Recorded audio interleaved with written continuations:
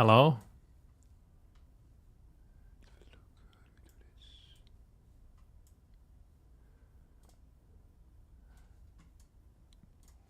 There we go.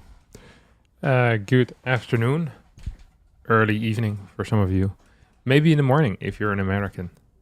Right after I finish all of my writing for today, great.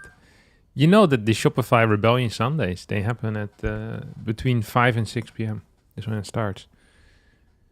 It's how it is. Oh, I'm wearing my glasses on my head. It's the accountant Luke. Greetings from Germany, Kapitan. Thank you. I take a look at what you did for today, Mr. Blons. I'm gonna open my Strava. See if you deserve some credit for that. Some kudos. Oh, what the hell? Why do I need a freaking 2-digit authenticator? Or what you call it, 6-digit authenticator when I log into Strava. Hi, ByuN plays twice? Yeah, ByuN plays twice. Oh, what the hell? 80 kilometers in the morning? Yeah, but you went outside. Airspeed. And you did afternoon weight training and swift intervals. What the hell? One hell of a day in the office. Hello, Captain. Never tuned into your stream before. I love your bits. What the hell? Why is my my chat in Dutch on YouTube? This is insane. It's getting freaking auto-translated. How the hell do I turn this off? Oh, are you serious?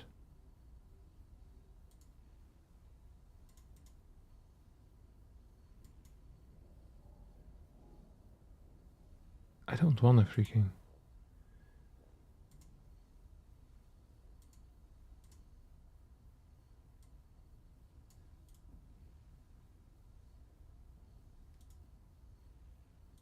You must speak out against this Terran Cabal patch. Yeah, I will, don't worry.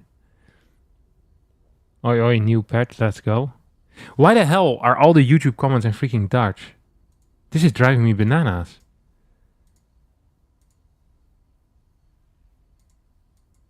The entire thing is in Dutch. Why? I just don't want it to be translated. Never translate Dutch.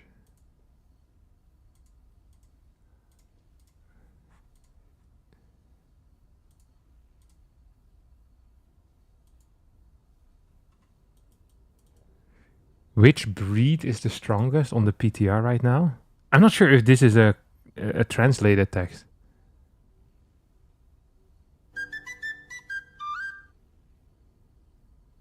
This is annoying as well. YouTube settings, yeah, drive me nuts.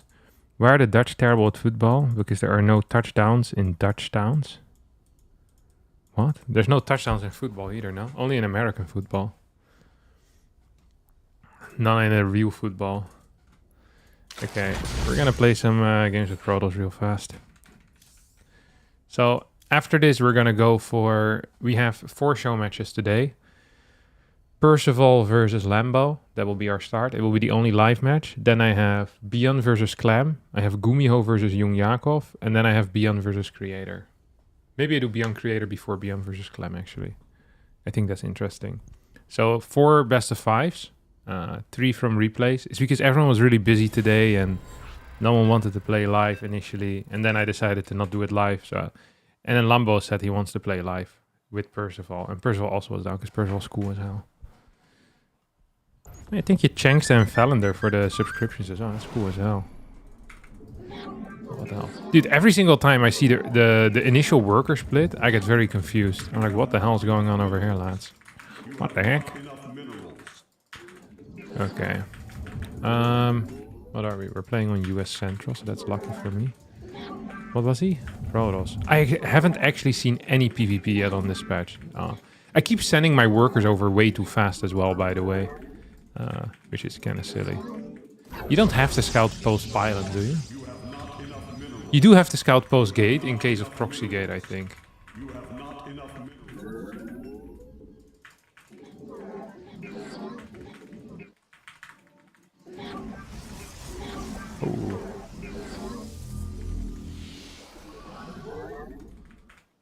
Oh, and this chrono shouldn't happen yet, right? I keep forgetting about that. Is single gate good enough? Do I go past, like, after my gas maybe? I can scout? It feels too early. Like, if I scout now, it's gonna be really freaking expensive. But if I don't scout at all, I think it's also gonna suck. Do you think there's any viability in PvP to go on gas first so I can get warp gate while the cyber is building?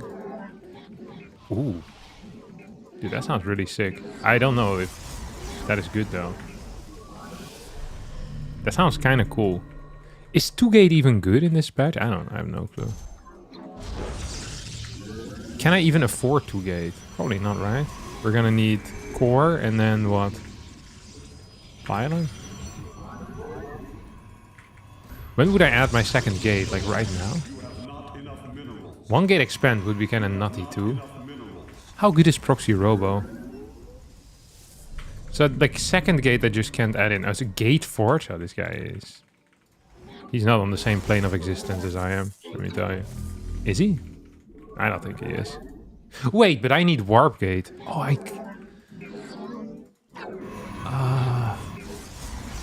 it's just, I was like, I'm just gonna proxy a freaking robotics facility and we're gonna have such a good time. So this is gas, this is no gas. Can I just take this? I mean, I theoretically could. But what do I do in this case even? So he's getting a core. Are forge expansions viable now in this matchup? Shouldn't be, right? So if he doesn't wall, he's just dead, by the way. Which would be funny as hell. If he doesn't full wall. Oh, well. I don't think forge builds are, like, actually any good. I take it back. Unless you play Nexus first, maybe. I wonder if that's possible. Like, Nexus first into forge in PvP. Because you can't kill them with, like... Maybe proxy robo is still good enough in this case? I have no clue what the hell is going on. Okay, how about we start by attacking this thing? I mean, this game is uber over. First few games today are going to be a joke. Well, not a joke. But they're going to be one-sided, most likely.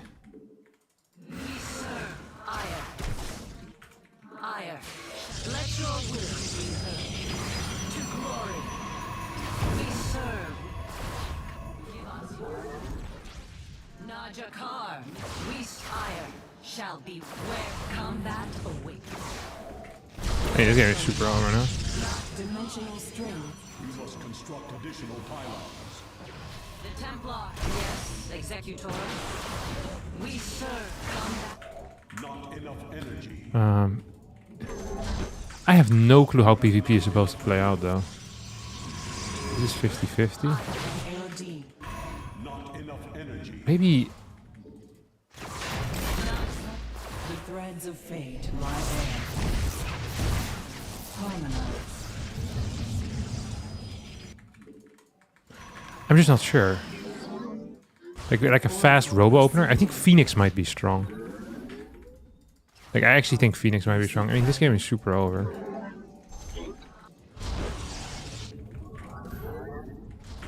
You have not enough.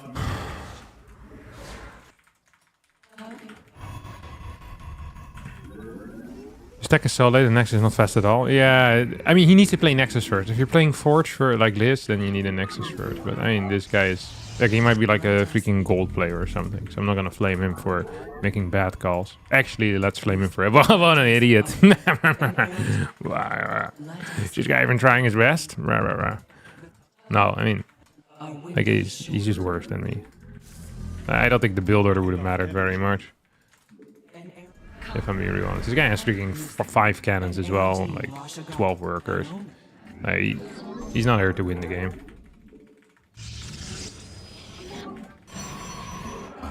Okay. What are we actually gonna do? Dude, I have no clue how the hell PvP is supposed to play out.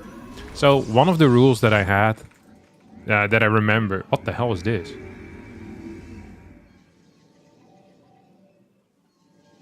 Oh, the animation has been interpolated up a couple of steps. What the hell is this? Look at this. This is the Twilight animation, isn't it? If I cancel an upgrade, does it just give up? Oh yeah, it goes away. That's why. Well, now I don't have blink anymore. That's pretty freaking stupid, actually. But oh, now it's gone. Oh well.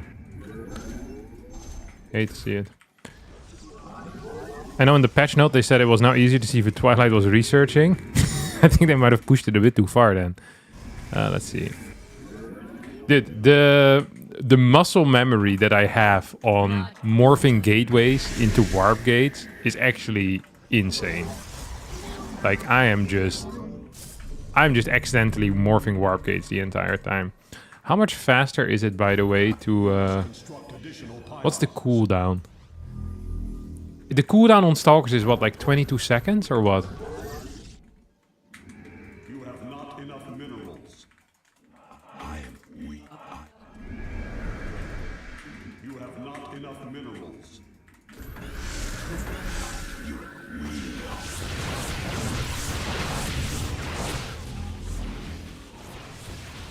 I mean, no matter what you think, I think Warp Gate is going to be viable to get still. You have not enough minerals. Oh, nice micro. You require more. It's like 22 seconds to 18. I am here in the shadows. I mean, there's definitely some point to making them manually. So you can theoretically go lower gate count and have a better time, no? Theoretically, the production of gators is faster than that of warp gates, yeah. And it's also much easier, don't forget. Like... So I think the way it should be done... you actually should use the warp gate hotkey now. Like, the way that it's supposed to. So, I'm so used to just having all gateways in the same control group, like right here, you know? But it makes it... I don't know. I feel more confused as a result. So I'm just going to use the separate hotkeys from here on out. But yeah, the macro is going to be significantly easier for Protoss as a result, right? Like Terran macro is by far the easiest in the game. Because of the like production without looking. And now we have that on all our buildings while also getting a production buff. The problem is that getting Warp Gate is so damn impossible in almost every single matchup. Like it's not even funny. Oh, what the hell? He has infinite HP. I suck, obviously. Yeah, don't worry about it, buddy. We all suck at something. But yeah, it wasn't a great performance. Dude, the fact that every single message I'm getting on YouTube is in Dutch is driving me off a freaking cliff. What the hell?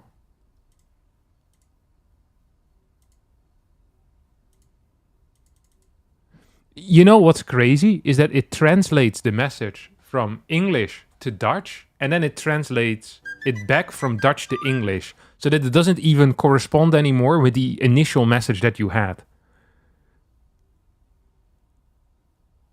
So there's like two layers of translation that are happening automatically with every message. And every message I initially see.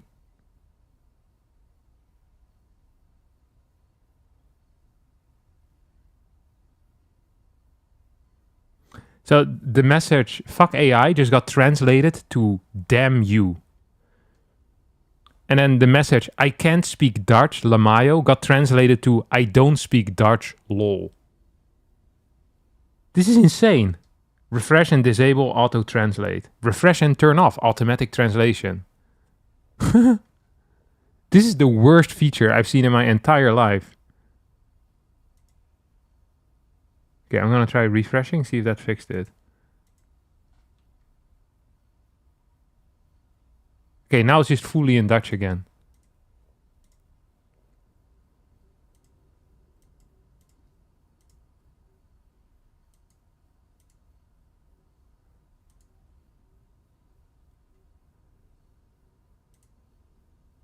Holy cow.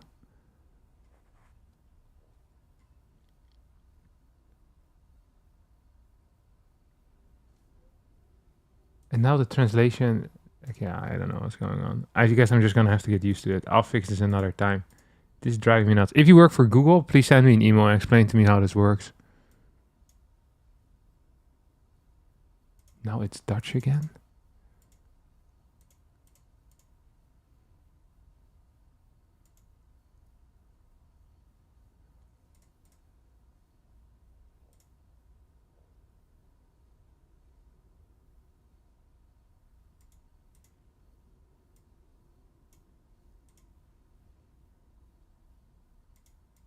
Okay, whatever. Sorry. This is a mess with my head. Do we have automatic translation from Google? No, I don't. I tried to turn it off and refresh like 4 times. It didn't work. I don't care anymore. This is my life now. When does the next biking video drop? I've been on the edge of my seat for weeks to hear for more biking tips from Harstem. It will be soon. Don't worry.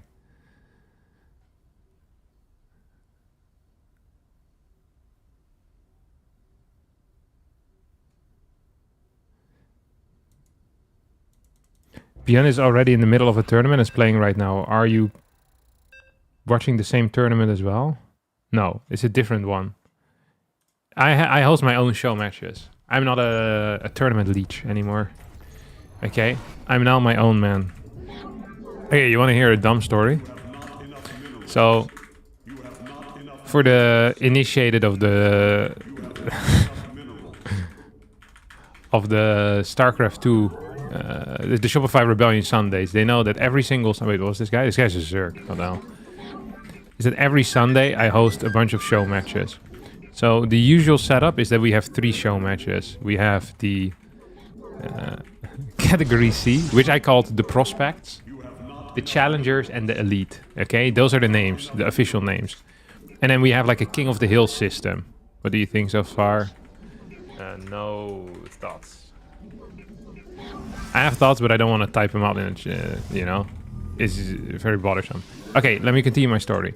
So we have 3 show matches. There's like the Prospects is for $50, then the Challengers is for $100, and then the Elite is for $150. Okay, so the total prize pool matches up to $300.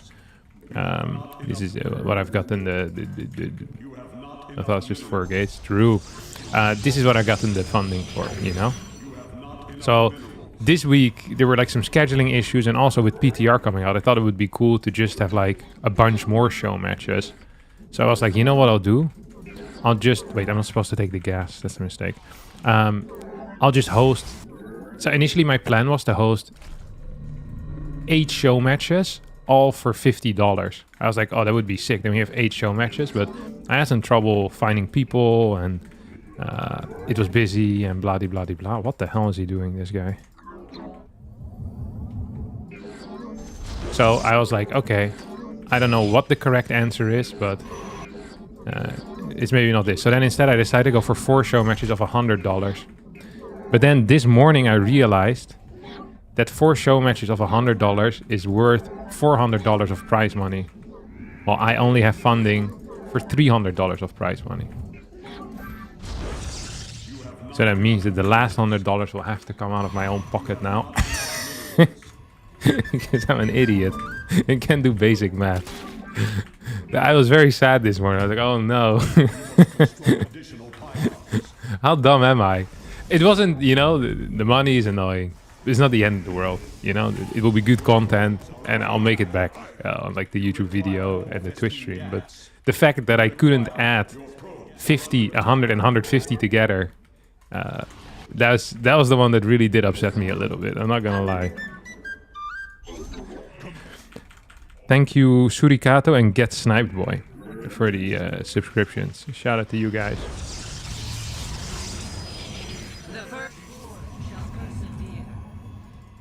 What's with your glasses? I don't know. I don't actually need them when I'm at the PC. I just had them on my head earlier, so I decided I'll just keep them on for a bit, just for banter. I think if you see fast speed, you actually have to go for a second adept.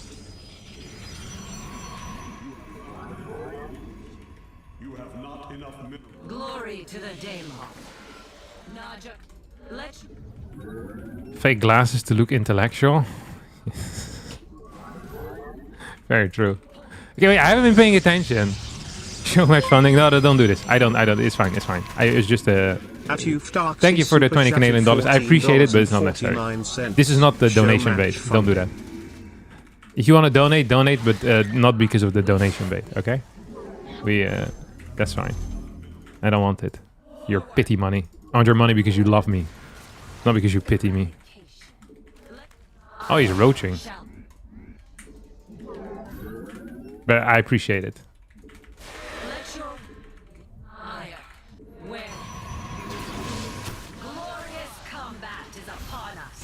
think I might lose this, to be honest.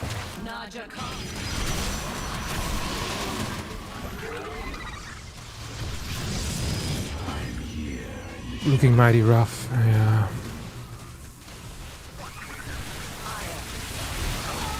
More pity money, leave me alone. Okay, now we win. At Funkinator_2001 super chatted $20. More Thanks, pity guys. Money. I'll be capable of paying my bills again, thanks to you. Shout out. Appreciate it, boss. Very kind. I mean, I do like money, I'm not gonna lie. Big fan of money, personally. Huge money, man. Okay, we freaking blasted this guy. Wait! Whoa, whoa, whoa, whoa, whoa, whoa, what the hell is going on here, ladies and gentlemen? Okay, you guys can't see this because my fat face is blocking this. But look at this. We have numbers on the amount of recalls and recharges. Does that mean that you can have multiple charges of recall available or no? I'm sorry you took my money. Thank you, Fox from a Box, for the 40 Bs. I don't know what that is, but shout out to you, man. What is that? What are Bs? Oh, Thai bahts. Nice. So that's like €1. Dude, are you actually Thai? I'm a big fan of your country. I went to Thailand for my honeymoon. Honestly, honestly the best trip I've been on. It was so much fun. Dude, Thai is fantastic. The entire place is just freaking bang. The weather, a bit warm, but good. The ultimate holiday destination, in my opinion.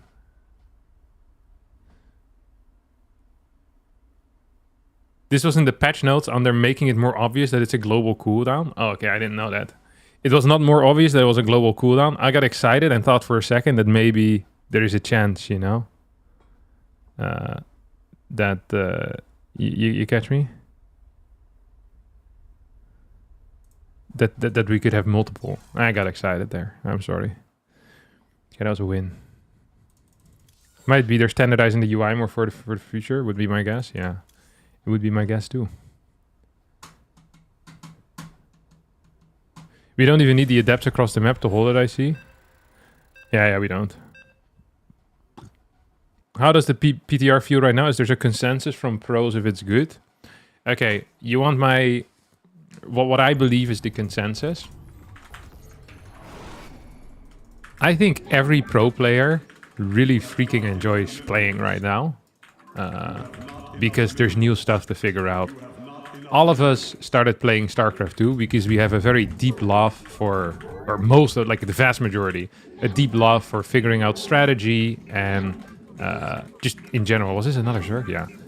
Like figuring stuff out. So I think this is like such a super fun period. And it really reminds me of kind of like a post-expansion period. I've lived through two of those, both Heart of the Swarm and Legacy of the Void. And I enjoyed both of these massively. However, I think the consensus from pros is as well, is that most people don't necessarily believe... Most people actually believe that the game is going to be more still after the patch, rather than less still. So, although there is an initial period that is going to be super exciting, and you don't know how long this period will last, this will be what we'll refer to as the honeymoon phase, okay? The honeymoon phase is right now, and honestly, I'm not gonna... It has been the most fun I've had with StarCraft 2 in like 5 years or so. Like, I am watching so many freaking streams Fox from a Box super chatted $6.14. Nah, I'm just a Russian who loves Thanks, chill buddy. in Phuket and watch your streams. Take my pity money and spend it in Thai restaurant, boss. Yeah, I will do, boss. Okay, thanks. So, yeah, I think right now... Ooh. We're in the kind of the honeymoon phase. And the question is going to be... How long will the honeymoon last, you know? How long will the good stuff last until we need to start facing reality that maybe the game is in a worse state than it was before? Because that is what a lot of people also believe. So I think these two things can be, you know, they can be and they are true at the same time, pretty much. Where yeah, I think many... Oh, God, I'm messing stuff up. Many people are having a great time right now. Ooh, this is a mistake, I think.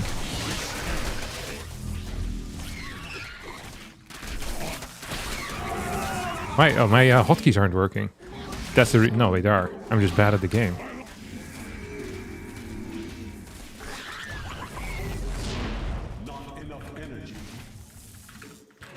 Because right now, all the responses that we have are kind of undercooked. And all the, you know, the aggressive things are new. So, yeah. It's this is my general vibe that I have. I don't know if it's accurate or not. Like, it's really hard to know what is correct as well. But this is the feeling that I have. And I think this feeling is going to be largely correct, to be honest. Okay.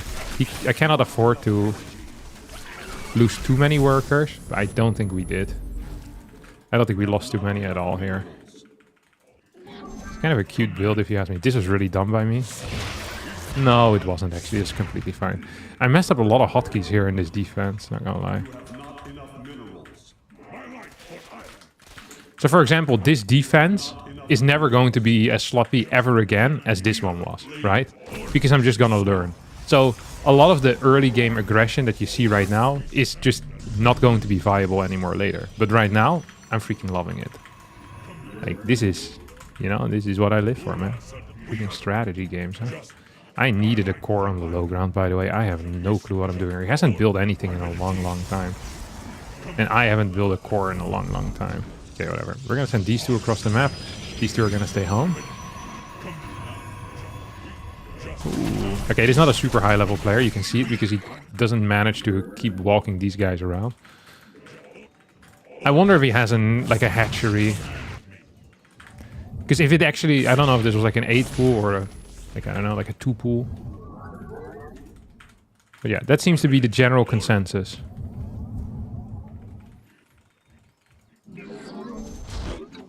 You have not enough minerals. You have not enough minerals. Ooh, this looks quite bad for me, to be honest. No? I have 4 zealots, though. Which is nice. Hey, this is a god-awful defense, that's for certain. Oh, that's really bad for me. Ooh. Not loving how that went.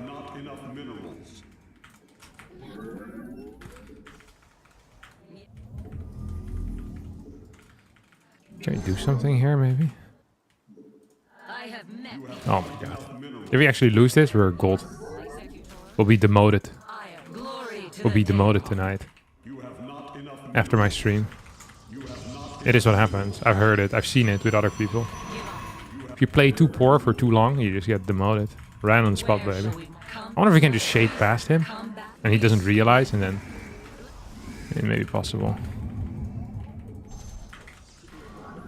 I think he's gonna come from here, right? So if he doesn't get speed, we're gonna shade by him, and then we're gonna deal like serious damage. And he's probably gonna come from here, right? Yeah, there we go. So we can do both things. We can kill drones, and we can kill these guys for now. Oh my god, I missed that, huh?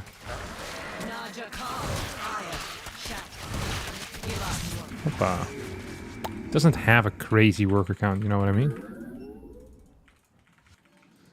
Glory to the day long.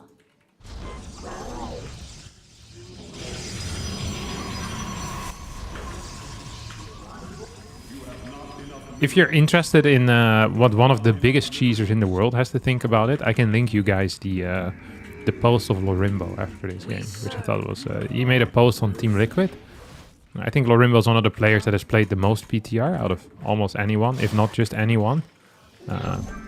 And he's someone that's a huge fan of the same things that I'm a huge fan of, which is just finding like aggressive builds and stuff like that. So yeah, I can link that. I think it's nice to read it. I think it was well written. And, yeah. The firstborn shall persevere. I think the main thing so far that I've really gotten from this is how many I don't want to say sleeper agents there are, but holy crap. There are so many freaking sleeper agents in StarCraft 2. Like people that are just waiting to be activated again to become interested in the game.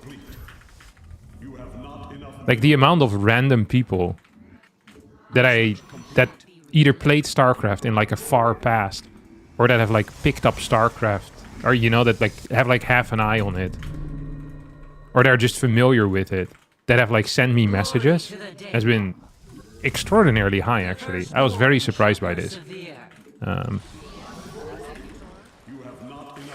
So I feel like StarCraft 2 is a game that has like an absolutely insane potential. Like actually insane potential, both in player base and viewer base. Oh, thank you, Andrew Lionel. Appreciate it, buddy. I feel like I baited donations here. This was not my intention. Red heart emoji. I do appreciate it though, as always. But I feel like a con man now. Boy, does it feel good. Con man with some money in his pockets.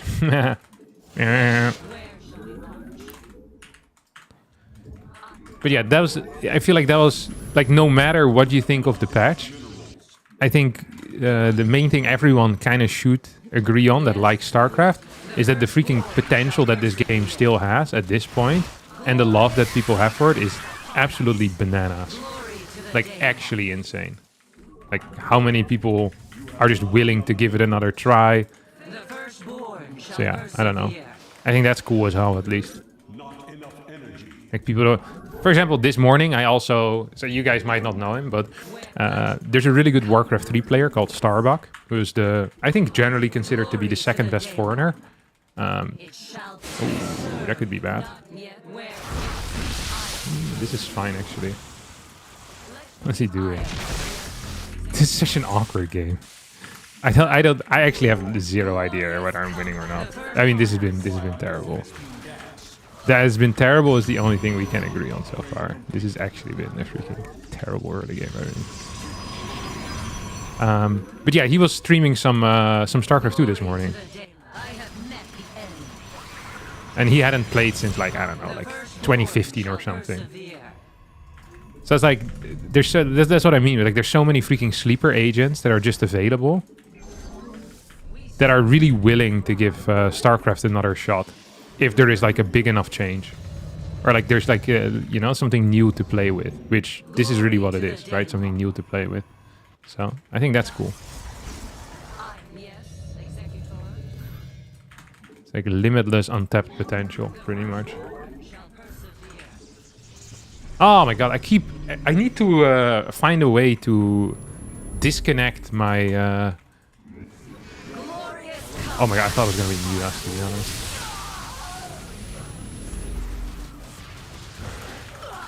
I think we win this game still. This has been a... I feel like losing this would have done me more of a service because it's such an awful early game by me.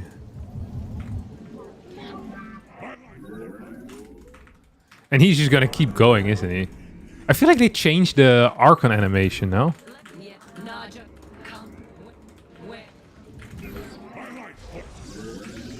Like, it looks much bigger. Wait, I'm gonna show this again, because that looked freaking crazy. Also, why the hell do Templar take... Oh, never mind, 26 seconds. Thanks so much, my ship. Oh, that's my wife. I should still thank you. Thank you for the Twitch Prime. Yeah, I got so excited for a new subscription, and I realized it was Irene. I was like, oh, that one is supposed to come every single month. Thank you. I appreciate it. Okay, we're gonna add some Chronos on the Forge here, I think. And then, I mean, we're just gonna go across the map. This has been not a good game.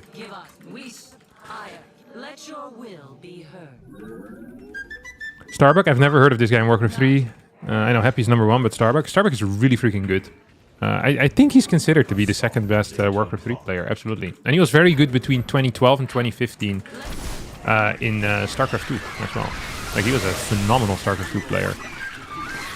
I'm gonna name some... like, he got top 16 at a... I know this is going to sound terrible. I'm not doing Starbuck justice here. Starbuck got top 16 at a... Or maybe even top 8. I think he got top 8 at a at a DreamHack Valencia, which is like a huge deal back then because no freaking foreigner did that, and he did it, which was insane. And now top 8, it sounds like, oh, what the hell? Like we got freaking Cyril winning like a million tournaments, but in like 2012, like you just had no one there to do the job pretty much. This is another terrible fight. It's like I completely lost my ability to take decent battles as well, huh? See if we can do something. Oh, he's going for freaking ultras or what? Does he have an ultra cannon on the way? Or I want to know what's going on here.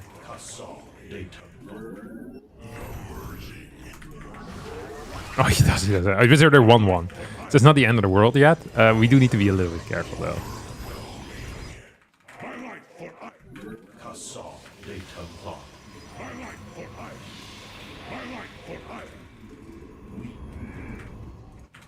We stand justice. I really need these things to finish up, by the way. I'm not 100% focused, I'm not gonna lie. It's because I'm reading too much chat. That's a serious issue. It's a personal failure of mine as well. He should have moved probably towards the top side, in retrospect. But then again, in retrospect, live is so easy, isn't it? We're just gonna target down those ultras for now.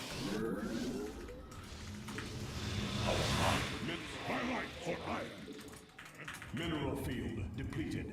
This has been such a bad opener, man.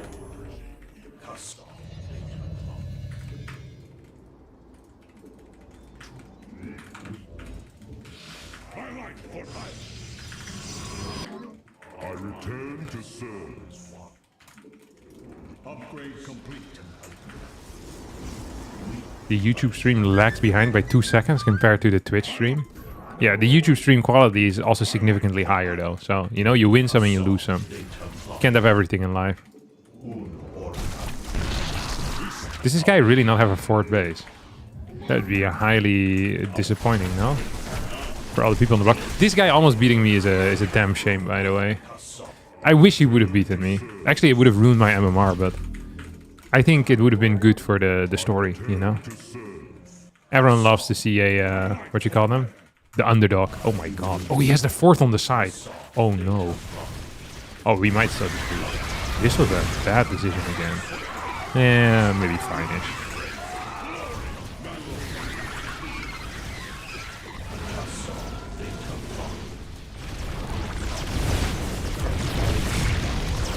Oh, look at that Warcraft 3 micro. Oh my god, if Starbuck is watching this, he would absolutely jizz it. Oh, Harstem! You have such good micro. Actually, Starbuck is not a German, but it's the only accent I can do, so... Whenever there's someone that you guys don't know where he's from, I'll just do the German accent and you'll be like, oh, he's probably German. Would have been good for the propaganda machine. It would have been fantastic. Let's have a look. See what the YouTube boys are up to. Oh my god, you guys are talking so much, but it's all in Dutch. He recently defeated Lolly in a tournament, took the win. Okay, Captain, you convinced me. Yes, Starbuck is freaking good. I wasn't lying. Starbuck is goated at Warcraft 3. Well, Harstem beat Starbuck. This is not Starbuck. This is Super Noob. I just said that Starbuck was streaming this morning. You guys legitimately have the attention span of a 2-year-old. Actually, that's not true. Well, maybe 2-year-olds have bad attention spans. My kid, he's like 2 months now. He has fantastic attention span. Just yesterday, like, why do they always say that kids have bad attention span? Like this guy, I have like a ball that is like black and white. That goes like from side to side, and he just lays on his back and he just stares at the ball moving from left to the right for like 15 minutes straight. And then like he's laughing at it and stuff. The ball moving to the left and right. The kids are so easily impressed. It's insane. Also, so for the people that don't know, did he say that he had beaten someone up at Starbucks? Yeah, that's what I said. The police are after me right now.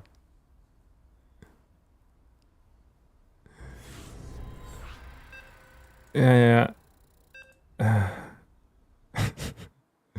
God, you got me again. Do you have depth perception at that age yet? I don't know. Oh, strange! Oh my god, we're gonna lock in right now. Proxy debate. Okay, you guys want to hear a cool story? In 2015, I qualified for Intel Extreme Masters Taipei, and I played against Rain. Rain was like a freaking legendary Protoss player. And there was a map there that had a really short rush distance. So if you sent your worker straight away across the map, you could get into their base before they could ever get to their own ramp. So I sent my first worker across the map and I double proxy gated inside of his main base. And then I took a map of Rain. And I also almost won the next game. So I'd almost beaten Rain with a 2-1 score, which would have been insane. That would have been the upset of the century. And after that, you know, Rain, he looked pretty scared of me. But that probably was because I also threatened to beat him up if he ever were to, you know, own me again in a video game. But yeah, it's a story for another time. Dude, I freaking owned him so hard in that one game. He owned me pretty hard in the other 2 games, but still. It's, you know. It is what it is. Is this a good scout timing? Do you think he'll buy it? I don't think he'll buy it, really. Oh, he has nothing. He's also proxy gating me. He's also proxy gating me. No, he's not. He's not. He's a gate at home. He has a gate at home. Yeah. Can he hold this? Or no? Do I need to build a forge maybe with it? Could I cannon rush with it too? I feel that would be sick as hell, no?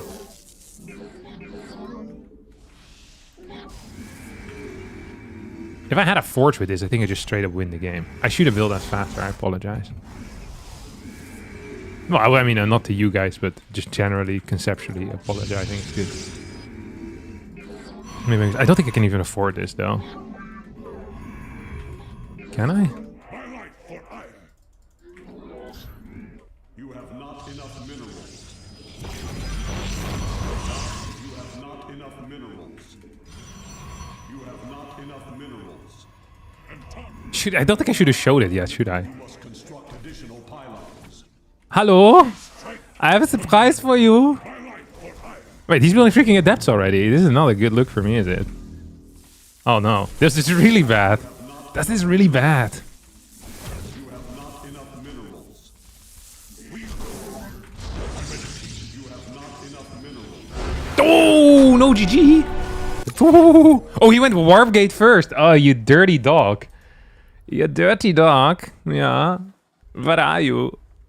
Did he play the printf earlier had a really cute his game crashed?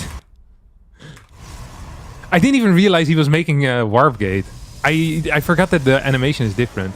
Printf earlier had a cool suggestion, is where you play gas first and then open up with warp gate while the core builds. And this is kind of what he's doing as well. And then he adds a second gate, 2 gate, 3 gate. But then he died to my Zealot Rush, which I think was a major flaw in his game plan. Oh, he was going to proxy on my side of the map. Oh, he's a cutie patootie. Kissy, kissy, kissy. Yeah, it's a good attempt here by him. I'll give him that. Yeah, 77 points down the drain. Dude, this is going to ruin his MMR too. Have you done any proxy pylon shenanigans yet? Nope. Schmutzige Hund? Did you just call me a... What does schmutzig mean? Schmutzig. Dirty? Did you call me a dirty dog? Schmutzig. Inflection of smutzig. Strong, mixed, nominative, accusative, feminine, singular. I just want the translation, you prick. Strong? Schmutzige. Schmutzige. Yeah, but what does it mean?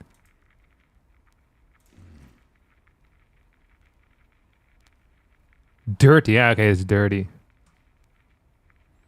Schmutzig. What would you say is the most fun matchup after change? Dude, I've only played PvZ so far. Is this the real Hello Kitty?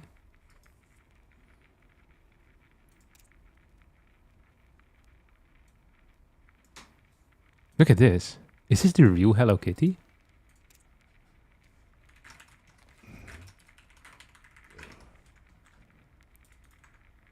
There used to be a player called Hello Kitty that was in my team in Fnatic. He was called Zifeng Wang. Wang? Hello Kitty SE2. That'd be crazy. I don't think he's touched the game in like 14 years or so. See, this is what I mean. You're friends with him, IRL? Really? That is crazy. He's a nice guy.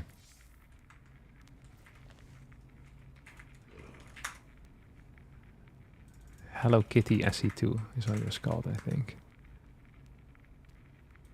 Yeah, Google doesn't give me anything here.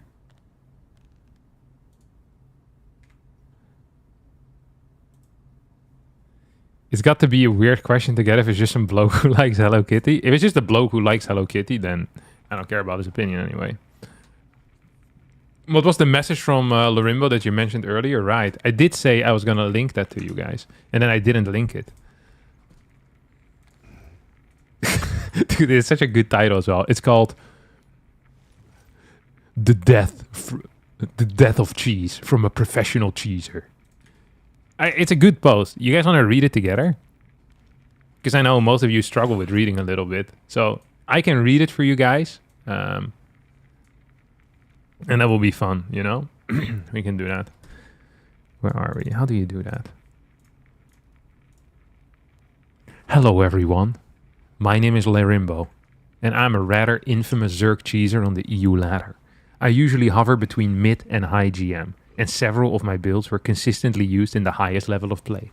I'm writing this post as a last desperate attempt to save what I most dearly love about StarCraft 2, actual aggression in the early game. This will be most likely a very long and detailed post, so I'll put a too long didn't read at the end. Let's start with the most important details first. In the past 5 days, I've played about 100 games and 30 hours of PDR, mostly focusing on ZVP and in a minor part on ZVT. All of the testing was done against mid-GM plus opponents or pro players.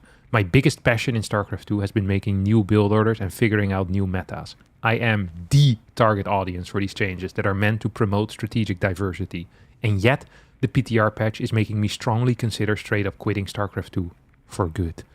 My hypothesis, which I strongly believe in after extensive testing, is that at least as far as Zerg is concerned, early game cheese is essentially dead, and build order variety is gutted even more than in the live patch.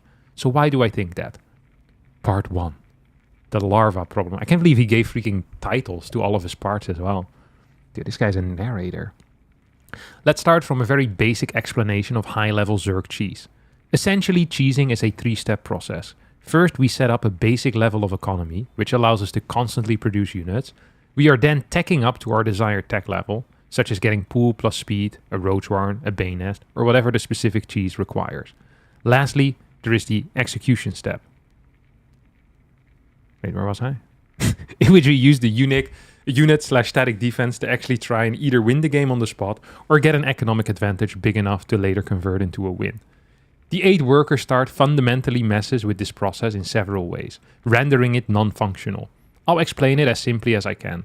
For any serious cheese, our economic output has to be 12 workers at the very minimum, and realistically 14 plus. Easy enough. Just make drones at the start, right? Wrong! On the current live patch, I start with 12 workers and 3 larvae. I can choose to go up to 14, for example when proxy hatching, bank the remaining larvae, and accumulate 2 more while teching up, thus having exactly 3 larvae for when my pool is done. On PTR, going up to 12 workers leaves me with 0 larvae. In other words, compared to the PTR, I start any cheese down 3 larvae. The tech problem.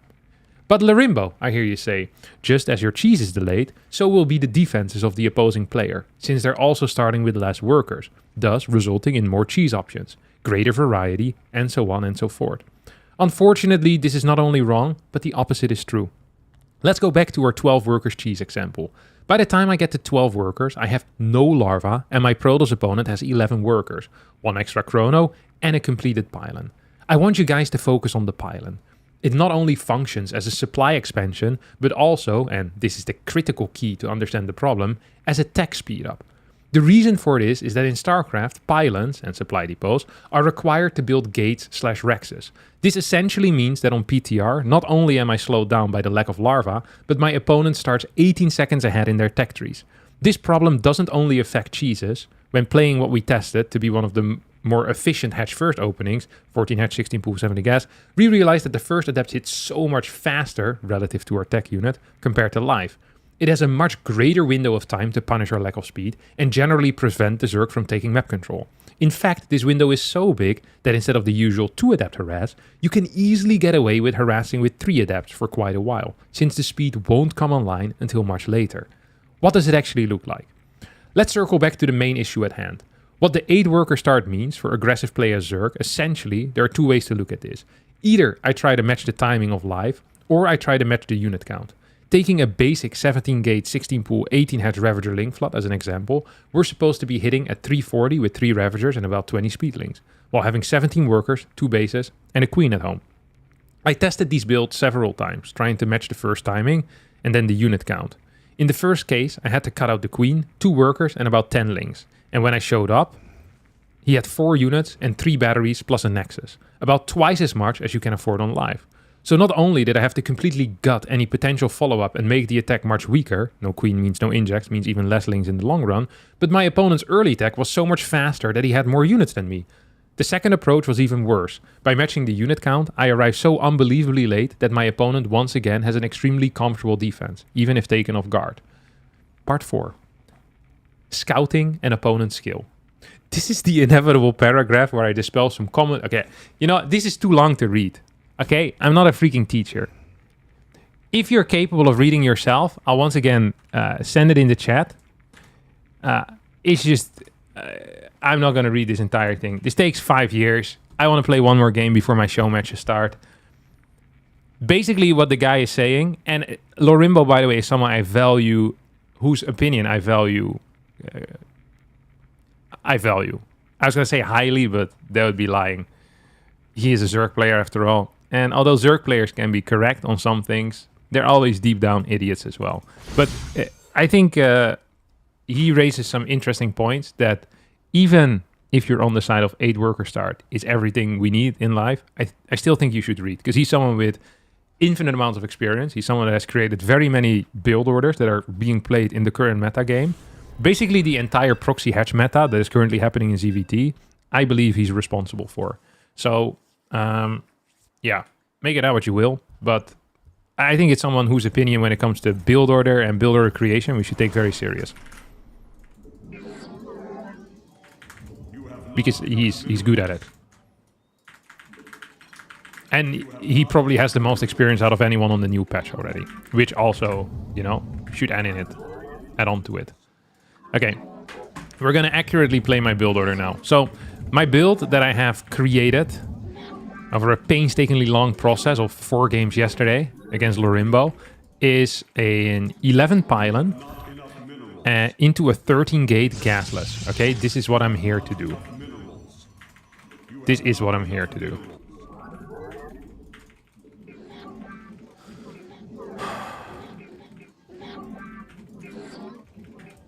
Now the key is to chrono. So you'd be tempted to chrono right now. It's like, oh, we go fast, Harstem. Very fast. But no, you chrono after. You see, after you build the gateway. That way you have continuous worker production. It's kind of smart, honestly. There's many people that have called me one of the smartest Protoss players in the world. Now, personally, I wouldn't go so far. But top 5, most definitely. I am definitely a top 5 Protoss player in the world. I'll absolutely agree to that. Oh, he's playing hatch first. So here comes our response to hatch first, okay?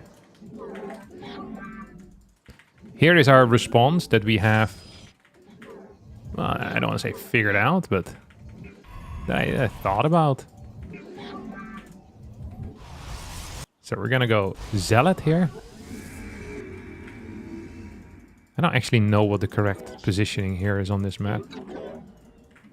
Is there a spot where I can actually cannon rush or no? I think this is walkable, right? It's not. It's also not. This is the worst cannon rush I've seen in my life. Oh, I built one too many workers. I should cut at 18 so I can build another Zealot. Okay, it's my bad. He needs to pull the boys, no? Is he serious or?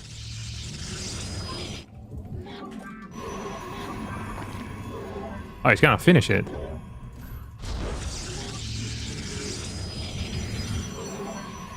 Justice.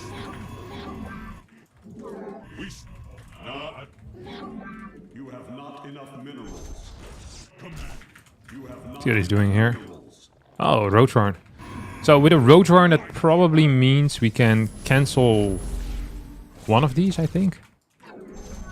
And we can probably just keep this thing at home, no?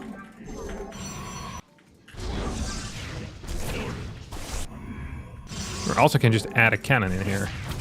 I wonder if this is actually correct. I wonder if he could just turn around and kill my cannon right now. I don't think he can. Maybe I should have finished that second cannon still. I don't know if I should have, though. Hey, he's cooked. Like, no matter what you think of it, no? Also, this, the double gas, I think, is a mistake here. I could be wrong. Don't think I am.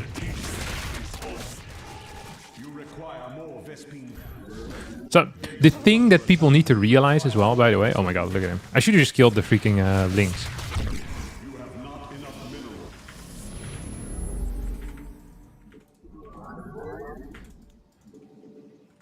Wait. My chat on YouTube just died, so I can't read what you guys have to say anymore.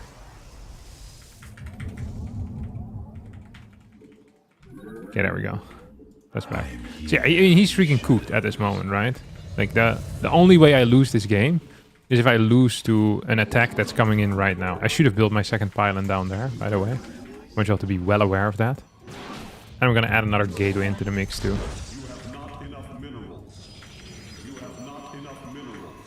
I don't know what he's doing though. I could even get a sentry here too. It's like an underrated thing that you can do.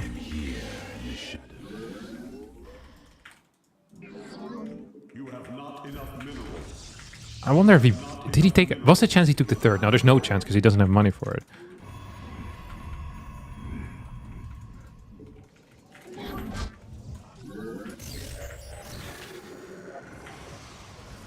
Hey, this is a terrible scout.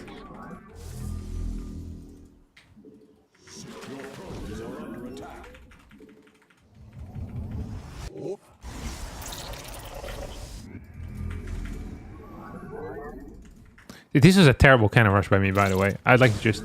Yeah, oh my god, he has nothing. This guy's cooked, no? One base. One base Spire! Wait, but in that case I can just go for Stargate. Yeah, well, you think this is amateur hour? He thought it was... Wait, he has a third. He does have a third. So it's 2 base Spire, but very little workers. Interesting, no? Really makes you wonder what the correct move is going to be. Well, definitely not this move out. I think I can actually move across the map right now and go kill him. Sounds crazy. But I'm kind of a crazy machine. Crazy is my middle name. No, that's not true. I don't have a middle name. I could have a middle name, but my parents decided against it.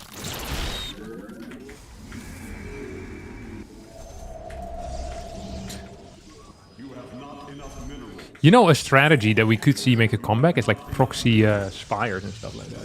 You know what I mean?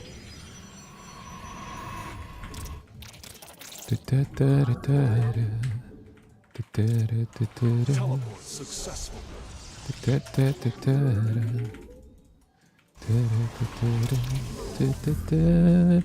I want the... Oh, here we go.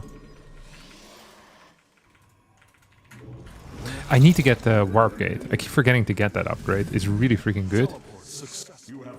I would like to get some scouting information as well. I think that would be huge too. Not enough energy. You have not enough minerals. See, what I'm doing here... By the way, this is a good player. Like, he had a gold border, but Shino is like a 5 point... Actually, he was 6.2 kgm the other time I saw him. So it's like, he's no joker, you know? He's absolutely no joker. Is he playing mass? Oh, what is this?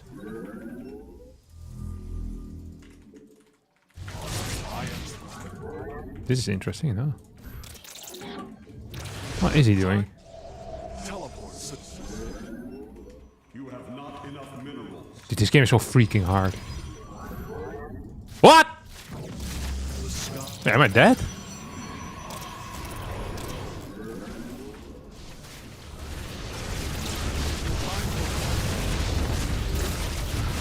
Yeah, I'm pretty dead.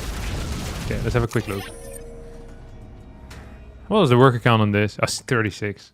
Yeah, I probably shouldn't have gone up to 56. I needed to scout again. Did he proxy the Hydra? I feel like an idiot now. Or did he just cancel the Spire and then went Hydra then? It's also possible. Okay, he just cancelled. I mean, I should have just rescouted, because I don't... This is the thing when you don't have Oracle. That was stupid. I mean, he has like no workers. Oh, man. If I just do legitimately anything except go up to 60 workers, we're so winning. I even was thinking about scouting again with the hallucination, but I decided against it. I was like, what is the chance? I'll just go blind Phoenix. It's probably gonna be right. It wasn't right. Yeah, the lack of Oracle makes me way more vulnerable to this type of stuff. But getting Oracles, I think, is bait. I strongly believe that the Oracle now is one of the worst units in PvZ. It doesn't serve a purpose. I think Stargate in general just sucks. It's so expensive and doesn't do anything. Yeah. That was game, set, and match. You know what it is.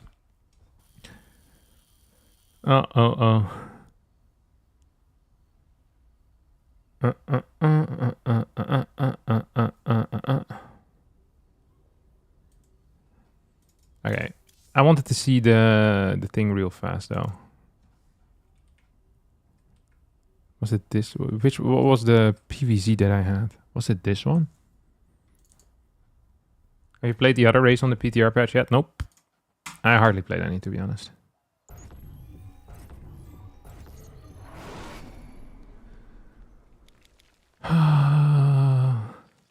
Dude, this drives me freaking nuts that every single message is in... Okay, yeah, so this was an 8th pool. This is the fastest pool. When did the links come out?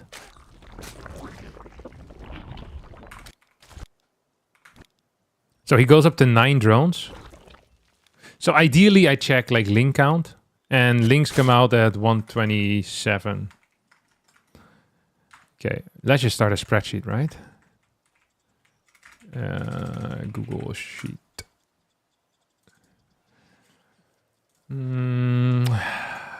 Link spawn timings. For an 8 pool, that is 127. So I could just test it in like against the AI, but I'm a big believer in learning while playing. That's what we're gonna do. Okay, then my response here was... So to Pylon, I scouted here at 130. I think I canceled his worker, no? 16 gate, 16 forge? 16 forge plus gate. Is that possible? 16 gate plus forge. So then I can get 2 zealots out. Like I can chrono. Insta chrono. I use this, by the way, to check for hatchery timing and also to see how many links are still coming. It's actually pretty important. I should not do this. This is stupid. This is really dumb. It's highly idiotic. So this will happen 100% of the time, I think. Right?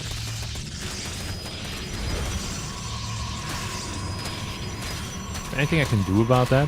So this was with a... Was this a 14 gate? Or what was my gate timing?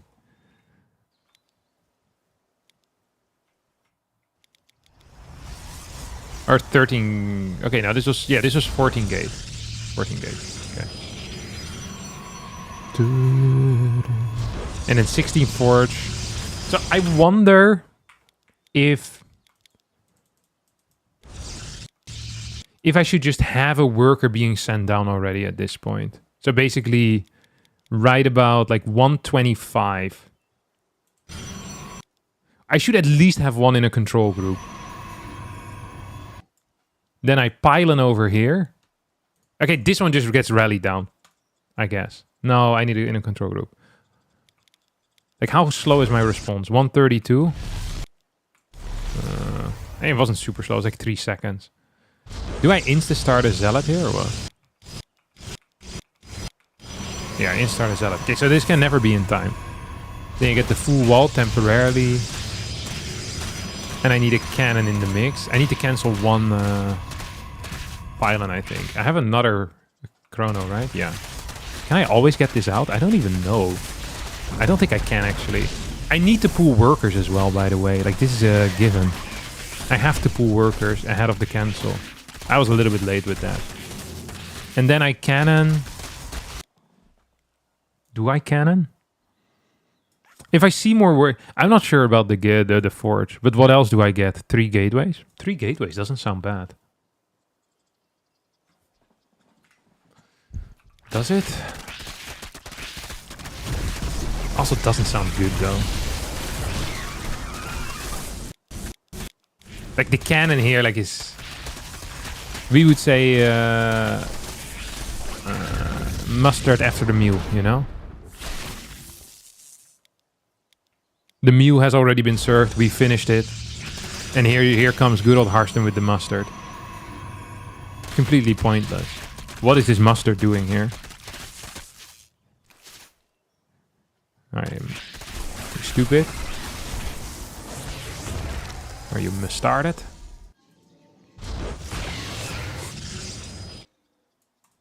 Three salads. My core is late too. I mean, this is pathetic. I think this build is terrible, by the way. I don't think you can keep building links, but if you don't keep building links, then it also sucks. Maybe he can pull drones, but he only has like 8. So then he would pull 5 drones, which would also be terrible. I think 8 pull is viable if not scouted, otherwise completely terrible. Let me quickly write down my response. What was it? 16 gate, 16 forge. This is my temporary response. I think it's good enough for now. Mustard for desert? For dessert. I was like, what the hell is the mustard for desert? What are you on about, buddy? Okay. I'm ready. Okay, are you guys ready too? Ladies and gentlemen, it is time for what is known as the greatest tournament series in the entire world. The Shopify Rebellion Sundays. Every Sunday, starting at 5 p.m. Central European Time, except for today, because today is it's a different day. How about the hero wall? I don't think you can do it on that map.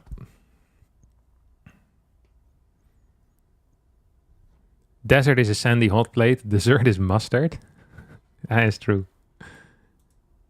I missed the live reading. What did the cap say? I said that was interesting and people should read it. I think the manifesto is well written. I mean, I don't know what else to say, Lorimbo. I like the manifesto. Okay, so we get 4 show matches today. We have Lambo versus Percival, ZVT. We have ByuN versus Creator, PVT. And we have YoungYakov versus Gumiho, ZVT. And then we end with ByuN versus Clem, TVP. So I hear you guys already getting a little bit fussy. Harstem, there's no PVZ in there.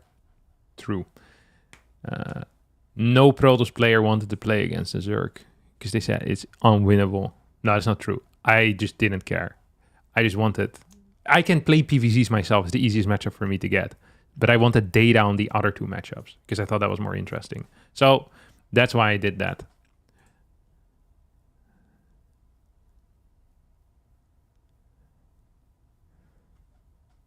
Are you playing on the new patch? Of course. But why would I host a tournament on the live patch? That doesn't make any sense. I am an innovator, if anything.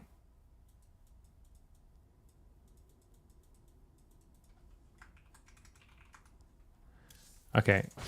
Wait.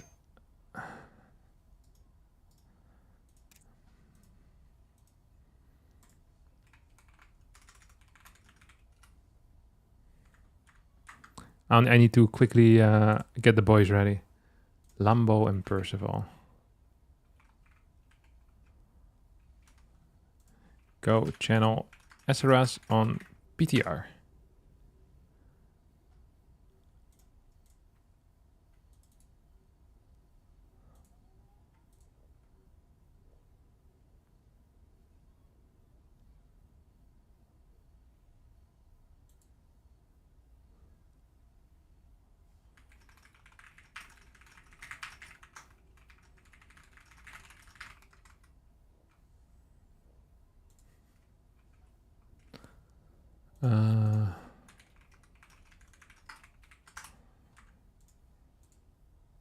Let's see if everyone's here. pushing the boundaries, just like the e-commerce platform Shopify. Yeah, I've been told that we don't actually have to sell the Shopify platform because Shopify sells itself already. It's such a good product. Actually, I got an email the other day that said, Harstem, please stop spreading, the word about Shopify. We're getting too many customers. I said, can we not handle that? And they said, no, we can absolutely handle it. But they said it's bad to have as strong a monopoly position because we thrive on innovation. That's what this was a product manager at Shopify told me. He said, we want there to be competitors. But right now, he said, there's just no competitors. He said, because we're so much better than the rest. This is what the guy at Shopify told me. He said, it's actually ridiculous. So we'd actually prefer if you try to route people to other services, but I understand how impossible it is because our product is so much better and also cheaper, easier to use. Yeah, it's highly frustrating. It's one of these conundrums that big companies often find themselves in.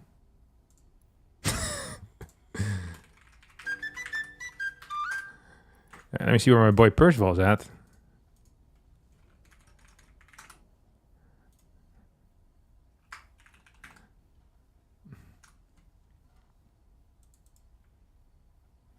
Captain, I want to start a new company. Is Shopify the right choice for me?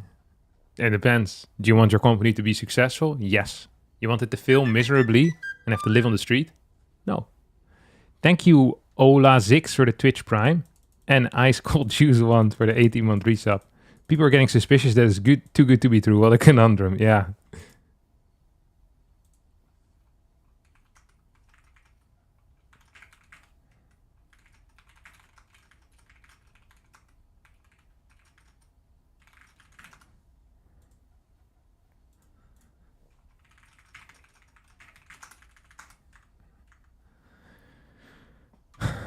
When's my next song coming out? Soon.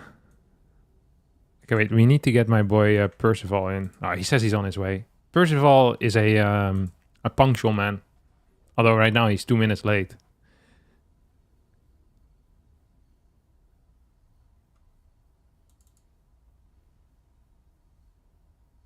Norway beat Canada in ice hockey? Really? That's crazy. Do you have time to make some chocolate milk before it starts? If you're really freaking fast. But only if you're really fast. I don't know how long it takes to make... Are you making it from scratch? Like you're adding the chocolate and you still have to milk the cow? Or do you have the products pre-packaged? Doesn't polyester cause cancer? How am I supposed to... You're not supposed to eat the polyester, you moron. No one told you? Oh no. This guy has been eating polyester. It's actually what you use in clothes, I think. No, polyester. You guys veto already? Get the show on the road. Percival is A. Lambo is B. I just make it up as I go. I'll flip a coin for the server though. Okay, so coin flip. You guys want to watch the coin flip, or you guys trust me that I'm fair and square? No, we will do the coin flip on stream, right? I think that's good. It's good because otherwise, what if Lambo wins? And people will like, oh, Harstem. Oh, that's the wrong one. The wrong one. That was my spreadsheet. I don't want to show my spreadsheet. What the hell? You guys might get some weird ideas then. I'm a spreadsheeting nerd. Okay, here we go. Okay, look at this. So this is heads, I think, or tails. No, this is tails. If it hits munt, then Lambo gets server advantage. If it hits kop, then Percival gets server advantage. Kop. Okay, Percival has server advantage. Wait, is there only central or no? There's west.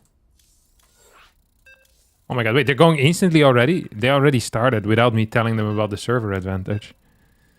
Now, absolute chaos. This is the type of chaos you wouldn't have in your life if you just had a subscription to the Shopify website and you had your own e-commerce store.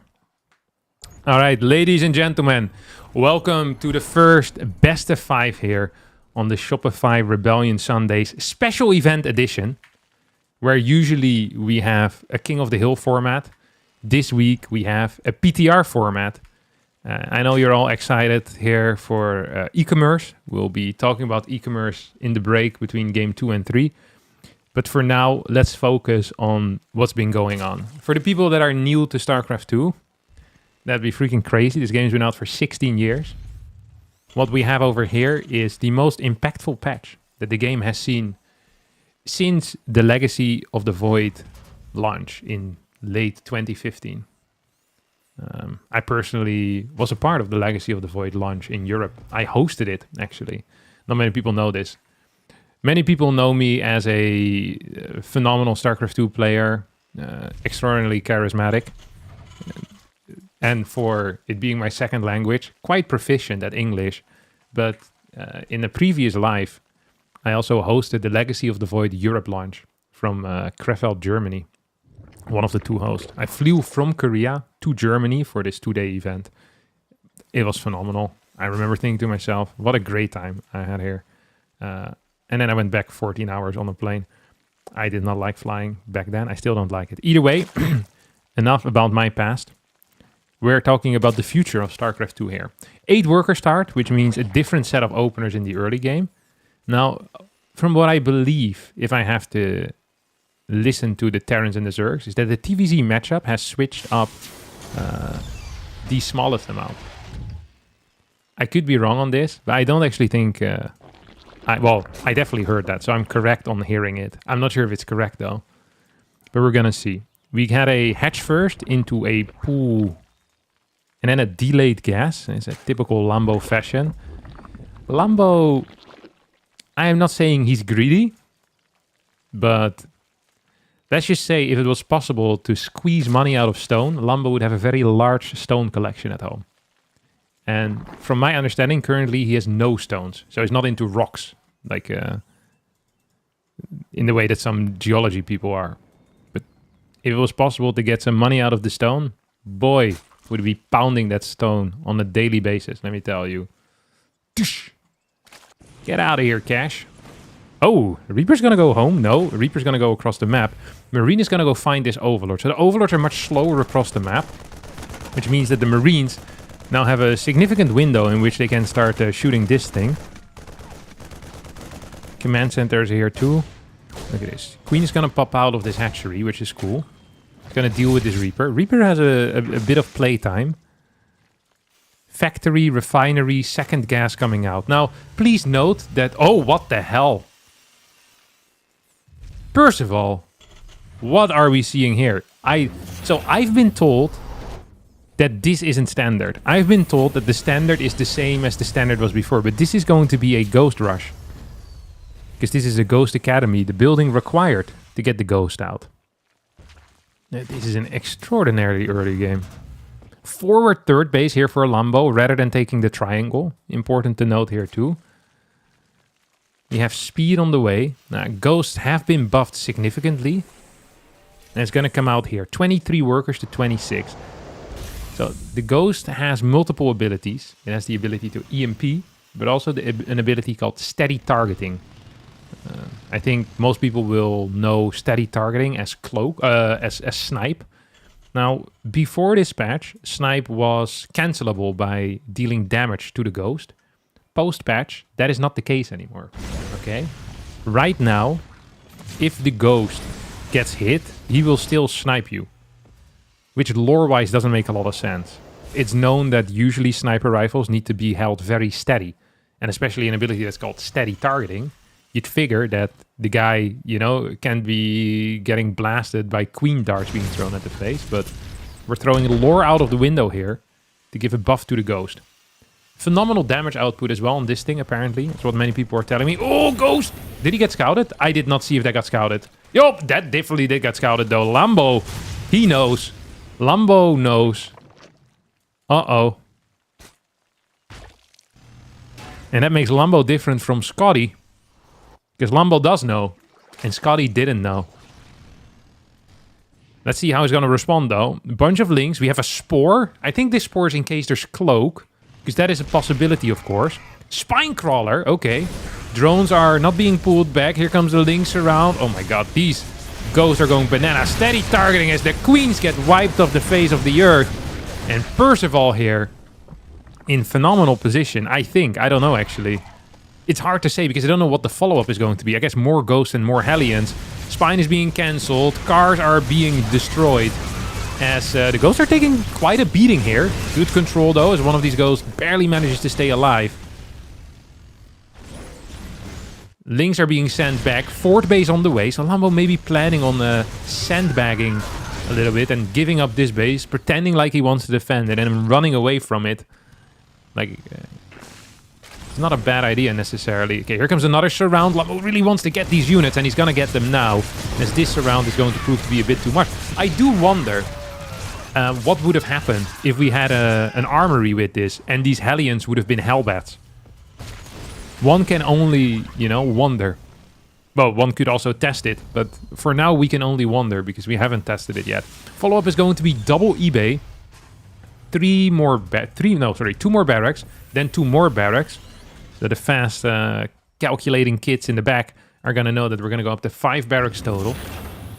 As we have a factory flying over to get a tech lab. We have the double eBay with the upgrade. So quicker upgrades here for Percival, but his supply is looking mighty weak. Creep spread is being sent forward. Now, we have a reduced spreading rate on creep. And a reduced receding rate as well. There you go. Yeah. You hate to see it. So the creep spreads a little bit slower, but when it gets cleared, it also goes away a little bit slower. Yeah. Wouldn't mind some of those patches for my hair as well. I already have most of it, so I don't care about the growth. But the receding, you know, at 31 of age is starting to become an issue. What else do we have here? We have 1-1 upgrades, like I said. We don't really have a medevac coming out yet. There's a bit of a lull. I noticed this in my own games as well, between the first early attack and then kind of the follow-up. I don't know quite why that is, but it feels like there's a much larger window between the first and the second attack in the PTR version or the new patch version, however you want to call it. Lambo's going to take a 5th base here. It's already up to 80 drones. And we're going to get a tank out. And it's going to go for Hydra Link Bane. So this is pretty freaking standard. We have 1 ghost still alive.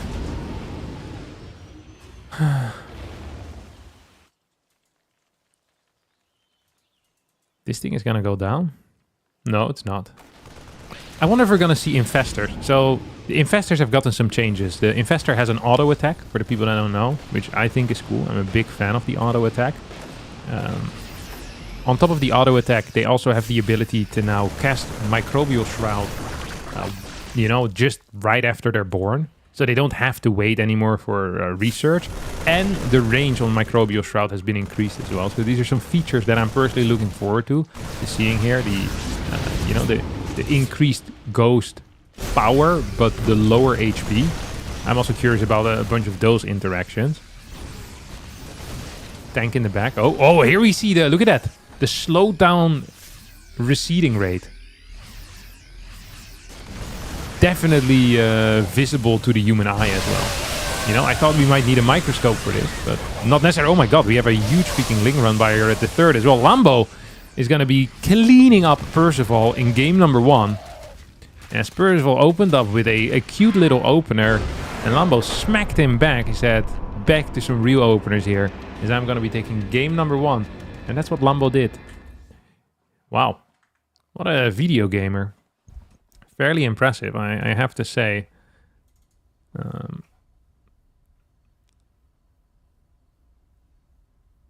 Can you neural parasite a worker and load it in Overlord for transport? No, I don't think you can.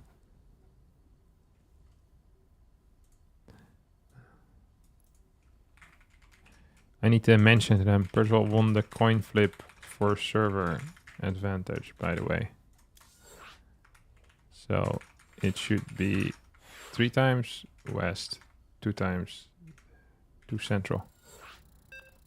Did they go so freaking fast? I feel like usually you ask the tournament organizer for permission as well. But they just freaking go. They just wait for each other. That's how you know that they're in love, you know? They see nothing but the world around them. Or that they just really want to get this over with. Also possible. They also see nothing but the world around them. They used to have, nearby my old house, there was like this large mud run like event. And also you had these obstacles that were just there permanently. So you had like a rope going over the water, things you could climb. And I always felt like people that were into the mud run, they never really liked, like they never looked like they liked it, you know? You would watch them and they seem to be really keen to get it over with. And then whenever they're done, they all do the, finally done. Like that type of vibe, you know? Very odd sport. Like you never see this with tennis, for example. People always are set, or like bowling. Like no one goes to a bowling alley. It's like, thank God that hour of bowling is over. That was rough. It's like, no. The people that go bowling genuinely like bowling. And, you know, they want to go again the day after. They want to go forever. Some people live in bowling alleys as well. Not many people, but some people definitely do. Mainly bowling alley owners. It might have like a shared home with the bowling alley. But yeah, these people in the mud run, they just look so miserable as well. You know? Like they took up a hobby to get away from their wife, and then they realized that their hobby was even worse than their daily life at home. Freaking terrible choice. First, if you go to like a climbing gym, for example, completely opposite vibes as well. The people in climbing gyms, they freaking love it. Climbing gyms also have it much better than bowling alleys. Some people live in the mud too. I don't think it's actually true. I could be wrong. I'm not super familiar with the people that live in the mud. Okay, we have a CC first into barracks. So this is a major switch up from what we saw in the previous game. Because in the previous game we saw a Reaper opener. Lambo's going to open up with a hatch first. Now, I also want to kind of point out some timings and benchmarks compared to the standard. So our first like kind of benchmark is going to be the first queen being built. Usually that starts at what, like 157, 158 in the live game. Right now this started at 220. So that's a solid 22 seconds delayed. Now don't forget we also had less mining overall early on. So there's still going to be like some snowball effects from having the early delay as well. I think the third base is going to be slower than, like much slower as a result here too. He's also planning on mining a lot of gas because he wants speed.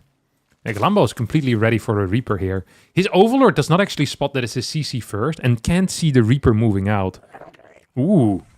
So yeah, Lambo's is going to move back. This is really good, I think, for Percival. Very neat start.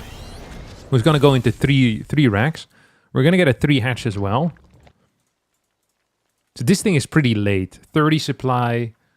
This was a 30 supply hatchery, which would usually go down at what, 230? Maybe 225? So this hatchery was delayed by about like 40 seconds or so. If you'd have a similar build in the live game. There's also no third queen here yet. Do you usually get a third queen before that hatch? I don't even know. I think so. No, that would be a 34 hatch then, right? Yeah, no, that's different. Okay, so we're going to get a third queen in now. We get a couple of creep spreaders coming out. Third CC. This is a very odd build order that Percival is playing here. I have legitimately zero idea what's going to happen with this. So Stim is going to finish quite fast. Worker production is going to be decent. So the Stim timing is going to be, what, 70 seconds from now. So that's going to be a solid like 20 seconds later than standard. Or 30 seconds later than standard. Double eBay follow-up here too. Lambo's trying to get some scouting information. He's probably going to get it as well. Sees 4 Marines. Is that enough? Isn't enough of a tell? I don't know if that's enough of a tell. See what Lambo's planning on doing here. Seems like the answer is just building drones and queens. This is some riveting stuff here, ladies and gentlemen. Third command center on the way here. Turns into an orbital. 2 more upgrades. 8 more drones. Wow. And a factory comes in here too. Here comes Percival. So this is fairly aggressive. 38 to 52. Baneling nest gets built. And we get an 8 queen out. I wonder if there's a higher queen count that is necessary now. Or if this is something that Lambo just likes to do. He's going to go for 18 lings. Something that he can also try to go for is like a ling run by. This door is still open. It's going to be open for just a little bit longer. You know, it's one of these things where you got to be careful. Okay, this Overlord might end up falling. The marine count here is freaking pathetic, by the way. Can't stress enough how low this marine count is. This is 14 marines. They have no upgrades except stim and combat. Overlord is going to die, which is annoying. Killing creep here seems useless. 3rd CC is already done. 47 workers to 53. If Percival goes back home right now, I think it might actually be decent for him. If he, however, decides to push in here, he can't. He knows as well. Like, that's way too many queens. Lambo would like to catch this army, but I just don't think he has the ling numbers. So we get a 4th base, we get a 5th base. And, be careful, Percy. Be so careful, Percival. They might catch you. Okay, kill 6 tumors. 1-1 is about to finish up. Stim needs to activate. This is, yeah. Gonna get a cancel here on the 5th, which is nice. Centrifugal hooks on the way too. And freaking 4 depots at the same time. We have another marine move out coming in. And 2 more barracks with reactors on the way. Yeah, this is fairly exciting. When do these first medevacs come out? Okay, so the first 2 medevacs come out 7 minutes with a 3 racks. Oh, he's just gonna straight send them across. This is a decent marine count, by the way. And there is a major upgrade lead here as well for Percival. Lambo at 69 drones, which feels very low, given that his defense also doesn't seem very strong. Oh, marines coming in, and they can get picked up over here. But maybe he wants to fight for a bit longer. We get the pickup and the piss off as well at the same time. Dude, if this turns into an 8 Rex, this would be awful for Lambo, I think. It's going to go into a 4 CC instead. Lambo's floating a lot of cash in the bank here. I'd personally like to see an infestation pit, so we can get some infestors out.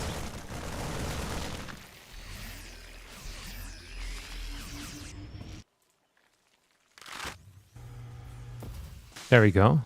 And also maybe go into Ultra eventually. Lingbane Queen for now. Tank is going to show up as well. It's going to be the 2nd tank.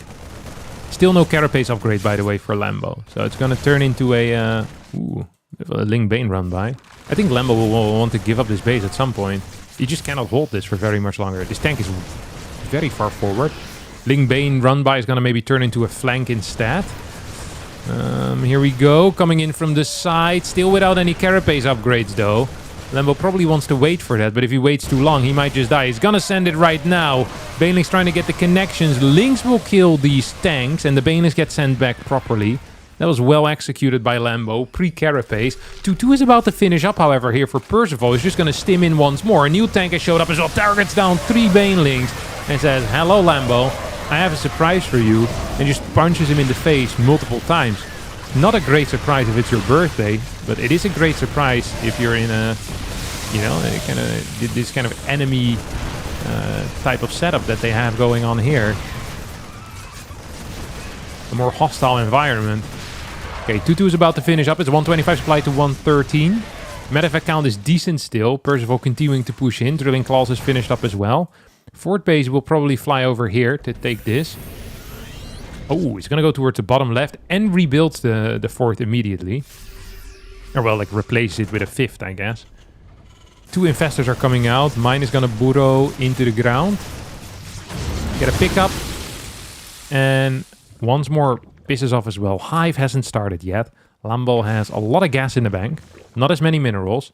Lambo is down in workers, which is generally really bad for Zerg, by the way. Like, they want to be up in workers because they want more money than the opponent. And especially Lambo. He's a huge fan of cash.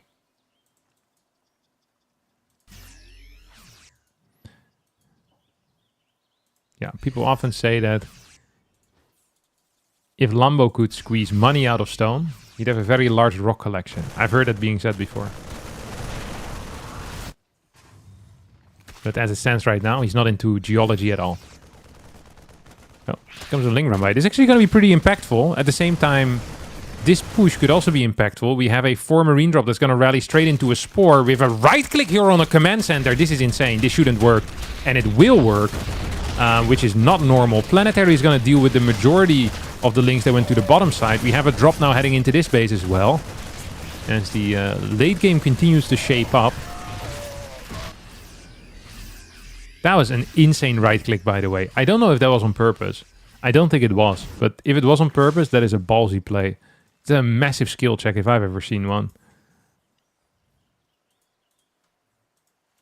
Okay, 2-2 Carapace now on the way out. We have another CC coming in here as well. Look at all these links going, man. What the hell? Bob, how many is this? Like 1 million Zerglings. They call him the Linking for a reason. No one calls him the Linking.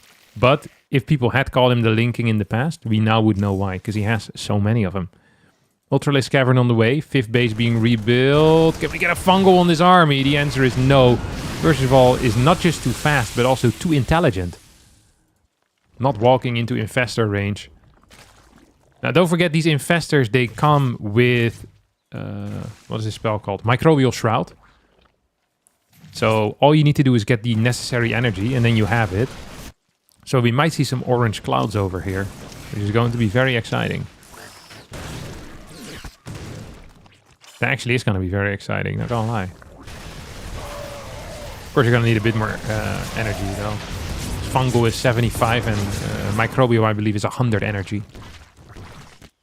So you're going to need to wait a little bit for that. Yeah, the cast range of that has also been increased. So if you're wondering, like, oh, how can he cast it all the way from in the back? Is that's how. That is how, man. Freaking crazy. All right. We have 3 drones here.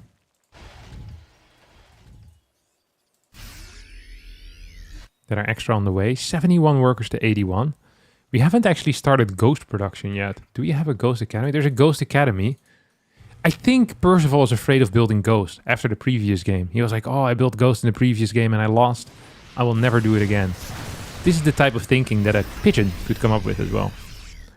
Pigeons are very bad at kind of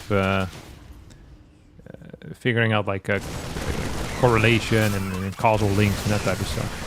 One of the weakest birds, actually, when it comes to that. Oh, here we go. Big mine connection. There we go. Gonna deal some good damage. We have a double drop still going into this base. There is a fungal ready. There is nothing... Well, no, never mind. There's 2 fungals ready. Hello. This is the welcome committee. Dude, they look so freaking stupid with their auto attack. The infestors. Look at this. Look at the auto. How much damage do they do? Floop. Is it just a dummy attack? No, right? It does deal damage. It looks very silly. Does it shoot up as well? Do we know? Look at it. It is the animation of a neural parasite, by the way. Isn't it? Oh my god, this looks freaking bananas. Sorry, I didn't even look at the fight. I'm just looking at these idiots waddle. Percival needs to be a little bit careful, because he is losing quite a bit. Here come 2 ghosts. Pop, pop, pop, pop, pop. Ultras are taking a freaking beating over here. Holy crap.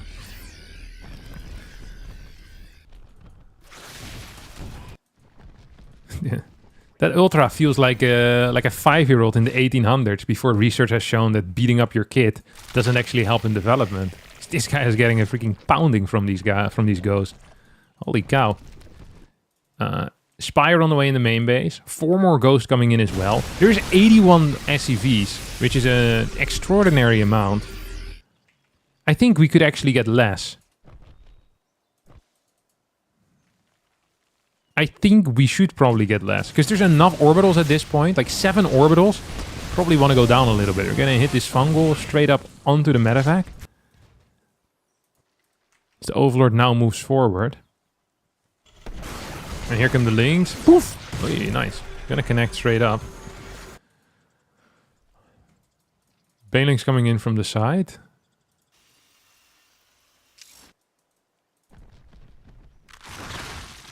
If Lambo can kill this base, that would be a big deal. Because yes, there's a lot of mining for Percival, but...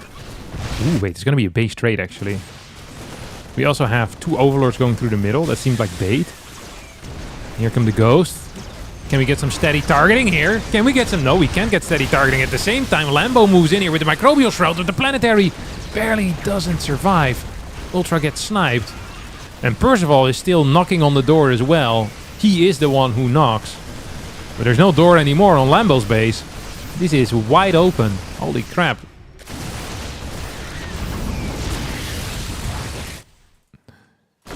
What is the count right now? We have 13 Ghosts, 53 SCVs, and 131 army supply for Percival. So he has a huge army. And people often say that it's not about the size of the army, but how you use it. I personally believe that size of the army is pretty freaking important as well. Doesn't matter how well you can use your 65 supply if you're fighting against a dude with 131. Okay? You are not gonna win a sword fight with less supply. It is not possible. Okay, these 60 Marines are gonna clear this base. This redrop, this is the same drop from earlier. It's coming back in. Gonna snipe the Spore. This is not a planetary, which means that Ling run-bys are now effective, except Ghosts are nearby. So Ling run-bys are not effective. Well, you're still gonna get something done. How do these drops keep running in? I feel like every single time they get stopped and then he just comes back. That is freaking crazy. There are some Corruptors out which could permanently deal with the threat of Medavacs. This is the problem that Zerg often has, is that they just lack, the ability to kill Medavacs. But Lambo's doing a phenomenal job at it. He's gonna snipe this one. Ling Bane is gonna roll in. If he gets this planetary, I'm not saying we're back, but we're gonna be so back. Ooh, don't actually want to go in here. Oh, there's a couple of changelings. Oh, maybe we get to see the changeling explosion. I haven't actually seen it yet. So they're contagious. If you kill one, all the others die near it as well. It is really freaking cool. It's what I've heard. It's like a chain reaction, you know? Personally, I'm a huge fan of chain reactions. There used to be this TV show that they would air in the Netherlands like once every year, so called Domino Day, where for months people would be putting like the little dominoes, you know, in a line, and then they would throw them all down, and they would try to break the world record of most domino pieces in the world. I remember one time a bird flew into the massive hall where they had all the domino things, and then they shot the bird, and people got really upset that they shot the bird. I didn't really have an opinion on it back then. I think I was like 12. Because they were afraid that the bird was going to knock over the domino pieces. Do you call them dominoes as well in English? I think so, right? Probably. I think they stopped it as well after that. Oh, here we go. Big attack onto those ghosts. Banelings, oh my god, dude.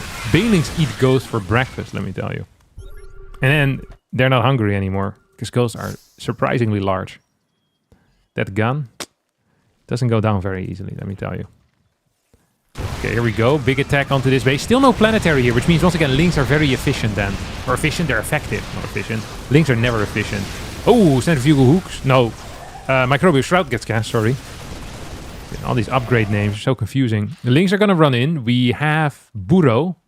So he's going to probably try burrowing a couple of these links on the side. 16 SCVs going down. Dude, not having a planetary here is actually... is killing Percival's chances of winning this game, let me tell you. This is terrible stuff here for Percival. Some of the worst things that could have happened to him are happening to him right now. Not good. Not good at all. Turret barely stays alive. Now we have a planetary on the way. That is important. We still have a high orbital count, which is also important. And there's freaking 3 command centers that are just idling. Look at you, Percival. You idling machine. You idling machine. Okay, we are in a late game. Gold is being taken. This is also base. So both neutral bases are going the way of Lambo right now, which is interesting. Not something that many people would have expected. Here we go. Fungal barely managed to connect with 2 of these ghosts. Corruptors flying in. Gonna snipe. Nothing, because they fly away again. Huge mistake. Maybe could have killed that orbital. And then there only would have been 9 remaining. Oh, sorry, only 8 remaining. Significant percentage of the orbital count could have been killed there. Yes, maybe you would have lost 8 more Corruptors, but sometimes you gotta Gotta risk it, you know, if you want the biscuit. This seems like Lambo doesn't have any real units. 16 Corruptors. Like, that's a very high number of Corruptors for only 2 Liberators. Corruptors way too far in the back as well. Completely forgot to use them there in the battle. Now we have a bunch more Banelings that are gonna roll in. And Percival doesn't have like this crazy eco behind it. And Percival actually is losing a lot of medevacs. And Lambo still has 1600 minerals in the bank. A couple of Corruptors falling out of the sky. It feels like Percival, despite having no real income, never really loses enough for his, like, the spine of his army to be broken, like the backbone. He always still has a backbone. And that backbone seems very significant. A big backbone Percy is what they called him in high school. A man of integrity as well, Percival. Lots of integrity. Some of the most integrity that we've seen in a long time. Okay, 2 Liberators coming out here. We have 6 drones on the side bases. Yeah. Lambo treats his side base as well. Hell yeah. Couple of drones here, couple of drones there. But also the main bases are being treated well. Everyone is being treated well. And that's exactly the type of stuff that you want. Just a man that treats his bases well. Oh, there's no Overseer here to deal with this. We do have a lot of freaking Infestors kind of sprawled around the map. No, that's not true. We only had 1. I take back what I just said. Baners are going to roll in right now. Corruptors showing up. I wonder if maybe going in with the Corruptors first is better. So you can clear some of these Liberators and, you know, take the attention away from your main army. Lambo's going to clear majority of the air units here. So we have 5 No, that's not true. Okay, 5 new medevacs actually coming out. How many starports are there? Like 6? No, just 2. But with 2 reactors, that means 4 air units every 30 seconds, which is pretty darn decent.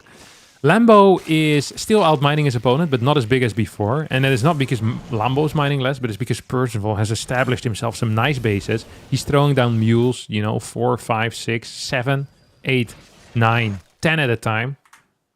Okay, 4 at a time, actually. Sorry, the other numbers are all incorrect.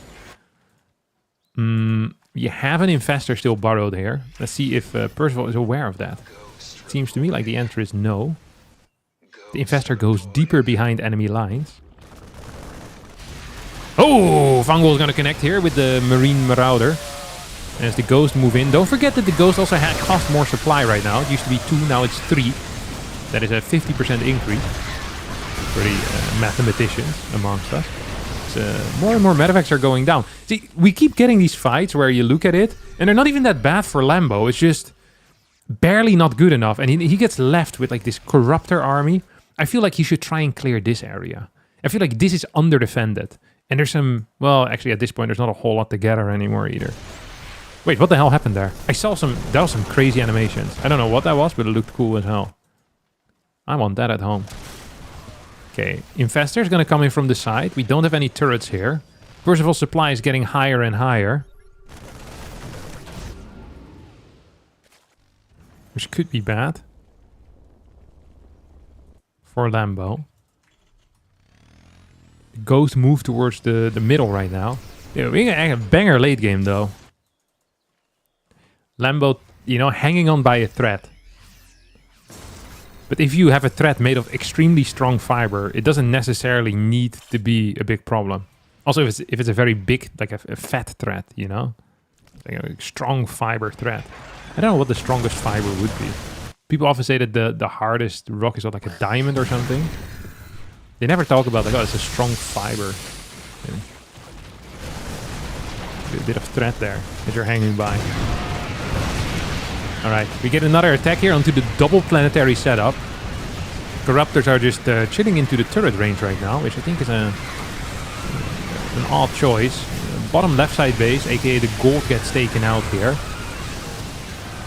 Percival, I think, is taking a lot of damage, but he's also dealing a lot of damage. This is really an exchange of damage, more so than an exchange of numbers, which would be weird as well in a game of StarCraft 2. Gonna have this drop that's gonna kill the gold, also now responsible for taking out this hatchery, which has a surprising amount of minerals still, by the way, may I say, and a surprising amount of gas as well. We're gonna get an Infestor showing up. No, it doesn't show up. We get this. He keeps just putting these ghosts very far in the back. Yeah, look at that. Just chilling at the watchtower over here. Doesn't want to risk it. Now it's gonna pull back. Supplies have been surprisingly low. for a very long time. Now we're going to get a big influx of mules, I think. And the numbers I was talking about earlier, the 6, 7, 8, 9, 10, 11, 12 mules. Look at that. 12 mules coming down from the sky. Like a thunderstorm. Or like a rainstorm. But rather than it being rain and making you wet, it is mules and they give you money. Which is nice.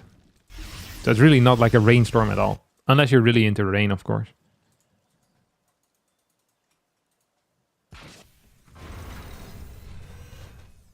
Which is also allowed. You know, not judging here.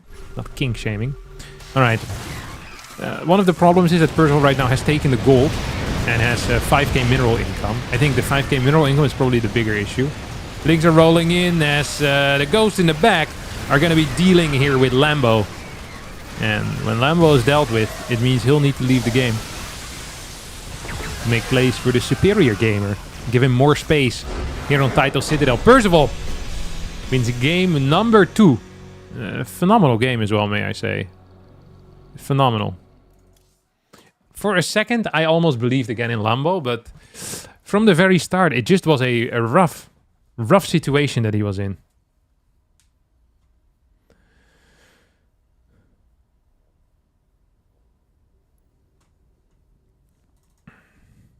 This is late cloak. Lambo has no eco.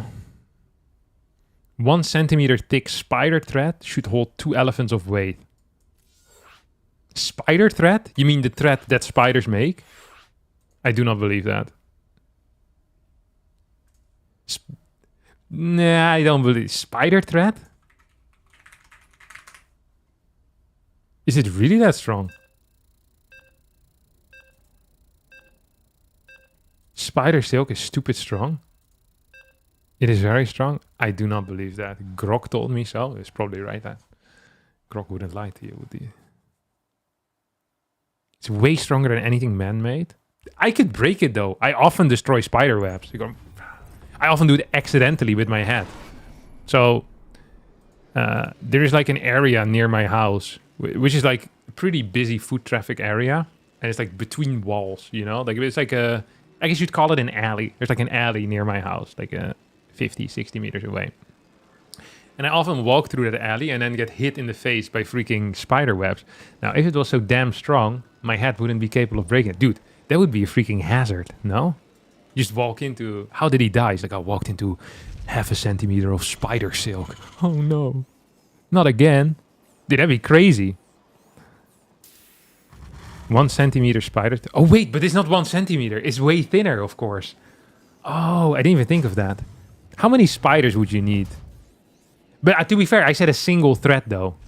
So it's not really one... Like, a single thread would never be 1 centimeter thick, unless you get, like, a spider that's, like, an anus, like, the size of 1 centimeter, I guess. Where does the thread come from, actually? This is one of those things that biologists still aren't sure about. They've tried studying it, but they often get killed by ingesting the thread, and their stomach can't, break it down. The acid isn't strong enough. That's a fun fact. Many biologists die every single year from ingesting spider thread. This is a serious issue. If you think this is as serious an issue as I think it is, then be sure to donate to the stream. We're raising awareness right now for murders by ingesting spider threads on biologists. Yeah, it happens. Spiders actually recycle their own webbing by consuming it. Really, spiders are freaking cool. I'm a big fan of spiders as well.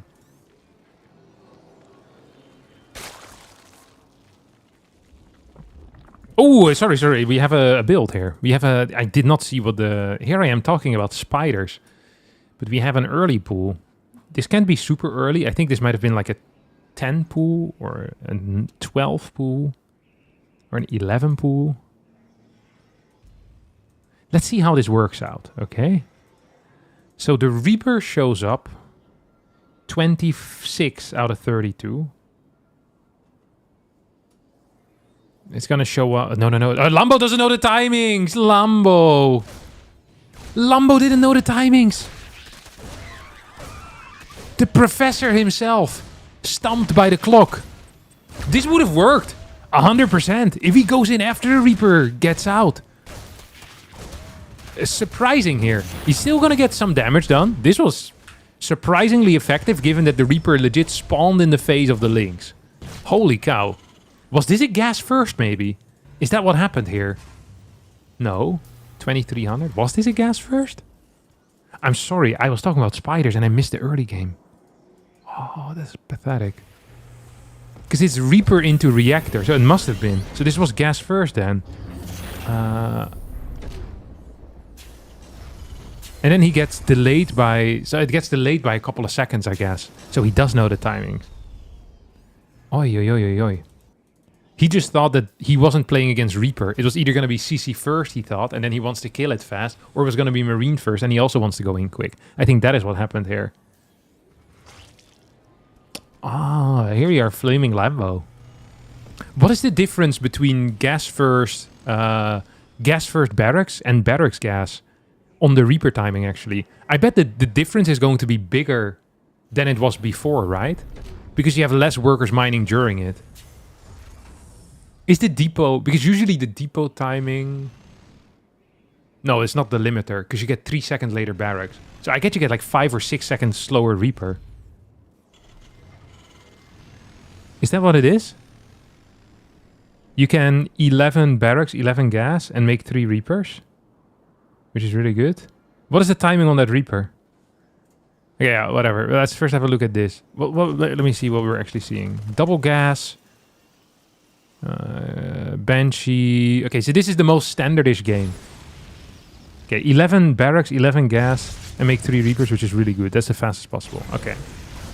And that's just off a single barracks, right? We're not doing any double barracks Reaper plays. Because it's not possible.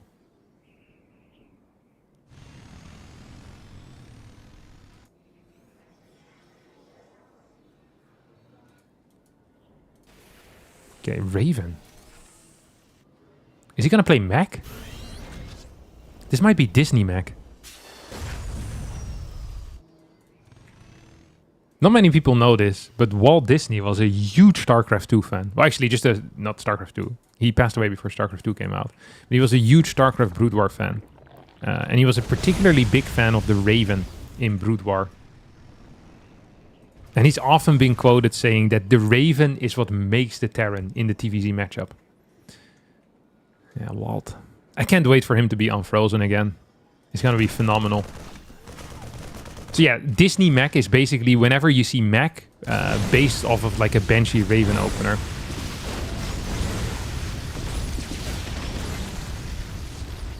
We got a big Ling run by here coming in. This is gonna go into bio though. Ooh, are we gonna get like a trade here? Would we have liked the Hellions to have gone in? I would have liked it, but it would have been a terrible move. Just because I like something doesn't mean it's necessarily correct. I like eating candy in the morning, but my dentist doesn't approve of it. Although secretly I believe that dentists are okay with you ruining your own teeth, because then they can charge you more money for, you know, random things. Fillings. Floss. That type of stuff. Does anyone really know whether it even works? Because I sure don't. Okay, Ravens are gonna show up here. Take out a couple of creep tumors. Stim pack is on the way. We're gonna go into 5 barracks. Upgrades are much faster for Percival, and they have been this entire series, by the way, which is interesting. Lambo is on lair tech, double Evo chambers. Can we get a shot here on those links? Maybe we can. Oh, that's nice. 30C is going to fly over towards the right as well.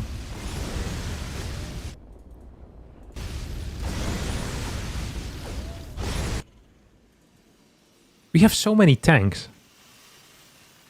2 tanks, 14 Marines. Oh, there we go. 2 auto turrets coming down as well from the Raven. 3rd auto turret still available. Here comes the flank. Beautiful flanking play. This is something that Percival is not familiar with. Like a highly intelligent play out of a Zerg. They're coming from the back. Percival just freaking cooked, no? The 3rd base is a fake, by the way. I'm sorry, I didn't realize that earlier, but there's no SCV production here. This is a committed 2 base all-in. with under the disguise of a third CC. But this is fake news. This is 100% fake news. Oh, depot, not in time. Ling Runby comes in over here. It's gonna start targeting down these depots, chewing down, chomping down. As the Lings are gonna run out. That's a mistake, because now the depots can be raised. No, they can't. Yes, they could, but they're not. As the forward base under heavy pressure, Lambo believes that he needs to hold this. Lambo does not need to do any such thing. Lambo is so far ahead in workers right now. The only thing Lambo needs to do is like not lose his natural pretty much. Like as long as Lambo keeps a third base alive, he's going to be freaking cooking. Link's coming back right now, running straight to the tank fire. Lots of cash in the bank here for the German Zerg player. As we're still without upgrades. Hydra's coming down. This base can be given up. I do not think Lambo believes that it can be given up though. He needs to quickly expand towards the left, maybe even towards the right. Because the main and natural aren't running out yet. Like the eco situation is actually really quite good for Lambo. He can oversaturate both the natural, the main and the third. And with a higher worker count actually be kind of okay. Because like I said, like these mineral patches, they're about to run out. One of them is about to run out. But that's 9 minutes in game. Usually 4 of them would already be gonzo at this point. We're gonna get an attack in. 3 tanks, a bunch of marines. Left side is being cleared as well though. Percival in a position of power here. As Lambo's gonna attack onto this. He believes he can fight this. Lambo was wrong. Well, he could fight this. He just couldn't win the fight. At the same time though, the fight at home is looking much, much better. As every single tank here is taking a freaking beating. No muscular augments quite yet. Banelings being blasted. Double drop into the main base as well. We're gonna need Banelings to clean this up because these marines are unloaded. And there's lots of SimCity around that's gonna ruin your life. It's gonna be 3 base versus 3 base. 68 workers to 57. As, well, this layer is gonna get targeted down.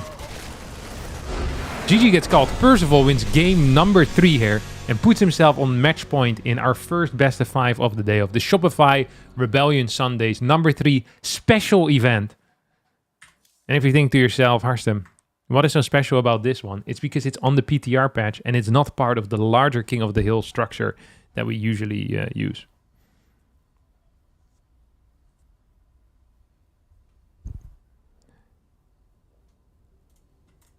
Okay, so potentially 1 more game, potentially 2 more games. It's hard to say.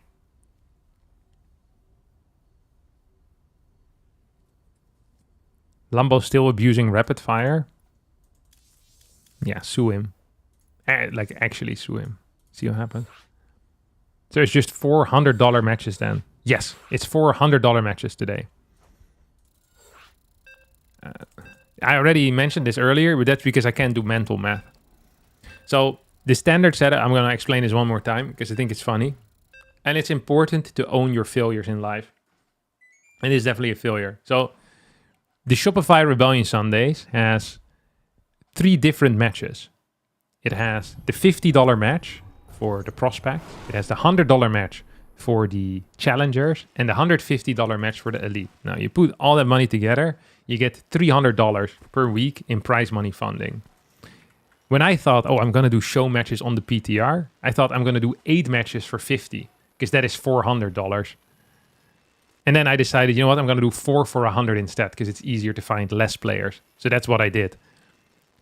And then I realized this morning that my funding doesn't quite, you know, reach to the amount that I needed to pay for it because, 300 and 400 are different numbers. But it's already been taken care of. The YouTube chat has donated me so much money that I will never have to worry about anything like that in the future. Okay? Don't worry. Let's see what Lambo's going to do this time. I wonder if something like a 13 pool is viable. Like hatch, or not hatch, but like pool, overlord, like an overpool maybe even. 13 overpool. I wonder if that's okay. Is Protoss weaker or stronger with this patch? Weaker, way weaker. Dude, the warp gate stuff is... It makes every single build order that Protoss has not just impossible to execute because of the 8 workers, but also impossible to execute because one of your gateways is just consistently busy researching warp gate. It takes 100 seconds. And then you still need to individually morph as well. It is crazy. Did Percival rally the first SCV? I didn't see that. That's pretty funny though. Oh, I need to pay more attention, sorry. Okay, we're going to quickly set up the score here. 1-2. Show match fun. Thank you, Misa6, for the $20 as well. Shout out to you, buddy. So yeah, the builds on the PTR right now are still... I think everyone kind of has their own thing. Some people, you know, they believe that getting a faster barracks is better. Some people believe a slower barracks is better. I think personally that a fast... So the thought is that if you go for 11 depot, 11 barracks, you cut some workers, but you have fast reapers. And if you have continuous reaper production, I bet you still don't need to scout. And then you have a quick reaper on the other side, which feels good. You can maybe deal some damage. I don't know what Percival did here. I think the barracks was a slightly different timing. I actually need to lock in a bit more when it comes to figuring out the early game timings in this matchup.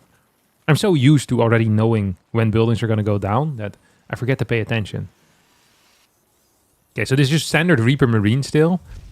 I wonder if triple CC is still viable. Probably not, because the ratio mineral mining to gas mining is very off, right? Usually you'd have 16 SCVs on minerals already and then 3 workers in gas. So I just don't think you can get the minerals available to you to get a fast triple CC. So usually the triple CC would be going down right now. Let's face. That's what you need to do. Okay, second gas is going to be double gas.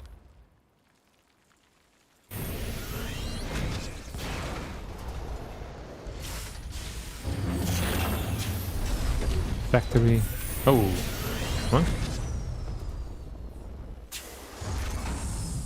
The hell is this? Oh, he's playing against 2 base. That's why he's doing this.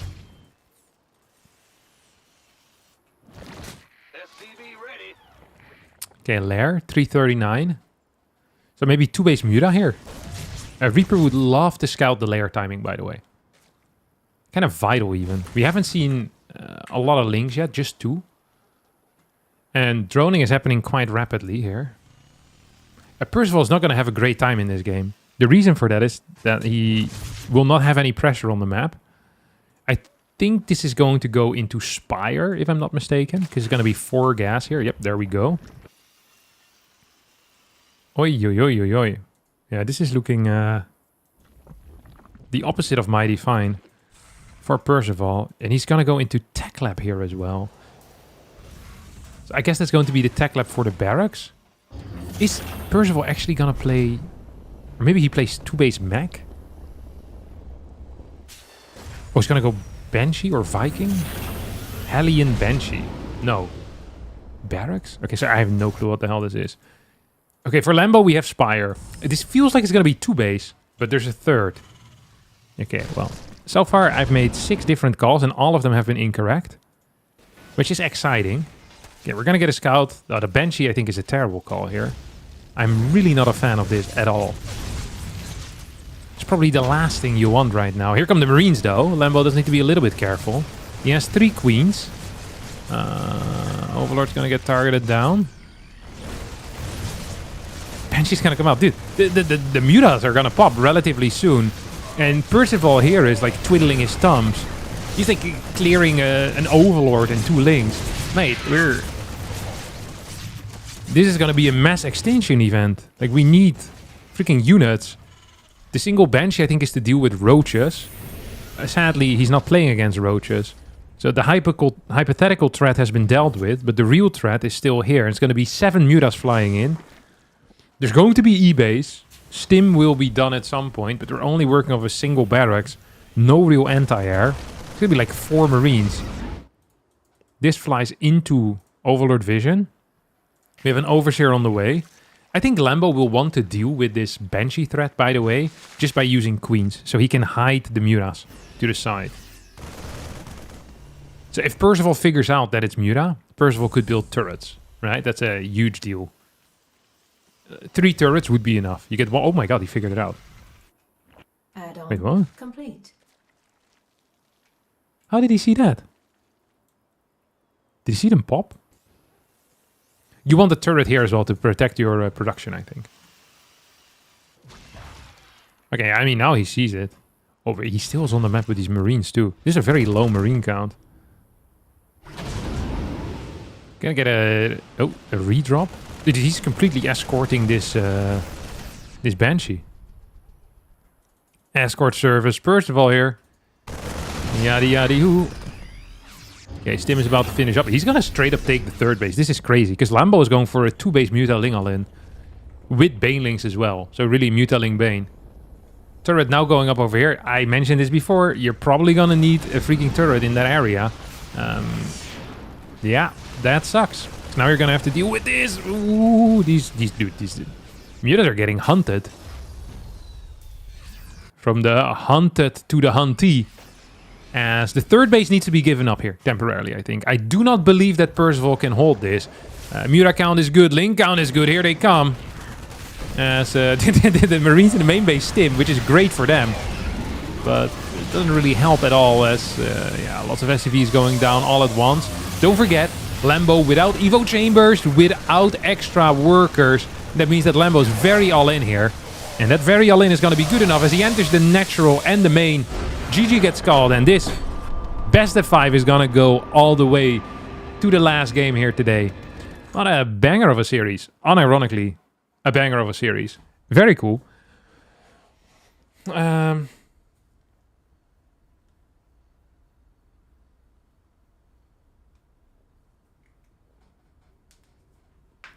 Very nice. I'm proud of Lambo for doing that. Now, last map I think is going to be on West, so that's going to be good for Percival. You earned a like. Oh, thank you. 8:51 APM. Yeah, it's not that quick.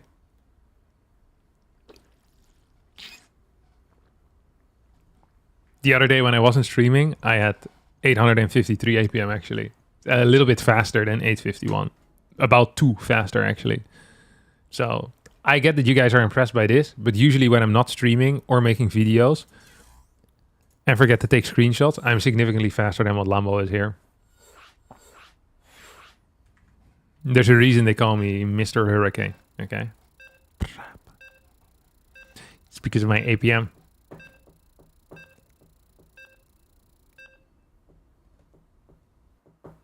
Thanks, by the way, Heaven, for the raid. Shout out to you, buddy.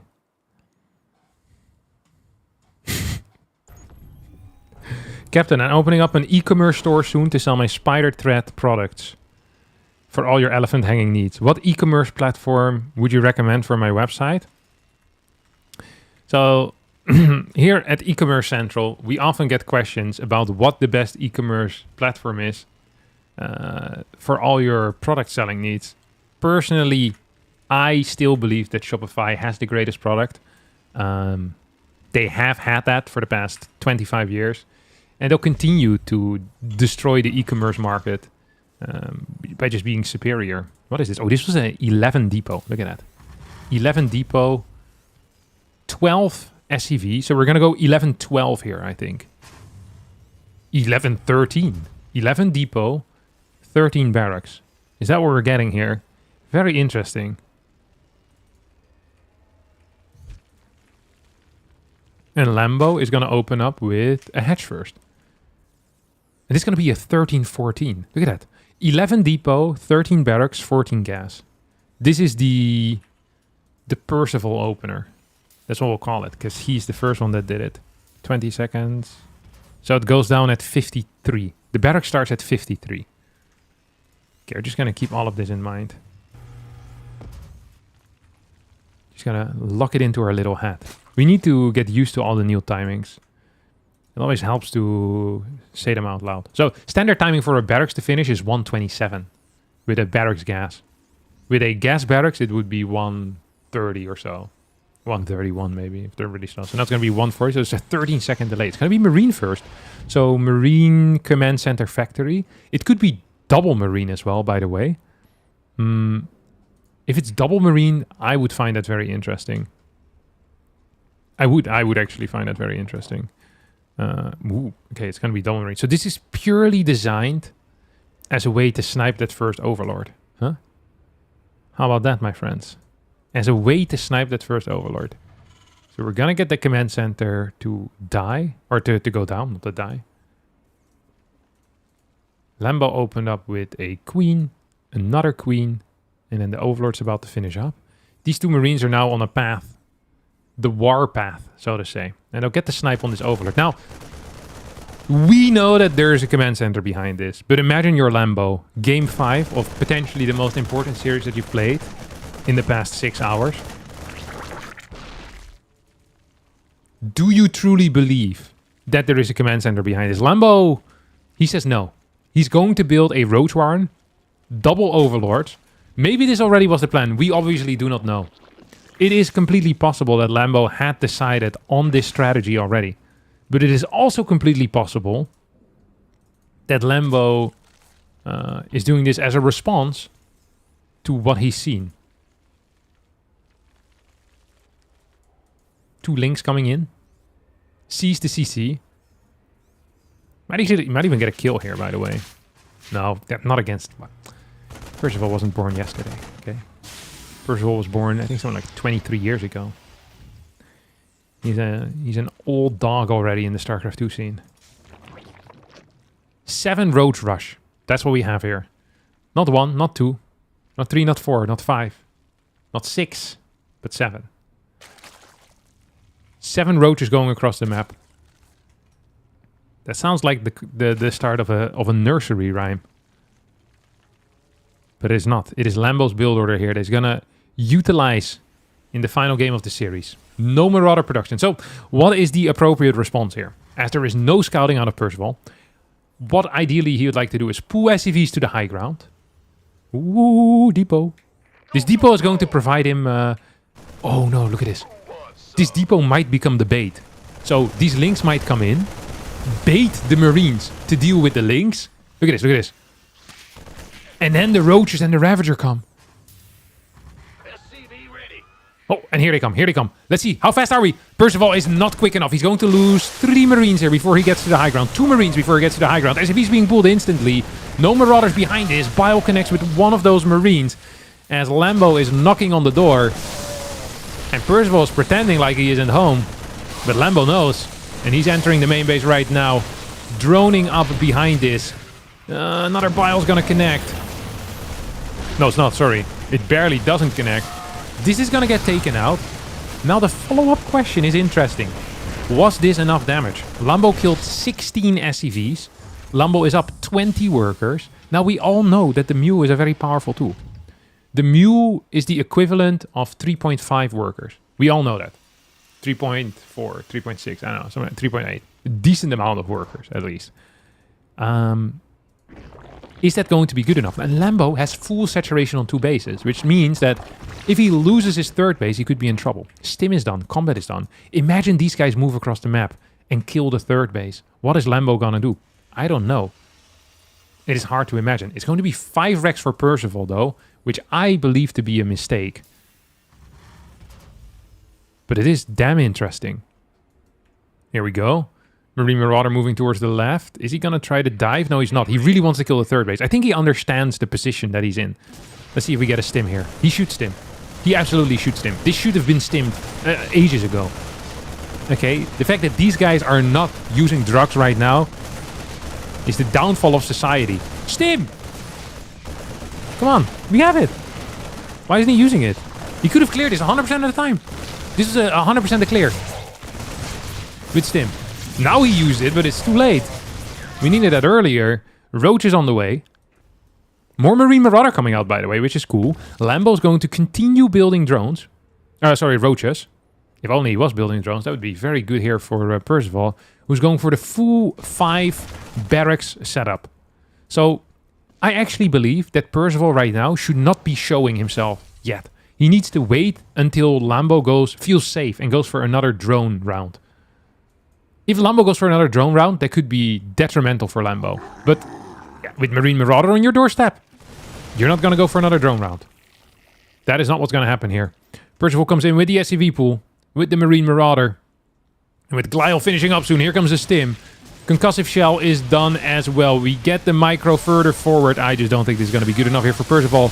No upgrades, except stim, combat, and concussive. No damage that he has. And Lambo is going to be holding this all-out attack out of the South Korean Terran player here. Which means that Lambo is going to most likely be the winner of our first show match of the day. And what a show match it has been. We've seen the bad, we've seen the good. And in the bottom right, we've seen the ugly. But now we're also going to see Lambo add another $100 into his bank account. And something that has frequently been said about Lambo is that if he could squeeze money out of rocks, he'd be a big fan of the rock. Because he's, he loves playing greedy in StarCraft 2. He loves his cash. And now he's going to get another $100 in real life as well. That's got to feel good here on that Sunday evening. After a rough weekend. Where maybe you didn't win your tennis match in your local competition. Where maybe the padel game didn't go as well as it should have. Okay? And maybe all your friends cancelled for the board game night on Saturday. But at least you're going to end the weekend here on Sunday with another $100 in your pocket. It is definitely it is a vibe, let me tell you. It is a vibe. Third hatchery producing units, main hatchery producing units, and the natural hatchery producing units. That is 3 hatcheries of infrastructure producing units. Unit production on steroids here. Okay? Lambo is the Arnold of Zerg production. Because he's on steroids, just like Arnold was. Not many people know about that. They'll say, Arnold's physique, that is absolutely attainable naturally. But no, definitely steroids. One of my friends told me. Okay, we're going to get a big stim here as Lambo is running in for the final push. No upgrades still on those Marines and Marauders. No upgrades on the SCVs.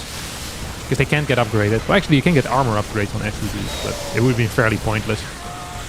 Would have been a terrible move. Get an armor upgrade just so you can SCV pool.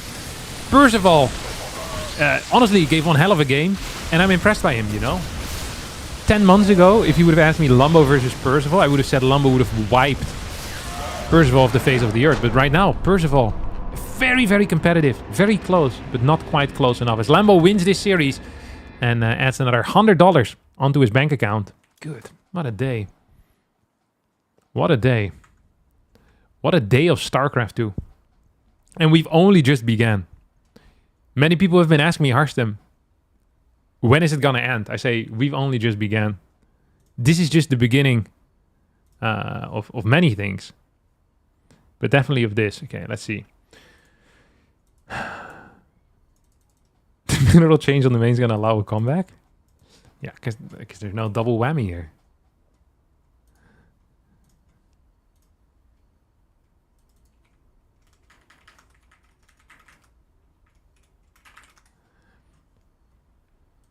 Whew. An interview? Yeah, we do it. Of course we do an interview. What a stupid question. Winners, interview.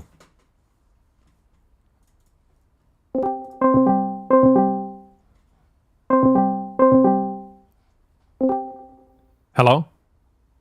Hello. How do you feel? How do you feel that? You're the first winner of an official tournament on the new patch, which practically is a new expansion. Which means you're the equivalent of Morrow winning Intel Extreme Masters Cologne in 2010, beating Idra in the final with Mass Reapers. Is that true? Were there no money matches before today on the PTR? If they were, they weren't as important as the Shopify Rebellion Sundays. This is an institution, my friend. Okay, I feel great. I feel absolutely thrilled. It was a close series, no? It was a very close series, yeah. One of the normal games, the one on Taito was very interesting to me. Ultras feel completely useless, to be honest. Because of the steady targeting? I was not gonna make them anymore. Yeah, yeah. I tried them one game to see how bad it is, but yeah, it's not great. It deals 40 more damage to them now, and you can't cancel it anymore with snipe. But they are very squishy to banelings, so if you ever catch them, they're more supply, no? 3 instead of 2. And they're more supply, yeah, so they have 50%. less. But also they deal more damage, so I don't know. Yeah. Overall, what were your thoughts? Oh no, wait, I want to ask about the pool first. Did you feel a bit like an idiot? I felt like an idiot. Yeah, he went gas first, so his Reaper Yeah, was later. gas first, I yeah. noticed the Reaper timing from the game prior, or Yeah. 2 games prior, where he also played Reaper, and I was like, okay, the guy's going CC first again. Fuck me. So I go in as early as possible to deal like as much damage as possible, and it's a fucking late Reaper coming in. Yeah, I didn't realize that it was Anyway. gas first, so I just thought that you were a complete moron. And we all made fun of you for 10 seconds before I realized it was gas first. I mean, this is the first time I'm trying. It's not like any of this is prepared. This is like my first real games on the PTR. Yeah, So I was just feeling it out. Yeah. yeah, it was sick. Yeah, it was a fun time. It was fun to watch, actually. The first game, I thought the first game you were losing against the Ghost Push. Really? Yeah, No. like as it was I think happening, you it can- felt bad, Yeah, I could have waited a bit longer. because you lost 2 queens to snipes. Pew, pew. And then, Yeah, but you just gotta accept it. I think it's like a tax. You just gotta pay the tax yeah, because they run out of energy. It's they can snipe 2 queens down, and then maybe a third, but then yeah. maybe the first ghost gets a second snipe, and then that's it. They also Okay. deal 20 damage now, so they can kill queens. You just gotta overwhelm them with links, I think. Yeah. Yeah. As well. Interesting to see. Lots of different little things. What about Microbial? What are your thoughts on that? Yeah, it's good. It's good. Good spell. I was planning on like if I played a normal macro game again, I was gonna go like Hydra, Ling Bane with some Infestris for Microbial, but Yeah. it never happened. Okay.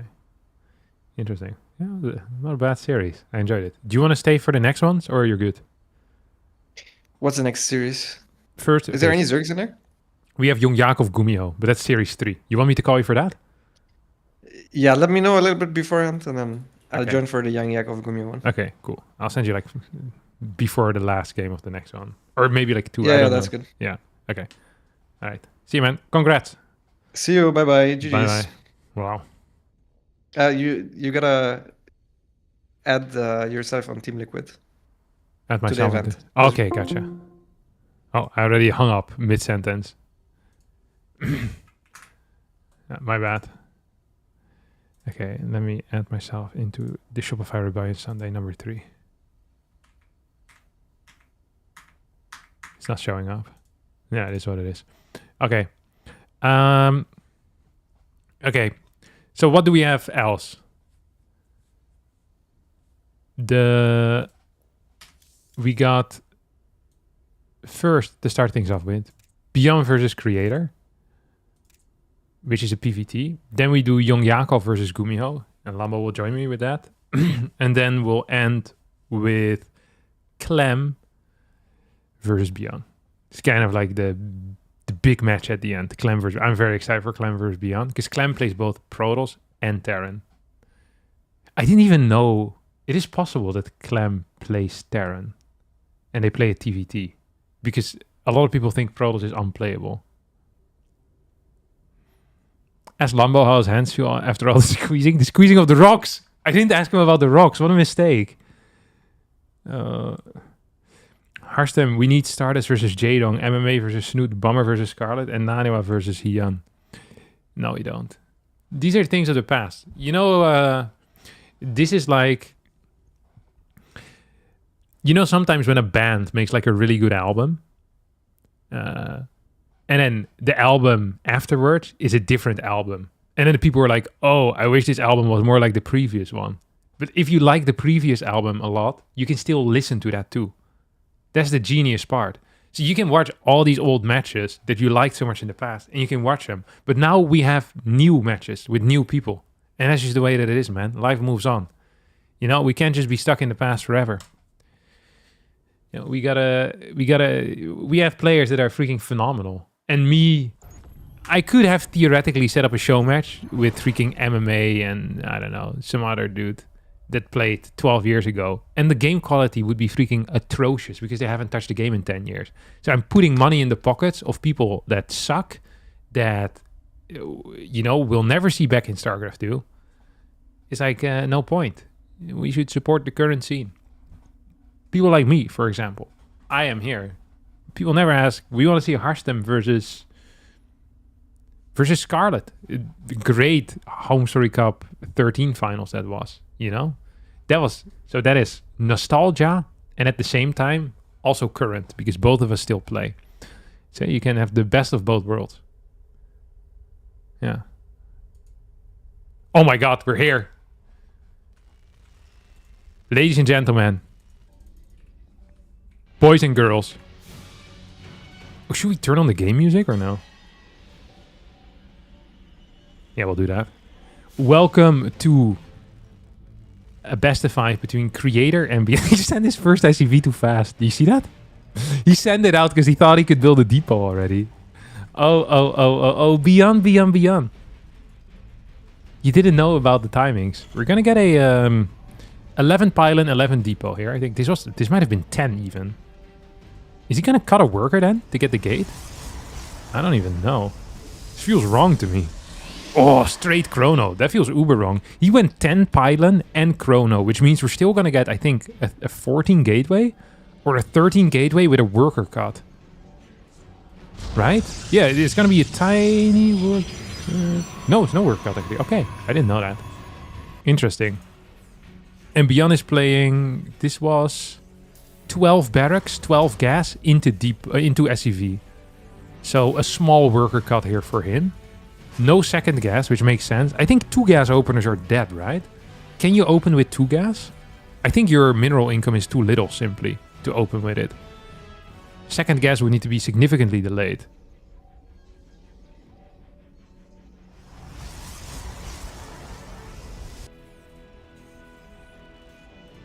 Okay, gateway is gonna finish up. Is he gonna go Nexus before gate?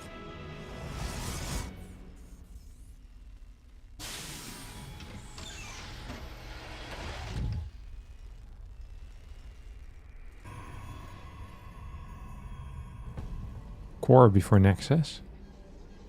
So the thing here is that your eco is just much worse than it would be compared to anything else, right? Okay, he's gonna go 20, he's gonna go 18 Nexus, and then 18 pylon, I guess.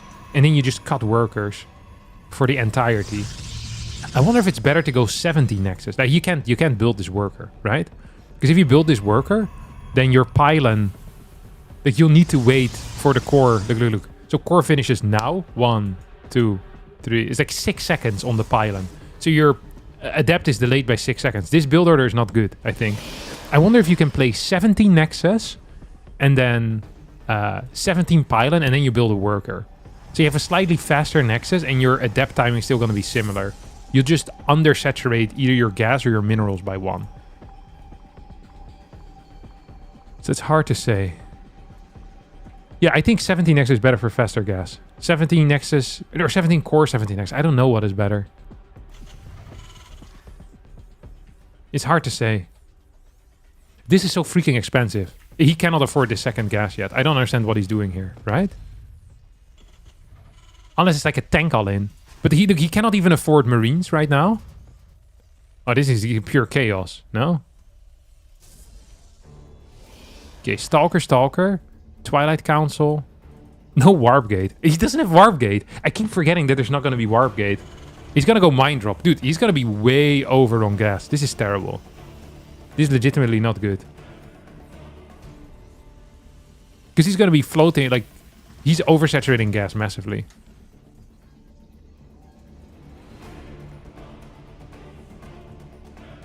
Creator's just hanging at home. Mine coming out here.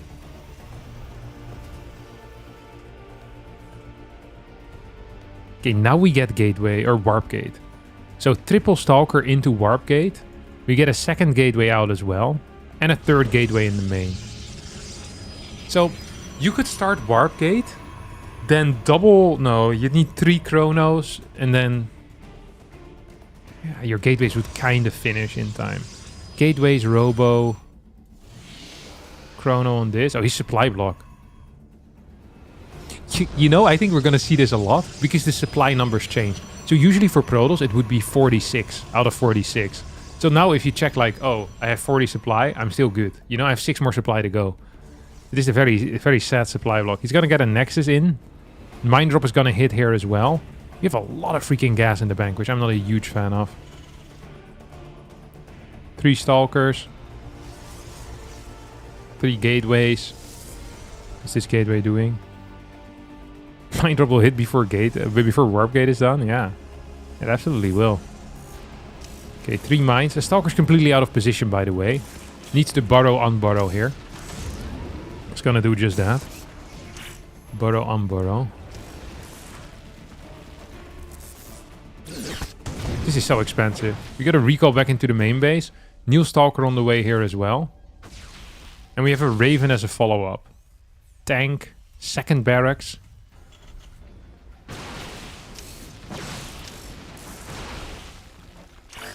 Gonna hit the Stalker. And gonna hit the probes. This Mind Drop has dealt more damage than it ever should. So it's gonna end up dying, but... No, it's not. Okay, yeah, this... I think theoretically this is game over already, if I'm being real honest. Third base is gonna finish up, but it's 37 to 38 workers. This is almost a carbon copy of something that ByuN very frequently plays in the current live version as well. Like Mind Drop into Raven, and then some... I've seen him do like a 2-Rex Marine tank push with 2 tanks and slow Marines. And then he just goes across the map and tries to kill you.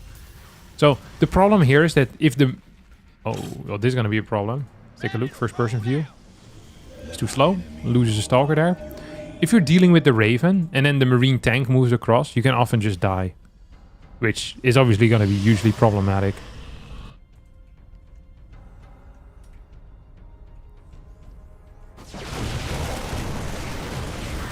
Okay, decent enough control out of Creator so far. Auto turret comes in. It's gonna get 1 kill, 2 kills. No target fire. Just the 1 kill. Stalkers hit them. Okay, this is an interesting call. Does he have a recall available? I think it doesn't matter. He's gonna lose, no? Gonna lose all these Stalkers. How many units does he have? He has 3 Stalkers against 17 Marines, 2 Marauders, and 2 tanks. Well, well, well, well.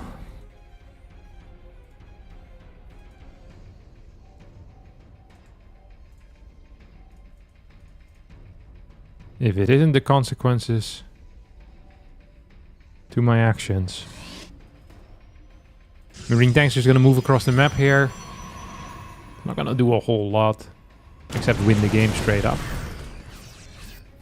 I think with Stim and 1 Colossus out, it's not really gonna be possible. Like maybe if you have Thermal Lens done, or if you have Charge, but neither of these things are here. So you have no key upgrades to help out. There's simply not enough units. He's gonna try for a target fire on the Marines is good enough, but the target fire with the tanks on the Colossus is too simple. GG gets called. And ByuN is gonna win game number 1. Well, well, well, well, well.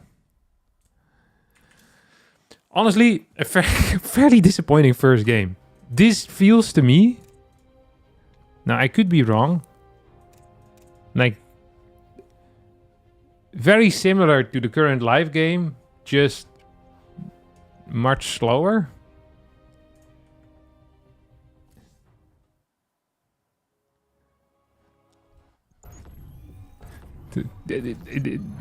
Maybe I'm wrong though. It is possible that I'm wrong, but it felt very similar to me. All right, we're gonna go on to map number 2, Winter Madness.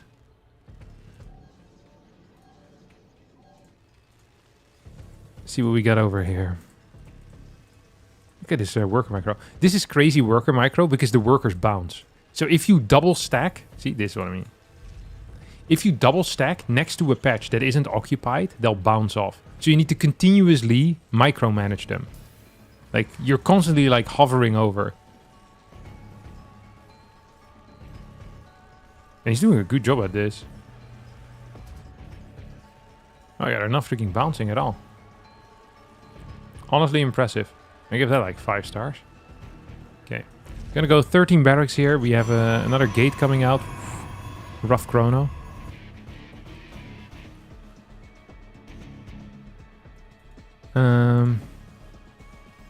Barracks. Okay, skipping gas. It's gonna go gasless expansion here.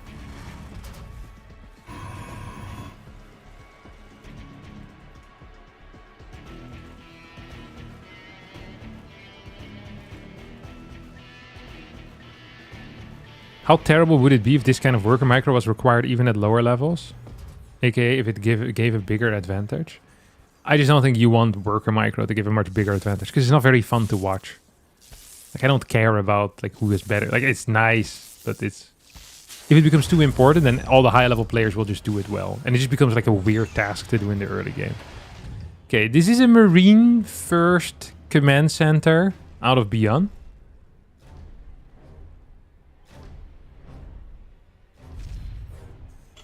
So the command center gets thrown down. A fairly standard timing. This is core into Nexus again.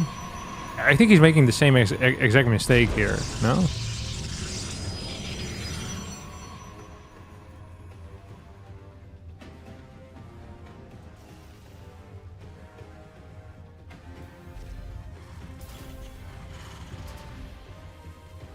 Marine. Let's see what the plan is gonna be. Okay, Stalker. So, in my mind, what you need to do... Well, in this case you don't have to, because there's no real threat of any aggression with gasless openers. But in my mind, what you need to do is you need to open up with a quicker second gateway. And if you do that, then you should be much better against most things. It does mean that your tech is going to be significantly delayed. So, I mean, genuinely, like the early game is much worse for TOS. He's going to play Robo here, which this used to be one of the things that was considered quite good. If you're playing against a gasless opener into like... Oh, if you're playing against like a 3-Rex opener, Robo was considered quite good. However, this is going to be gasless into double gas. So he's still mining a lot of gas right now. He's going to go second barracks as well. It's kind of a weird build order, to be honest. Lots of chronos on this too.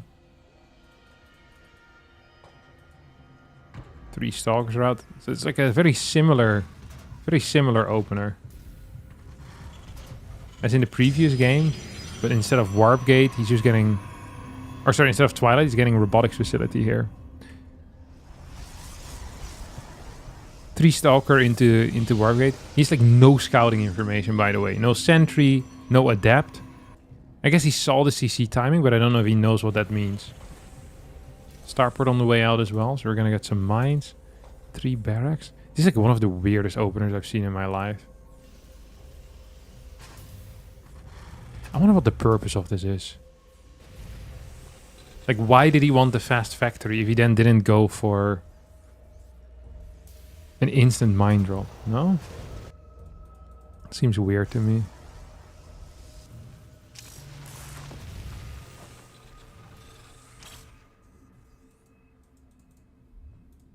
Okay, RoboBay comes in.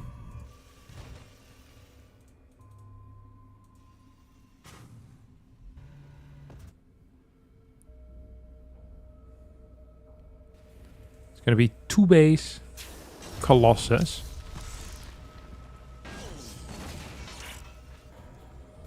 So far we've had a grand total of 0 interactions in the first 5 minutes. Not a Stalker being sent across. Not a Reaper, not a Marine. Then we're going to get our 3 mine drop coming in, 5 minutes in. eBay halfway done.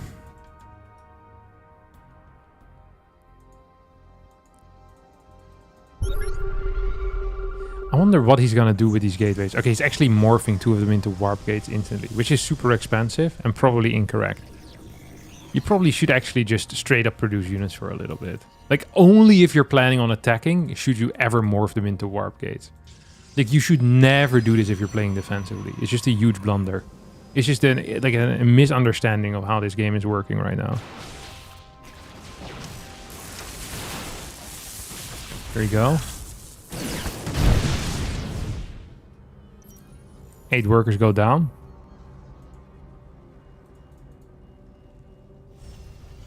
Third next on the way. I still freaking hate ByuN's opener, by the way. It seems genuinely terrible as well. And what is the point of this? He has managed to keep 1 mine alive. No concussive shell coming out quite yet.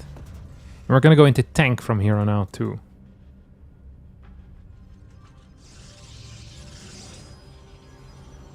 Blink.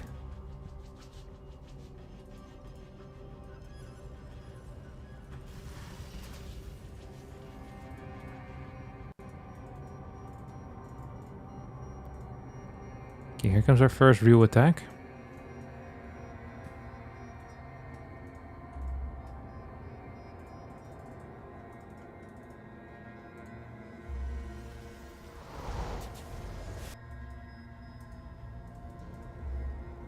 Triple CC.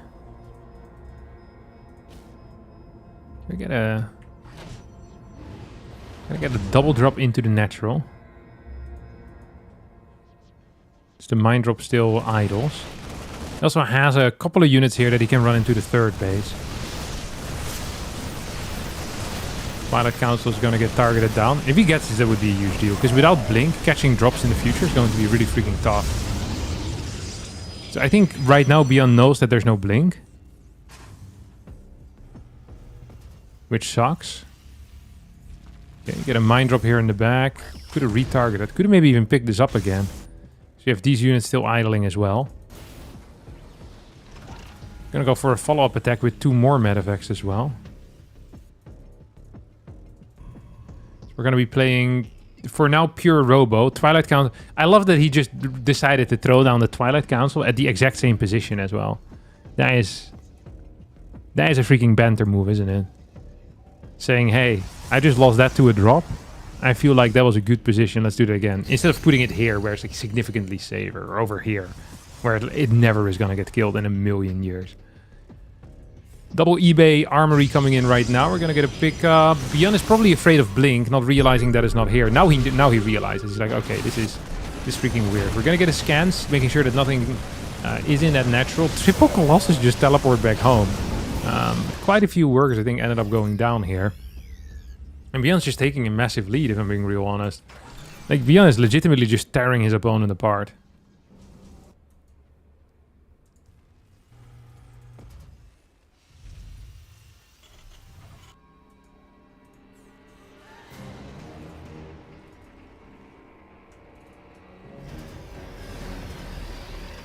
Two more tanks coming in. 3 tanks. Sensor tower. The economies are finally starting to run a little bit at this point. 9 minutes in. This is extraordinarily late. Main base is fairly empty. 1, 2, 3, 4, 5, 6, 7? Why is there only 7? Does one patch have less or something?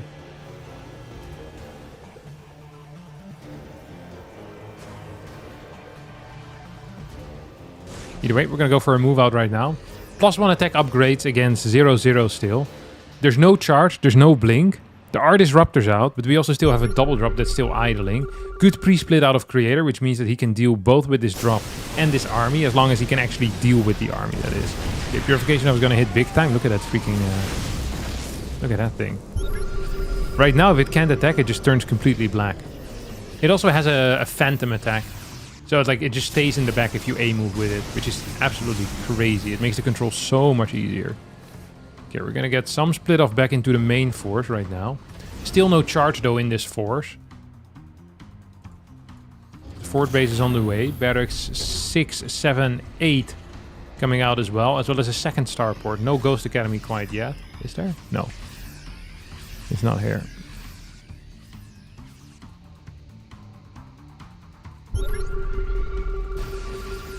And on top of this, does nothing.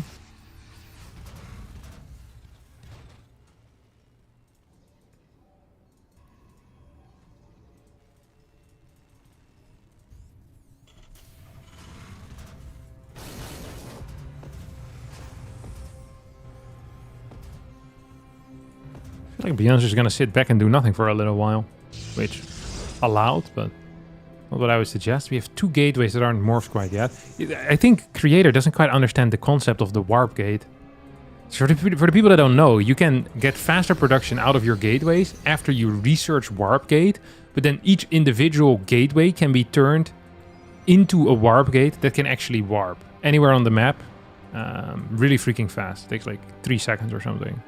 I don't know, like Super freaking fast. But he just morphs everything into warp gates, which is quite expensive and also lowers your actual production output. Because with warp-ins, I think it takes, what, 26 seconds or 22? I think it's 26. And with the gateway after warp gate research, it takes 18 seconds on most units. There we go. Ooh, Purification Nova's coming in, not really connecting. Look at the freaking disco ball that the Disruptor turns into as it's shooting. Now all of them are inactive. So ByuN is going to continue chasing this army. 2-1 upgrades against just +1 attack. We get a warp in out of Creator right now. Close in the back. Big EMP connects. Oh, there's a new animation for EMP here too. You see that? It's like kind of... It moves to the side. It does move to the side. Like a little thing in the middle. There we go. EMP connects. Vikings dealing a lot of damage. Tanks in the back also dealing a lot of damage. Here come a couple more Purification Novas as the Vikings are just doing God's work here. As honestly, Protoss getting wiped off the face of the earth. Not surprising, given that the Protoss player is down 3 upgrades there in that fight, which is something you usually don't want. 2 Disruptors now available, will not be capable of throwing their Purification Novas though before they die. Always at risk of dying. And that is looking mighty bad here right now for Creator. I'm not gonna lie, that's looking mighty bad for Creator. It's gonna go for a base trade with the Stalkers. We have 3-3 on the way for ByuN, who's also adding in Liberators into the mix. We have +2 attack. I got +2 armor. The Sensor Tower's on the way out as well.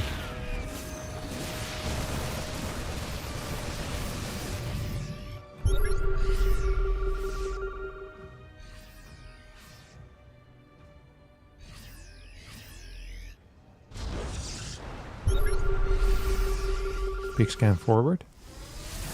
Here comes the Stalker flank. I'd rather start working on the batteries. Next is in quite some trouble too. So here comes the flank also. It's 2-2 upgrades against 1-1. This should never work here for the Protoss player. Like half of, well not half, but like 20 supply of ByuN is just setting in the back as well, shooting this Nexus. Not super great, but it's just not gonna matter. +3 is about to finish up here as well. 5th base coming in. We're gonna get another attacker onto the fort. Honestly, ByuN's just freaking owning Creator in this moment. It is not even remotely close, may I add. It's actually not even remotely close. Creator's gonna get wiped off the face of the earth. Disruptor shot is gonna connect, and GG gets called. ByuN wins game number 2 here in his best of 5 super show match on the Shopify Rebellion Sunday. And that means ByuN right now is on match point. That also means that I'll have to actually message Lambo that the next match is coming soon-ish. Potentially after this game already.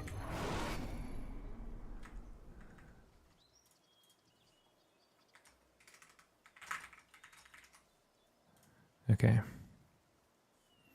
Have TOS won any games yet today? No, but this is also the first TOS series, so it's been 2 games. But yeah, TOS is very weak in the patch. Let's keep it factual here, ladies and gentlemen. All right. 2-0 in favor of ByuN. As Creator goes for a very fast Worker Scout. Uh-oh. What's he saying? I wish I had my phone to translate. Quickly, guys, put it in a translator. I can't believe ByuN is taunting his opponent after beating him 2-0 already.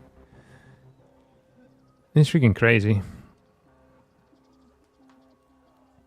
Alright, we're gonna get this probe. Oh, he's actually just gonna proxy. What are we doing? What are we doing here? It's gonna be a double gate proxy. I think you have to cancel that worker. No, single gate proxy then, I guess. Maybe gate forge? Dude, it still starts at the... So, this is why proxies in particular will be much better when you start with 8 workers is because your first like your first pylon can be on the other side of the map already. And also you can cut workers to make it hit even faster because you're limited by like by actual money rather than by a worker movement time and building time. So it's actually going to just be a 2-gate here. 2-gate proxy to start things off with. We have continued worker production as well. I don't know what the actual... Oh, he's going to go for a gas too. So he's going to get a cyber core with this? There's no way you can afford that. I actually give this build a 0% rating. There's no way you can afford a cyber core with this. You have 14 workers, bruh. Okay, you can afford it. Zealot? You don't chrono, right? And then pylon at home.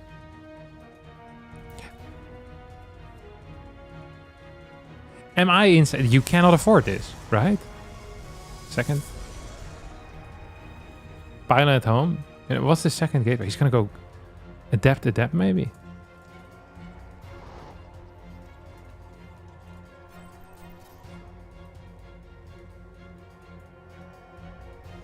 Adept Stalker? Stalker, and now Adept. Okay, this is a build and a half. Stalker still. So the problem here is that the Reaper's going to be on the other side of the map. You know what unironically is the right response? Actually, I don't know what the right response is. I wouldn't be capable of telling you because I have no clue. I think you just lose the game is probably the right response. I was going to say you just go into the main base with the Reaper and you kill as many works as possible. What is this pylon for? What is that pylon for? I think you build a bunker in the main. And you keep dealing... So the bunker just goes here. No, outside of range. Outside of range. I think you build it outside of Stalker range. So it goes up.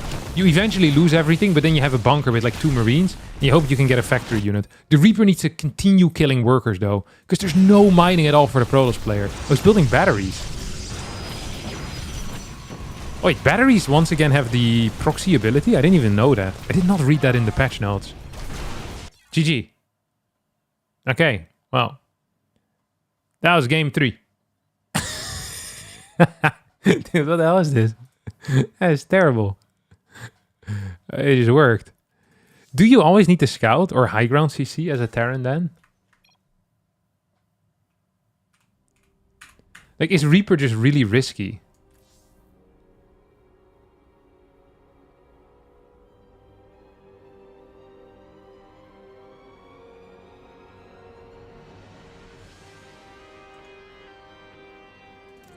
Because Reaper is so expensive. The proxy ability. The ability to proxy them while having full battery energy. That's what I meant. The language there wasn't very clear. Okay. Okay, we'll go into our next game. Game number 4 here. Between ByuN and Creator. This has been... Okay, I know everyone's very excited. These games have been terrible. Like, legitimately god-awful games. This hasn't been exciting at all. I genuinely like the TVZ. But this has been complete garbage, no? I'm not sure if it's the quality of, like, what they're doing here. But this is bad. And it's just the same but worse, it feels like. But maybe we're missing something big. This is like the TVZ was genuinely exciting to watch. Like there were some different build orders that I hadn't seen before. The entire early game was kind of switched up. But here it just feels like the early game is switched up, but in a worse way. If that makes sense. What the hell is ByuN? ByuN's gonna play CC first. Dude, this guy is absolutely cooked in the head.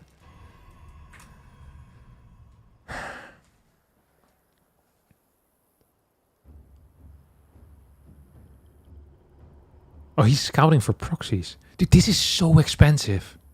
This is the equivalent of insta-scouting around your base for proxies in the current live game, money-wise, right? Because you only have 13 workers right now.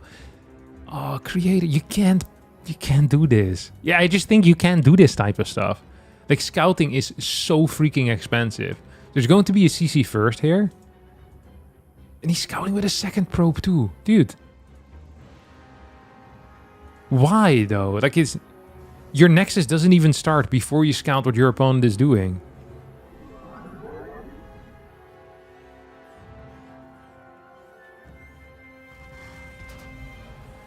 Okay, SCV on the way. To deal with this. I actually think that ByuN kind of has the right idea. So I think one of the things that I've noticed while playing is actually the opposite of what I think the patch intended to do. In that gas is significantly more expensive to gather than before the patch. So 2 gas openers, for example, are completely non-viable due to complete lack of eco that you have. Like, you're just getting completely destroyed. Like, the ratio mineral to gas mining is so bad. So playing gasless openers is actually just it's like by far the optimal way of playing when it comes to economy. And you're kind of having a rock, paper, scissors, except the super aggressiveness doesn't really seem to kill anything unless it's proxy. So I think proxy builds are better, but I think like double gas openers are a myth, pretty much, because it's just too expensive to do. Like, you cannot afford having 6 workers or 8 workers on minerals and then 6 workers in gas. Like, that ratio is just so bad. You're just getting outproduced unit-wise. He's gonna go proxy Dark Shrine, proxy Twilight. Is it gonna get scouted? No, it's not. It's gotta be Dark Shrine, right? But how is he gonna... He cannot warp! No, you cannot warp.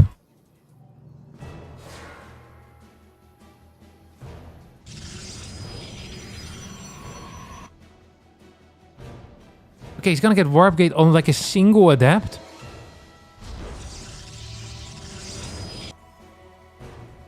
eBay blindly. Is he gonna slow build DTs and then fly them in with a prism? I think it might almost be faster to research freaking Blink in that case. Then get a hallucination and jump in the main. I don't know what the hell this is. This is the worst idea I've seen so far in this series. Which is wild. Because so far he's had 3 different gateway timings as well.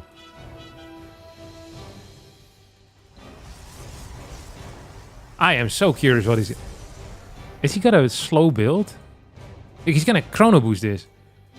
He's gonna have to chrono boost the warp gate. This is gonna hit like 6 minutes into the game. There's gonna be like 3 ravens out from the second starport. There's gonna be a 4 CC by the time this hits. My son will have left the house already. He's gone. This is gonna hit in Trump's 4th presidential term. Look what is happening here. He's going to have to morph each individual gateway into a warp gate too, so add another 150 into the mix. There's actually gonna be a raven. I cannot believe there's actually gonna be a raven. I was joking about the raven. That was a meme. Yeah, then he gets the warp in.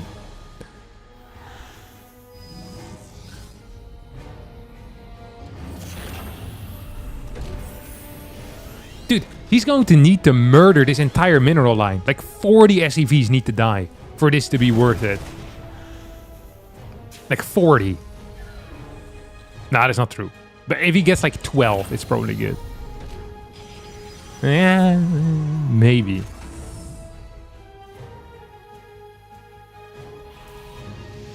Okay, Archon comes in.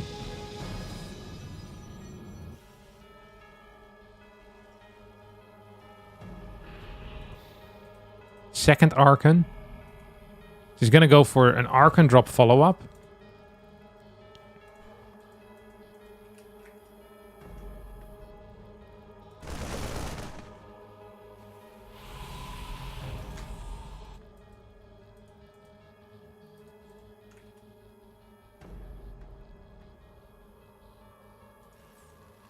Not doing a whole lot of damage.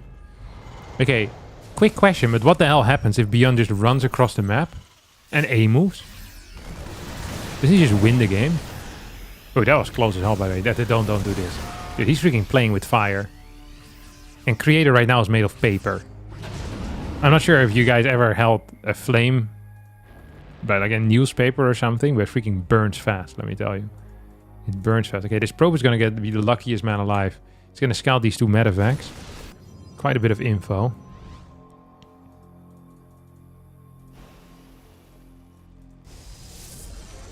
Okay, second robotics facility. Why, when there's a new opener, do people just start playing like weird stuff? I've noticed this. I've noticed like when people they give up on all the regular rules of engagement. Like, what is the second robotics facility for? It's like more Colossus? Surely that's not actually good. Actually, Creator's in a maybe a playable position. If you can get just one Colossus out, that would be pretty sick. There is no third CC yet either. Hey, if the Colossus pops out in time, like we're kind of cooking. Wait, where's the... No, the Robo is proxied! Oh, that's why he's getting the second Robo. I forgot. He's gonna need to recall this Colossus. And it's not gonna be in time, is it? What a terribly unfortunate turn of events here. Oh, he's gonna recall it right now.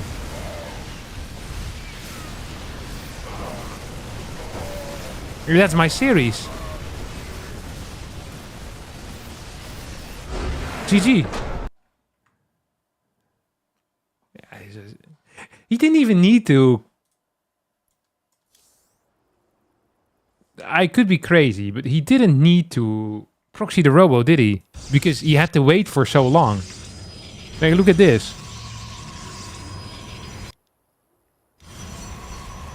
He didn't even chrono the Prism. And how long did this Prism idle afterwards? It was out at 440. And then it warped at 5:30 without a chrono. So he could have just flown from home and it would have been fine. I actually think he could have potentially won the game. This is what we call a bad build order. Zero props for this one. This is not good. Not okay. It's vibes based. Vibes based build order. Alright. Alright. 2 more show matches. If you're wondering what we're still going to do today. Today we still have YoungYakov versus Gumiho. Which I'm going to be joined by Lambo. To I'll call him right now. Hello? Yeah, thank God you're here. Dude, the last series was a struggle to watch. I'm not going to lie. Yes.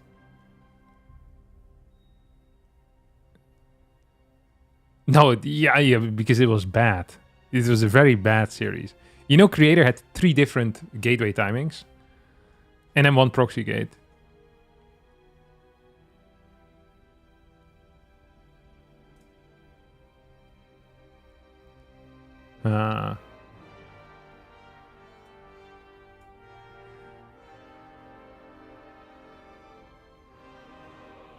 Yeah.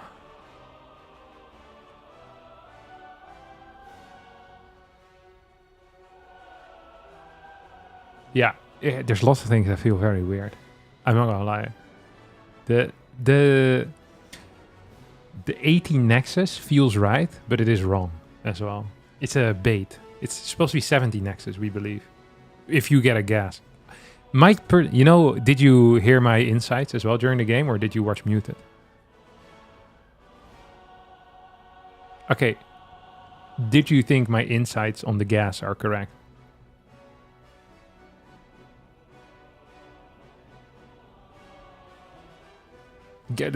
I remember this. You remember when we first figured out with the Stefano build? Were you around already during that? This is the Stefano Roach Max. You never heard of that? Okay. This is like a huge deal. It's like you open up with gasless, and then you just build drones for like 8 minutes straight until you have 60. And you take like 1 gas at some point, and you go to lair, and then you just Roach Max on 4 gas. And this was ZVP like every single game for like a year. Yeah. Yeah. Yeah, yeah.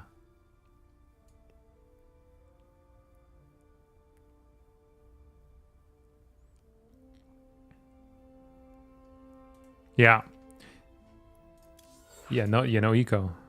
Yeah, yeah. But I feel like that's like 2-gas openers just in general just aren't viable from like either Protoss or from Terran. I even, you know, my personal belief is that you can't even play Oracle against Zerg because it's too gas heavy.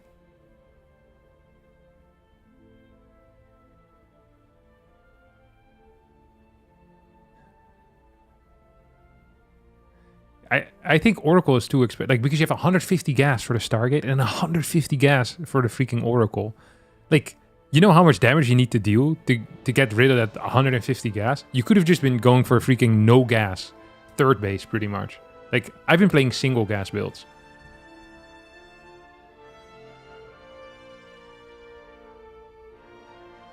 Wait, I feel like... Oh no, they are hearing you. Yeah, they were complaining that they couldn't hear you earlier, but I think they can hear you now.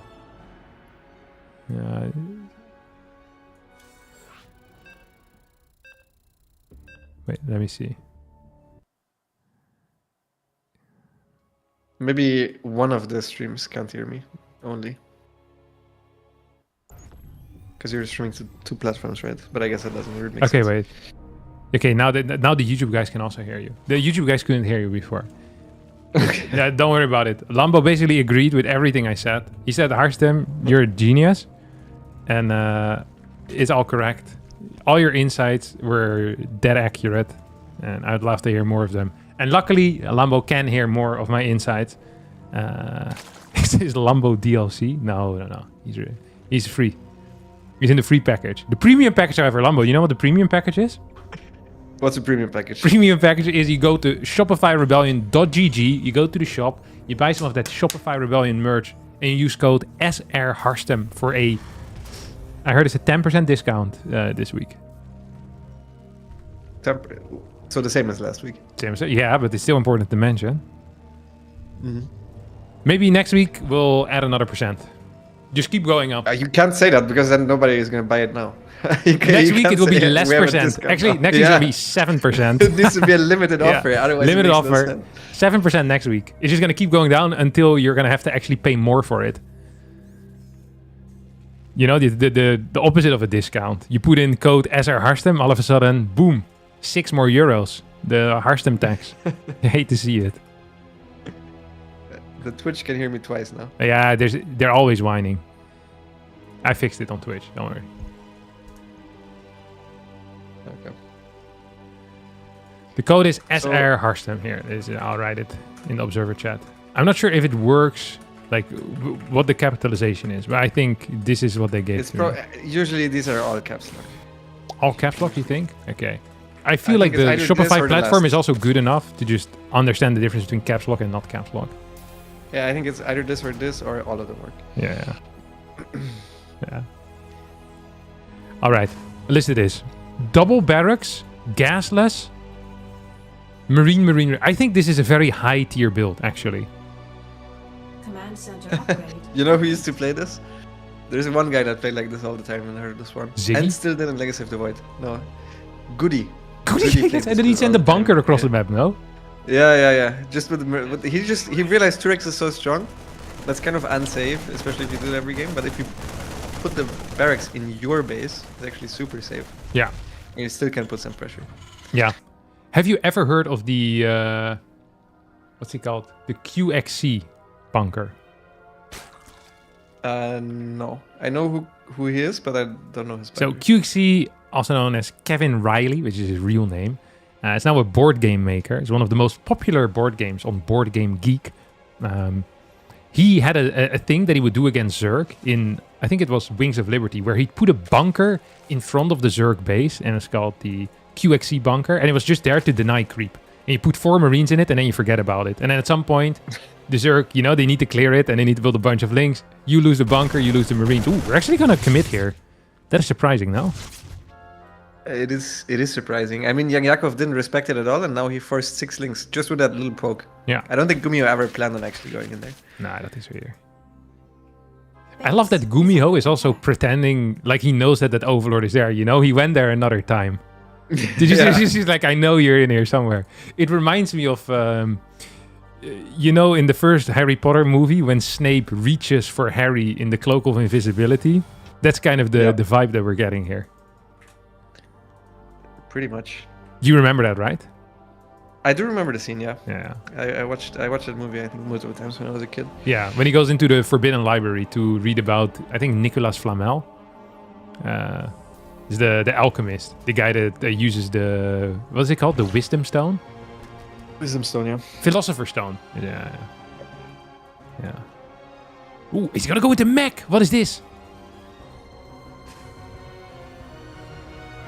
Yeah, I don't know. I was busy thinking about what actually the title was called in German. I think it's Stone of Truth, actually, in German. It's called the Stone of the Wise in Dutch as well. Okay. But yeah, it's the Philosopher's Stone.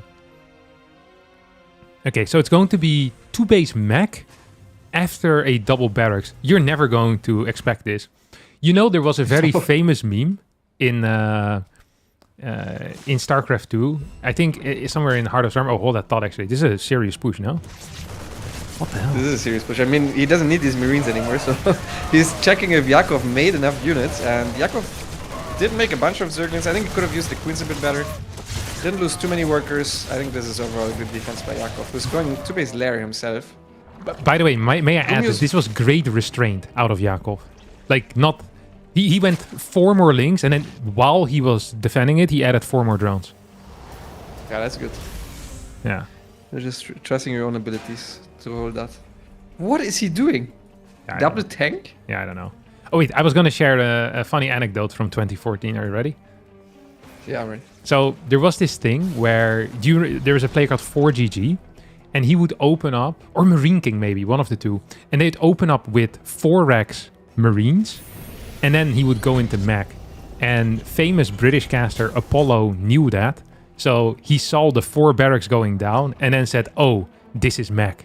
And this was considered like one of the craziest calls ever by a caster, you know, because like, who would go into mech after building 4 barracks? That's such a crazy thing. You need to have super deep knowledge, you know, the inner workings of the pro gamer mind to understand this type of stuff.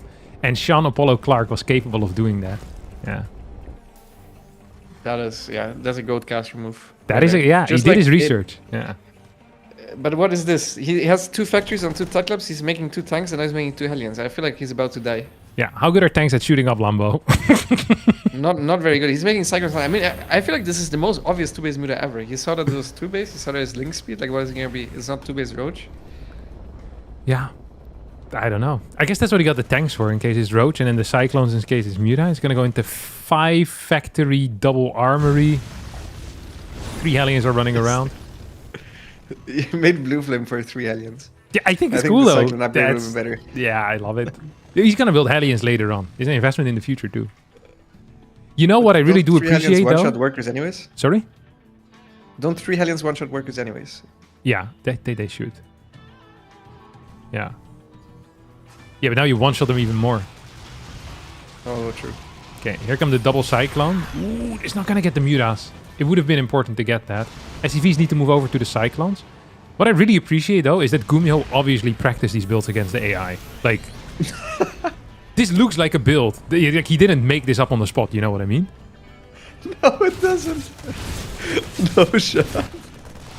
You don't think he played this against the AI? No. 100%! Dude, this looks legit. What? Are you shitting me? No, this is not. This is super legit. I mean, I don't think it's good, but he thought about it. Like, the ratios and stuff are working out. Dude, the first time I played in the PTR, like, you can see he put in the work. 100%. I'm willing to bet that if I ask for a screenshot out of Gumiho, we're gonna get like, it's like of his replay folder, there's going to be 6 games against the AI, and 4 of them are going to be perfecting this beautiful double barracks ring. Yeah, 100%. I'm down to bet with you. I think he will have played some against AI, but not this. No, 100%. He'll have played this. Yeah. He's getting freaking owned by the Mutas, though. It is a serious issue. Turrets are getting sniped over here. SCV's going down as well. Yeah, It's extremely bad. Cyclones are not that good without the upgrade against Mutas. Yeah. They die before even they kill the Muta most of the time if the Muta commits on them. He has nice turret positioning, so there's a turret always firing. Gets a couple more Mutas. YoungYakov overextending a little bit, but yeah. I mean, 12 more mutas on this the is way. very bad. Yeah, I don't know how you managed to build 12 Mutas at once, actually. That has to. There's probably a macro issue there, I think. Or just saving for better times. Better, that's true. Surprising him with the Mutas. But since he Surprising realized with he the was already Mutas. winning, he shows them against the barracks. He never expects the second wave. The famous second wave got him again. That's the type of call that Apollo also could have made back in the day. Coming to get the second wave of mutas. We are absolutely gobsmacked. So is Gumiho here. He doesn't have enough cyclones. No. 15 mutas are flying in. We'll clear the turret. Macfield is finally about to finish up. Man, that thing took for freaking ever. When you're waiting for something and you desperately need it and you don't get it, it's a frustrating moment. And Gumiho is living that right now again and again and again. As GG gets called, YoungYakov wins game number 1 here, Lambo.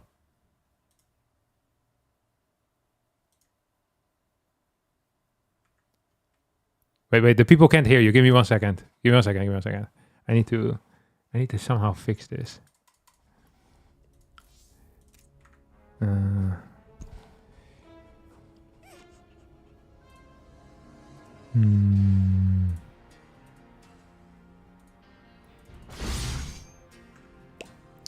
Yeah, right now no one can hear you. Wait. Okay. I gotta fix this for you.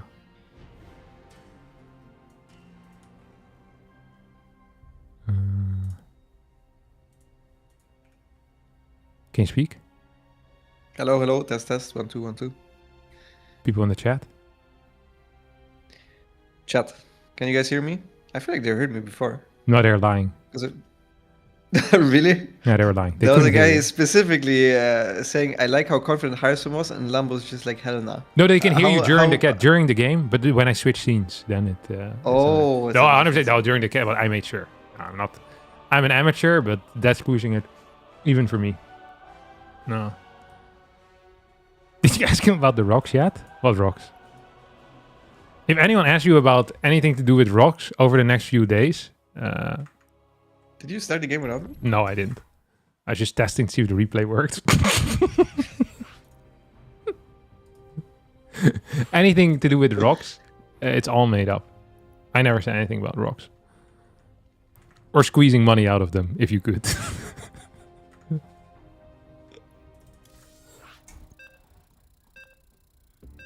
All right, are you ready? I'm ready.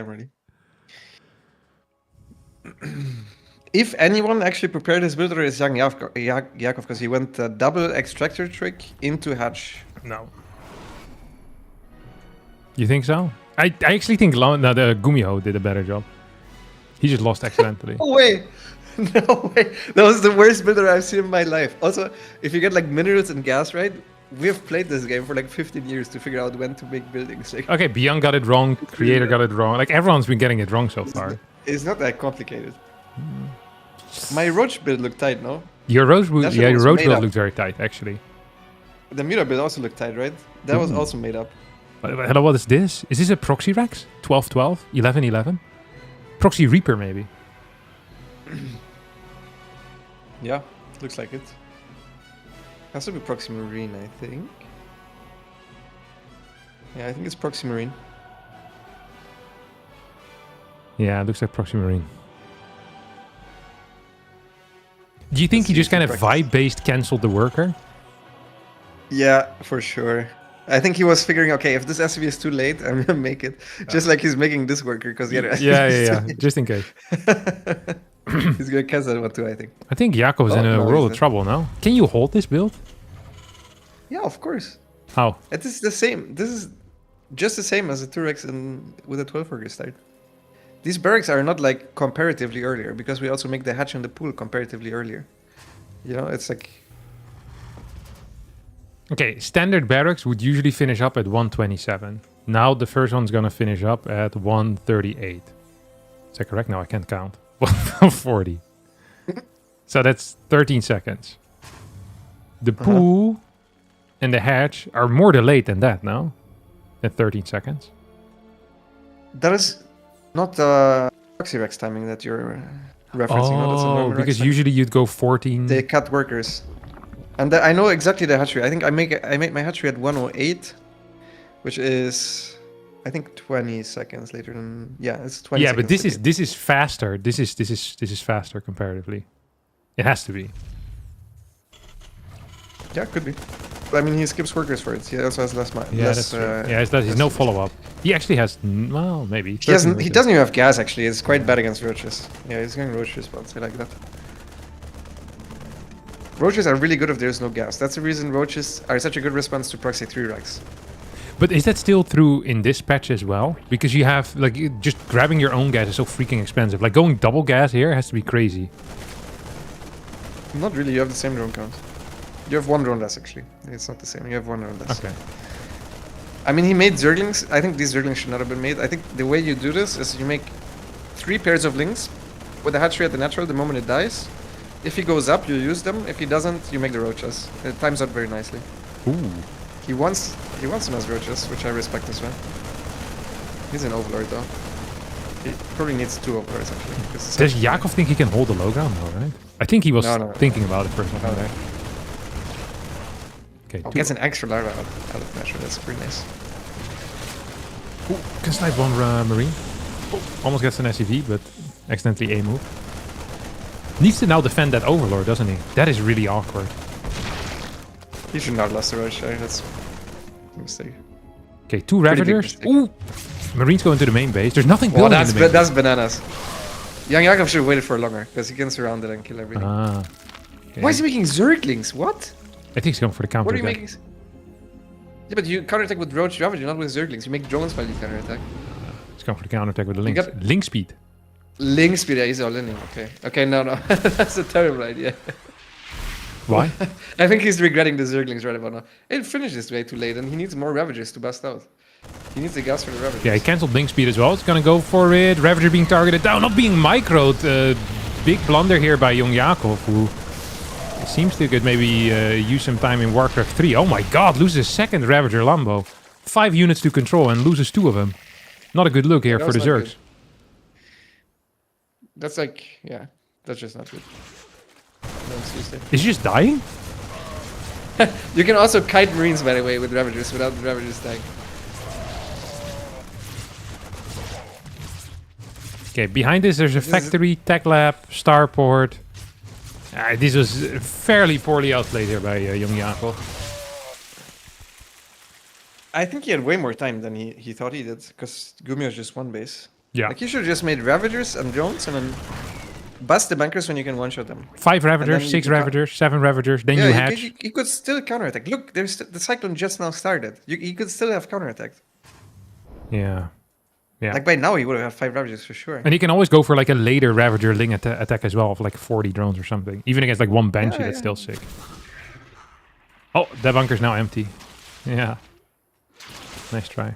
I feel like it should cost money to try and get the resources back, you know? Like a deposit that you pay.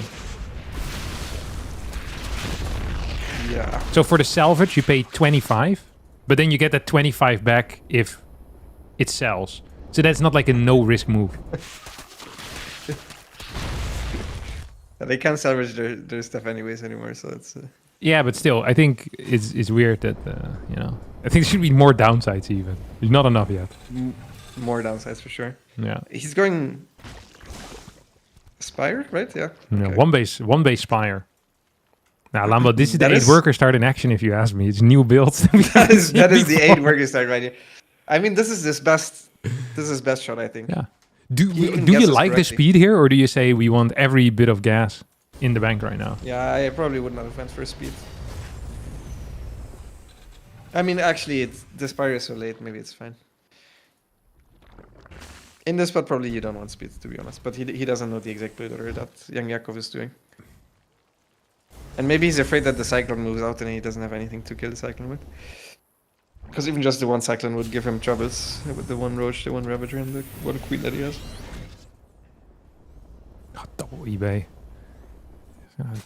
Enable double turret production if he wants to. I mean, this looks genuinely very, very bad for YoungYakov. Yeah, it's quite bad, but the Mutas could be very surprising. Like if there's no turrets out, I can see them deal some damage. He even scouts the Banshee, which is quite nice. Weren't you surprised that Percival knew about your mutas? Or is just the gas on the natural enough? No, that's... Oh, I mean, I played 2 base and I have Zergling speed. There's literally only one build with... Well, there's 2. You can go 2 base Hydra as well, but that's more of a meme. Yeah.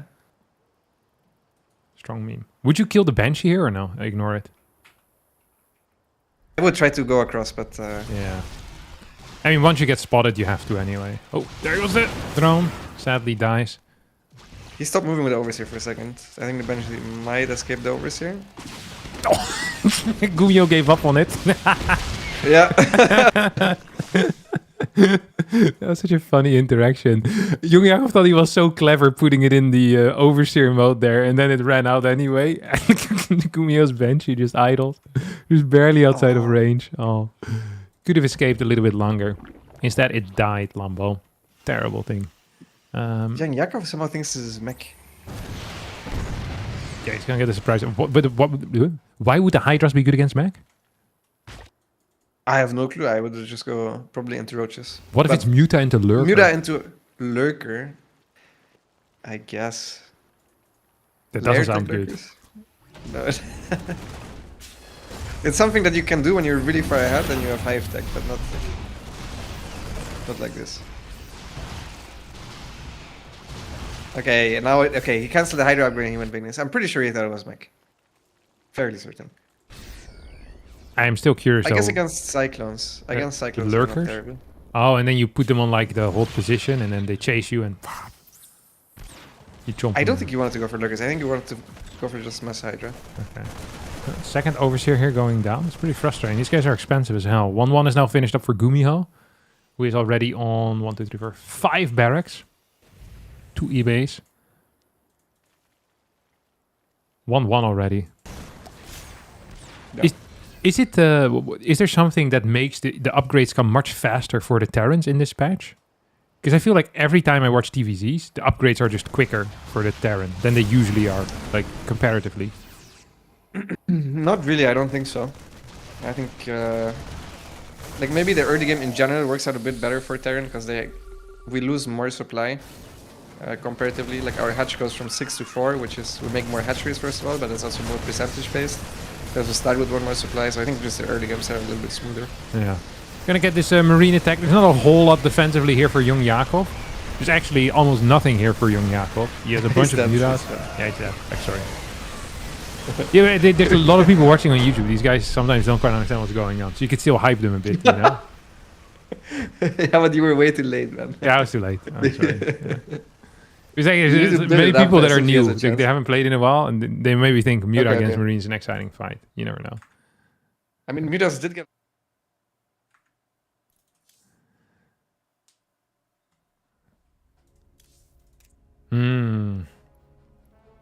Yeah.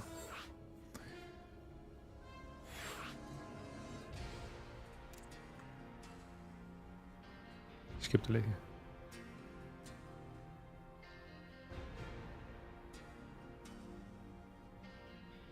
Game starts when Zerg makes a hive and they're watching TVZ.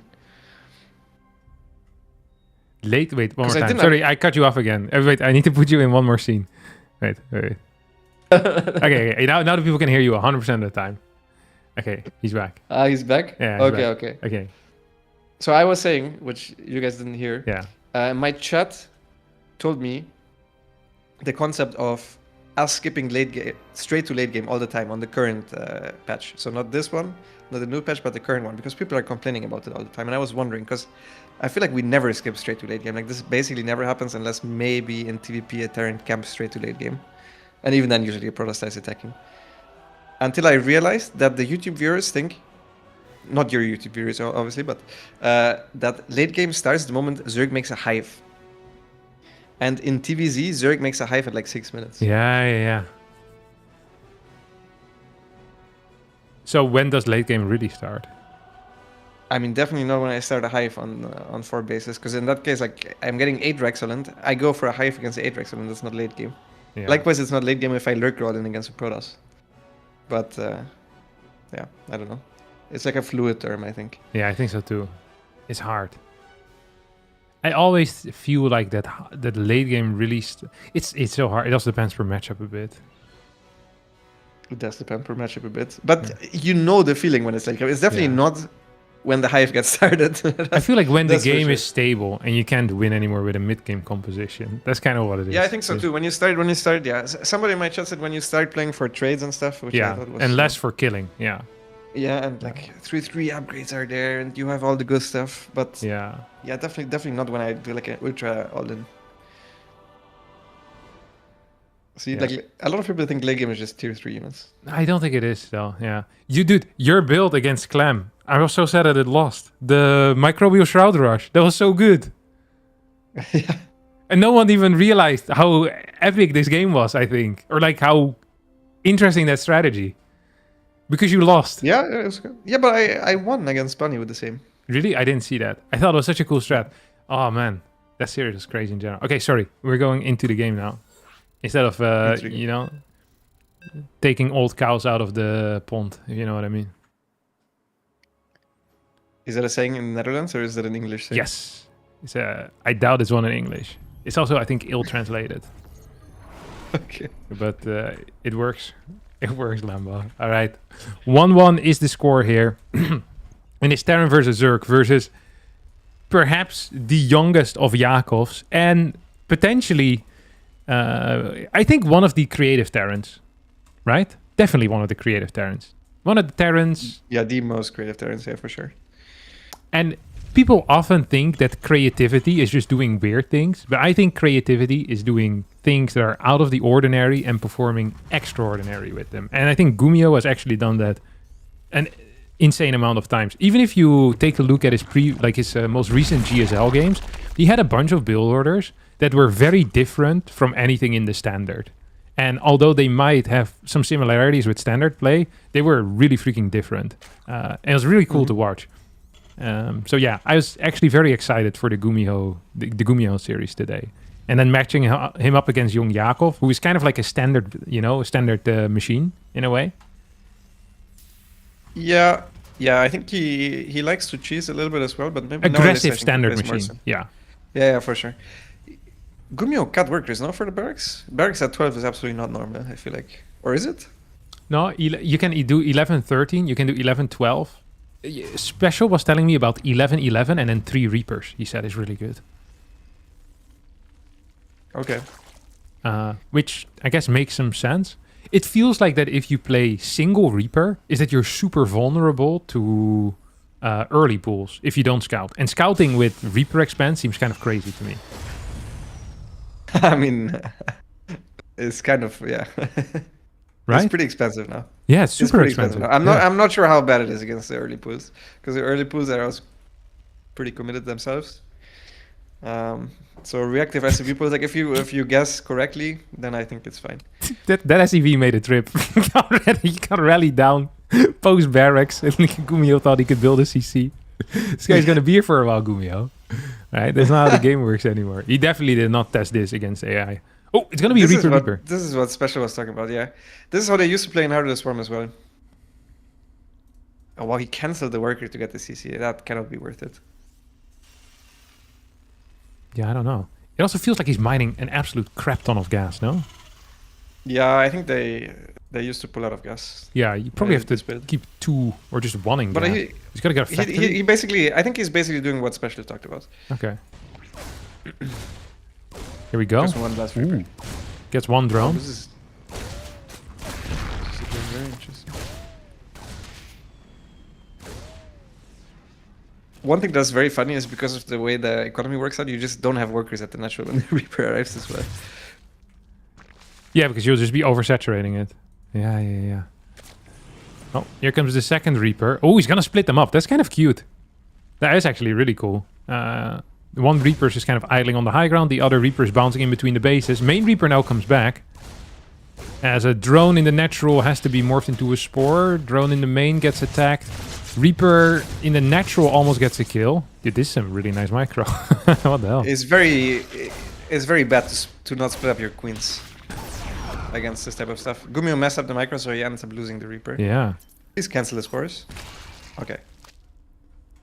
Okay, 26 workers to 22. We're gonna go into fast lair, post speed again. It seems like Muda is just very popular. Yeah, Muta's not bad. It's also simple. It counters, like whenever they want to do something weird, it basically counters most of the weird openers.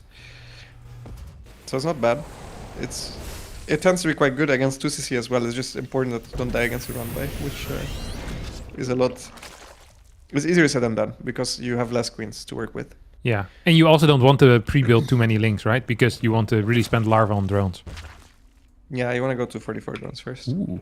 He's gonna get, he's just working on double queen for a very long time here. Now he's gonna get a third queen, and he also wants to take a third hatchery. This seems a little bit early for a third hatch to me, but maybe you can get away with it. This third hatch is wrong. He still has larva as well. You want to spend your larva first. Okay. And now he's just gonna die to a Hellion run by, I think. Let's see. So there's 4 Hellions. How many links does he have? 6. 4. Surely you go in here. It's a single queen. Ooh, Evo Chamber. Where's the Evo Chamber? Evo Chamber not coming in. Second queen's about to pop. That's going to help a little bit. I think YoungYakov is just going to give up a bunch of his drones to try and save the rest. Hold positions here on the ramp. And this is great damage here for Gumiho. Yeah, especially if he escapes with any Hellions. He's just gonna escape with 1, it looks like. But even that is still pretty good. He realizes it's Muta as well, so he goes for a Viking after the Banshee. Yeah. Should probably rally the Banshee across. Because the cloak is done soon. Viking behind it. Is it second reactor? It's mech. Yeah, it's mech. It's just for Vikings? double Viking, I think. I think he's gonna go double Viking and Cyclone. Marine. And then Marine. Just okay, to- just ultimate anti-air. Yeah. Yeah, yeah, and then mech. I mean, he's floating 400 gas, so I really hope for him that it's mech because he's taking 2 more gases.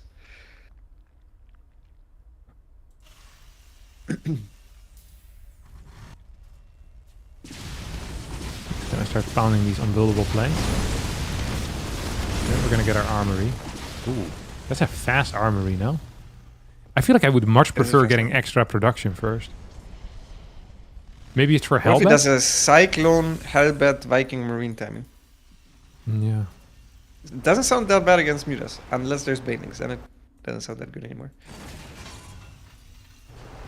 I mean, honestly, if he splits the Hellbats, it might not be that bad. He's already ahead from the run by. He has as many Vikings as there's Mutas approaching his base. You do 3 Vikings, 2 volley, Muras?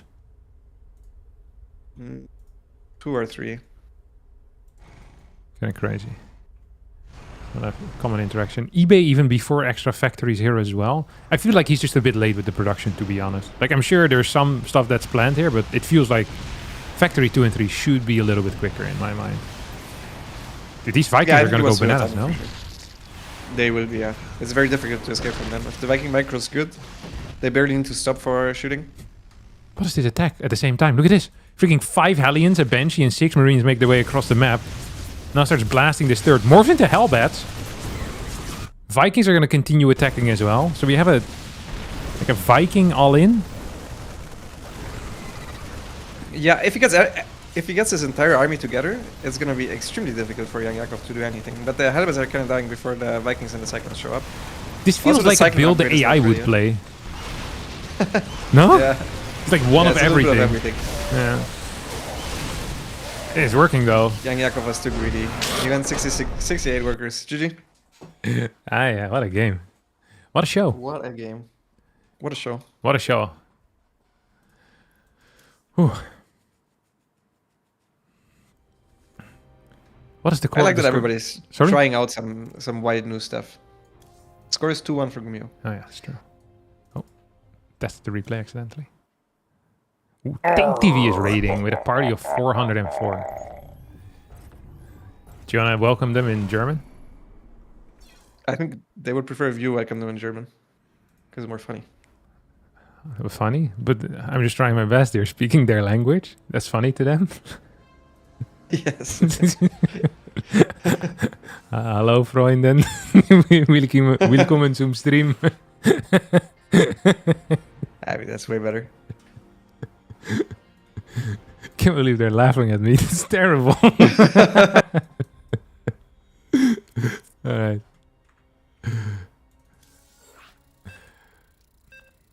Let's go. So for the people that have just tuned in, we've done 2 best of 5s already. First best of 5 was between Lambo and Percival, which I thought was actually a really fun series. A good series as well, so I recommend watching that back. The second series was between ByuN and Creator. I would only recommend watching that back if you have a lot of free time over the next few days. And then now we have Gumiho, YoungYakov, and so far it's at least been interesting. It's been fast games, but it's been interesting. As always, I'm joined by Lambo here in the Shopify Rebellion Sunday number 3. It's the 3rd episode of the Shopify Rebellion Sunday. Special event today. All PTR games. And if you think to yourself, Harstem, how can I support the Shopify Rebellion Sunday number 3? Is by becoming a member of the of Team Shopify. And you do that by going to the the Shopify store, starting your own e-commerce company, selling stuff left, right, center in Asia, in Europe, in Africa, South America, North America, Central America. We provide the logistics for everything, Lambo. And it's so easy to do as well. That's what makes e-commerce so beautiful, don't you think? Yeah, 100% agreed.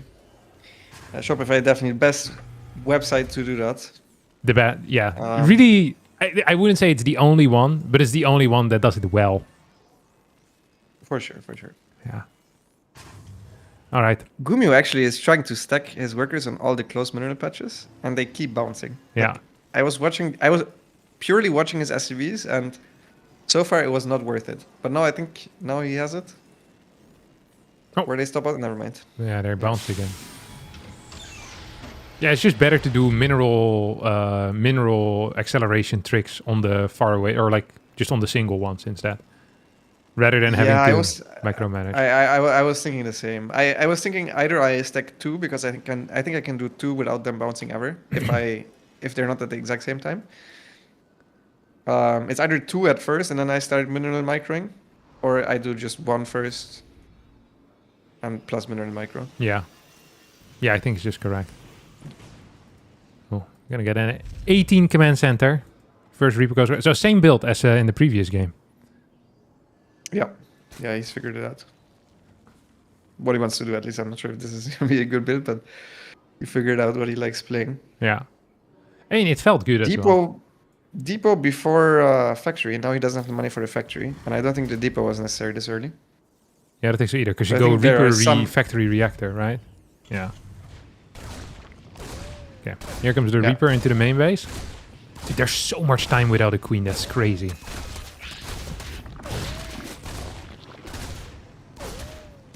You're just losing links. YoungYakov's build already. Did you catch what his pull timing is? No, I didn't. 3-minute Anyone in queen. the chat? Yeah. I didn't feel like that in my games against Percival, but I think he went for one more work. Yeah, he went before 14 made the barracks, I think. Oh, okay. Or like 13 his was more barracks, 14 economic. gas, something like that. Yeah. A bit more economical, but not super powerful, I think. Okay, factory's gonna finish up at home, double gas. It's crazy because you just can't afford a triple CC. I mean, you can also pull out of gas, yeah. Yeah, like completely. Yeah, but then you can't ever build a starport, no? That's okay, there's builds without starports. It was actually the norm in How to Swarm for quite a while. Like, just Hellions, no starport, 3cc. Yeah. Okay, Tech Lab comes out. Here comes the Overlord Scout. I feel like this Overlord Scout is a little bit early. I guess it's gonna. I mean, get there's no Marines, so Gonna he can. It is actually late, because if he knew there were no Marines, he should just be camping over here, over the production. Gumiho hiding a depot is interesting. YoungYakov not even scouting for depots. Yeah. Wasted effort here. What is this Evo chamber? Tell me about it. Carapace. Carapace is 100 gas now. Yeah, It feels so good to. it's free. It feels so good to make. Yeah. Actually crazy. I think your shield upgrades also are now were the same at some point, right? Are they the same now as armor? Shield? No, no. No, they're not okay. No, I think they're still more expensive. I know, I never get them. Why? I think, They're really no, good. they're definitely more against expensive. Like, really expensive. Freakishly expensive. Okay, 3 queens are walking over. Reaper, Reaper, Hellion, Hellion, Hellion. What do we have over here, Lambo? It's gonna go around with the links. That's just very unfortunate timing because the next 2 Hellions just came in. If that hadn't happened, I think all of these Hellions just end up dying. Alright, like all 4 Hellions and the 2 Reapers are in a world of trouble. This is such a cute move out of YoungYakov, but it didn't end up really working out. It's gonna be Carapace. What the hell is Gumiho doing? Dude, he's just... He's going to see Alien Banshee. But it's a With lot of continued freaking Hellion Hellions, no? 8, 9. There's a lot of Hellions. There's also a lot of Zerglings. Oh, the queens are out of position, but it's so many Zerglings, maybe it's fine. Ooh, he's gonna commit. No, it's not. Gumiho isn't quite sure what he wants to do either. He's gonna kill a lot of links. But not all of them. Yeah, I think YoungYakov should not have committed with the Zerglings. I think the posturing he did with the Zerglings was really good. At delaying the Hellions. Oh, the Hellions should go back to the natural. Oh, no, the drones, no! He didn't. Oh my god, they were lined up perfectly. He still kills most of them. Saves the third edge though. This is very committed. It's very late 30cc. Yeah. It's probably enough damage to make it worth it, but still it? it's a playable position. There's also done already. It's gonna go into factories. Mech again, Lambo. Back again. Against a Carapace rush, which that completely nullifies the Carapace, doesn't it? Yeah, Carapace is not very useful against mech. No, it's one of the worst things that you can get. Oh, beautiful move Oh, he there. sieged it! That was I so love it. good. Yeah, that was great. Yeah, well done. Well done by Yakov. Yeah. Quick response there by him. He sieged put it into Overseer mode for the people that didn't realize. The Overseer gets slightly more vision in that case, and it literally finished in the natural, and he had the presence of mind to use it in that moment, which is really impressive. Because there's no way that's not a scenario that happens very frequently. Probably didn't have the Overseer like hotkeyed properly either, so that was really freaking cool. Hydro then on the way. Actually, Go ahead. I think you were right. I think this looks pretty good for Yakov actually. If he doesn't lose too much to these 3 aliens. Dude, those link pops were freaking orgasmically timed. Oh my good lord. 4 drones. 4 drones against 3 Hellions. I think we're gonna be okay with that. Yeah. Actually, the game, it's hard to judge because Gumiho's production is super late. Like, he went 4th CC before extra factory, so he only has 3. He also went late double armory, so his upgrades are not that good. Burger count looks okay for the mech player, and this 4th CC is super early, so it's a bit hard to judge. Unit compositionally, also, I think it's good for YoungYakov. Like, if YoungYakov just goes Mass Hydra Roach, I think he could actually hit a timing where he can kill Gumiho, because Gumiho is not making any siege tanks. Yeah. You know what you can also do now against mech? No. Again? Oh, pull the I'm sure you tanks. would get this. Yes, you can go Mass Viper against tank, and that's actually good against. Mass Viper, yeah, it's good. Well, it always was good. But it's now even better. Yeah. It actually always was good, you're right. But last patch, not so good, actually. Against Less good than previously, yeah. yeah. Less good for sure. Now it's very good again. I think it was basically our go-to against specifically Cyclone Banshee when they would continue Banshee production. So this is the exact spot where you would go Mass Viper against. Oh, so when they get like 5 Banshees and then Cyclone... Yeah, just I think more than 2 or 3. Okay. Because then their ghost transition usually is late, and you can get the Vipers very easily without having to max out first. Okay, Infestor's on the way. Now the Infestor can use the Fungal Growth, Microbial Shroud, and Neural Parasite abilities. Doesn't it bother you that the auto attack of the Infestor looks like it's casting Neural? No, I thought it looked cool. I didn't have any problems with it. Okay. I keep thinking that he's about to pop a fat Neural and then it's just an auto attack. Yeah, no, the one thing that bothers me a bit is that I was researching Microbial earlier, because it's still in the infestation pit, but you don't need to research it. So there's an upgrade you can research, but it's useless. Wait, what? Really? Yeah, it's still in the infestation pit. It just does nothing because it's already. But you can pay for It's, it. it's enabled for it. You can pay for it, yeah. You can Ah, pay. it's like the tip feature in the Starbucks. I can tip. I don't know who I'm tipping with, but yeah. Great. Is there the freaking screen around? This is the same thing with the infestation pit. That's crazy. Oh, that's so funny. He's going lurker then, which you can do to stabilize, but then the Mass Viper gets a lot worse. So I guess he's not playing Mass Viper. Lurkers here. At the same time, Link's moving towards the far right. Oh my god, dude, these fungus are insane. Hatch didn't get cancelled though, it's pretty expensive. It's gonna be Roach, Hydra, Infestor, Lurker. And what is the goal here? To just get Lurkers across the map and then win the game? I think to just multitask and trade probably. Okay. If you get into position with lurkers against Cyclones, yeah, you win, but there should be siege tanks everywhere. Gumiho hasn't macroed at all in the past minute, so he was floating a lot.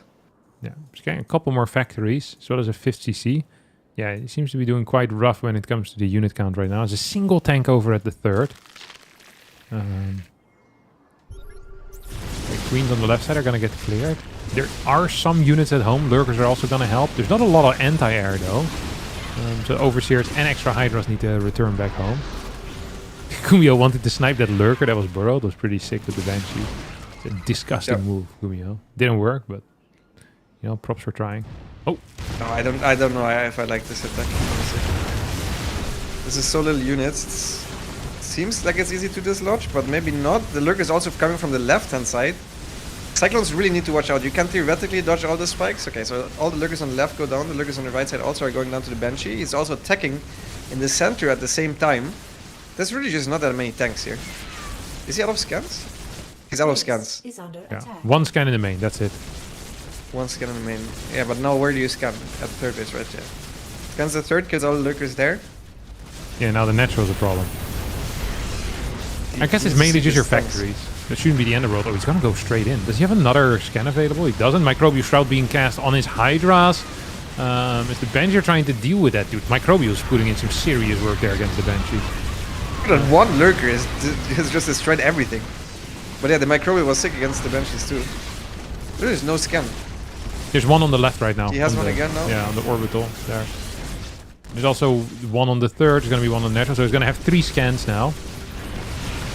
Worker count is in favor of YoungYakov. YoungYakov really wants to send it this game, doesn't he? Yeah, for sure. I mean, this is usually when mech is the weakest. If they're on low unit counts, this is the best way to actually close out games. Either way, now he's gonna probably have to play a longer game because at this point, even though the supplies are lower, Gumiho now has way more tanks. He has 5 tanks out and he's only producing tanks. So I don't think the same attack would work again if he tried it. Yeah, you need like I think he's either a just gonna try Viper anyways, though. or something else. He's gonna go again though. Yeah, he doesn't give a crap. I mean, about the that third thing. base is super exposed. The siege tanks are not all together. He has 2 tanks next to the planetary. Gumiho's gonna move out with 2 tanks. That's a move. He's gonna What? pull them back. Yeah. Got excited there for a second. There's so many Hellions on the map as well. Yeah, I like the Hellions. They're trying to buy time. YoungYakov moves back with everything, which is good. He's not really buying time to get into a better position. He's just buying time really to survive. Because there's no Ghost transition. Gumiho never really liked to transition into Ghost. Though. Yeah. Like even when Ghosts were at their absolute peak, he would never transition into Ghost. He BCs. transitions into BCs at Yeah. some point, yeah. Yeah, because I think it's a bit easier to play, and it's also no one has as much experience with it as he does. You know, the Zergs, they'll only play it against him, so they might get confused or they might not have the right response. Sometimes worked. Didn't he beat Raynor with it? He beat better Zergs with it, yeah, but Raynor he beat multiple times with it. In the GSL? Raynor just tends to do quite poor against Gumiho in general. Yeah, Gumiho has a very large brain. That helps. You know that he his job in the Korean army was working in a tank. He was in the tank squad. I heard about that, yeah. I didn't know if it was a meme or not. No, it's true. Yeah. So it's very heavy bullets they had to carry. All right, we're gonna get a big attack here. It's gonna be blinding clouds here all around. The tanks are gonna be kind of staticky. Lurkers moving forward. Ooh, this is a nice setup here out of YoungYakov. Dude, he's ripping through this. What the hell? Yeah, the Vipers were a nice addition. Gumiho didn't also know about them, so Yeah. it was a Wow. bit too clamped up with the tanks. Wow. He was at 90 SCVs as well. His army was just not that big. GG. GG. Look at that. As we GG, we get a fat Rotterdam 0-8 rate. Another Dutch Kevin. You love to see it. Shout out to you. And welcome aboard, everyone from Roddy's party. Right now we're in our, what is it? Is this the third series? Dude, I keep forgetting what we're doing. Third series score is 2-2. 2-2 between YoungYakov and Gumiho. And after this, we have the cherry on top of the PTR pie. And that's going to be Clem versus ByuN in an epic PvT. The PvT we had earlier was many things. I don't think a lot of people would describe it as epic. I think a lot of people would describe it as extraordinarily boring and bad. But I'm still excited for the next one, Lambo. I'm excited as well. I'm mostly excited to just watch if Clem can do something with the Protoss Warp Gate changes. You know what? I didn't even ask if Clem was gonna play Protoss or Terran. So it's possible he goes back to He's gonna play TVT. Protoss. You think it's Protoss? Rumor on the street is Clem lost a 20-minute TVT to Trigger's Terran. So yeah, I'm not sure how well he will do, but I do believe he's gonna play Protoss. Yeah, I'm excited for that.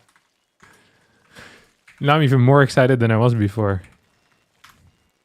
All right, YoungYakov versus Gumiho, best of 5. The youngest of Yakovs. Would you say that YoungYakov has been one of the quickest risers in the European scene over the past 5 years? For sure, yeah.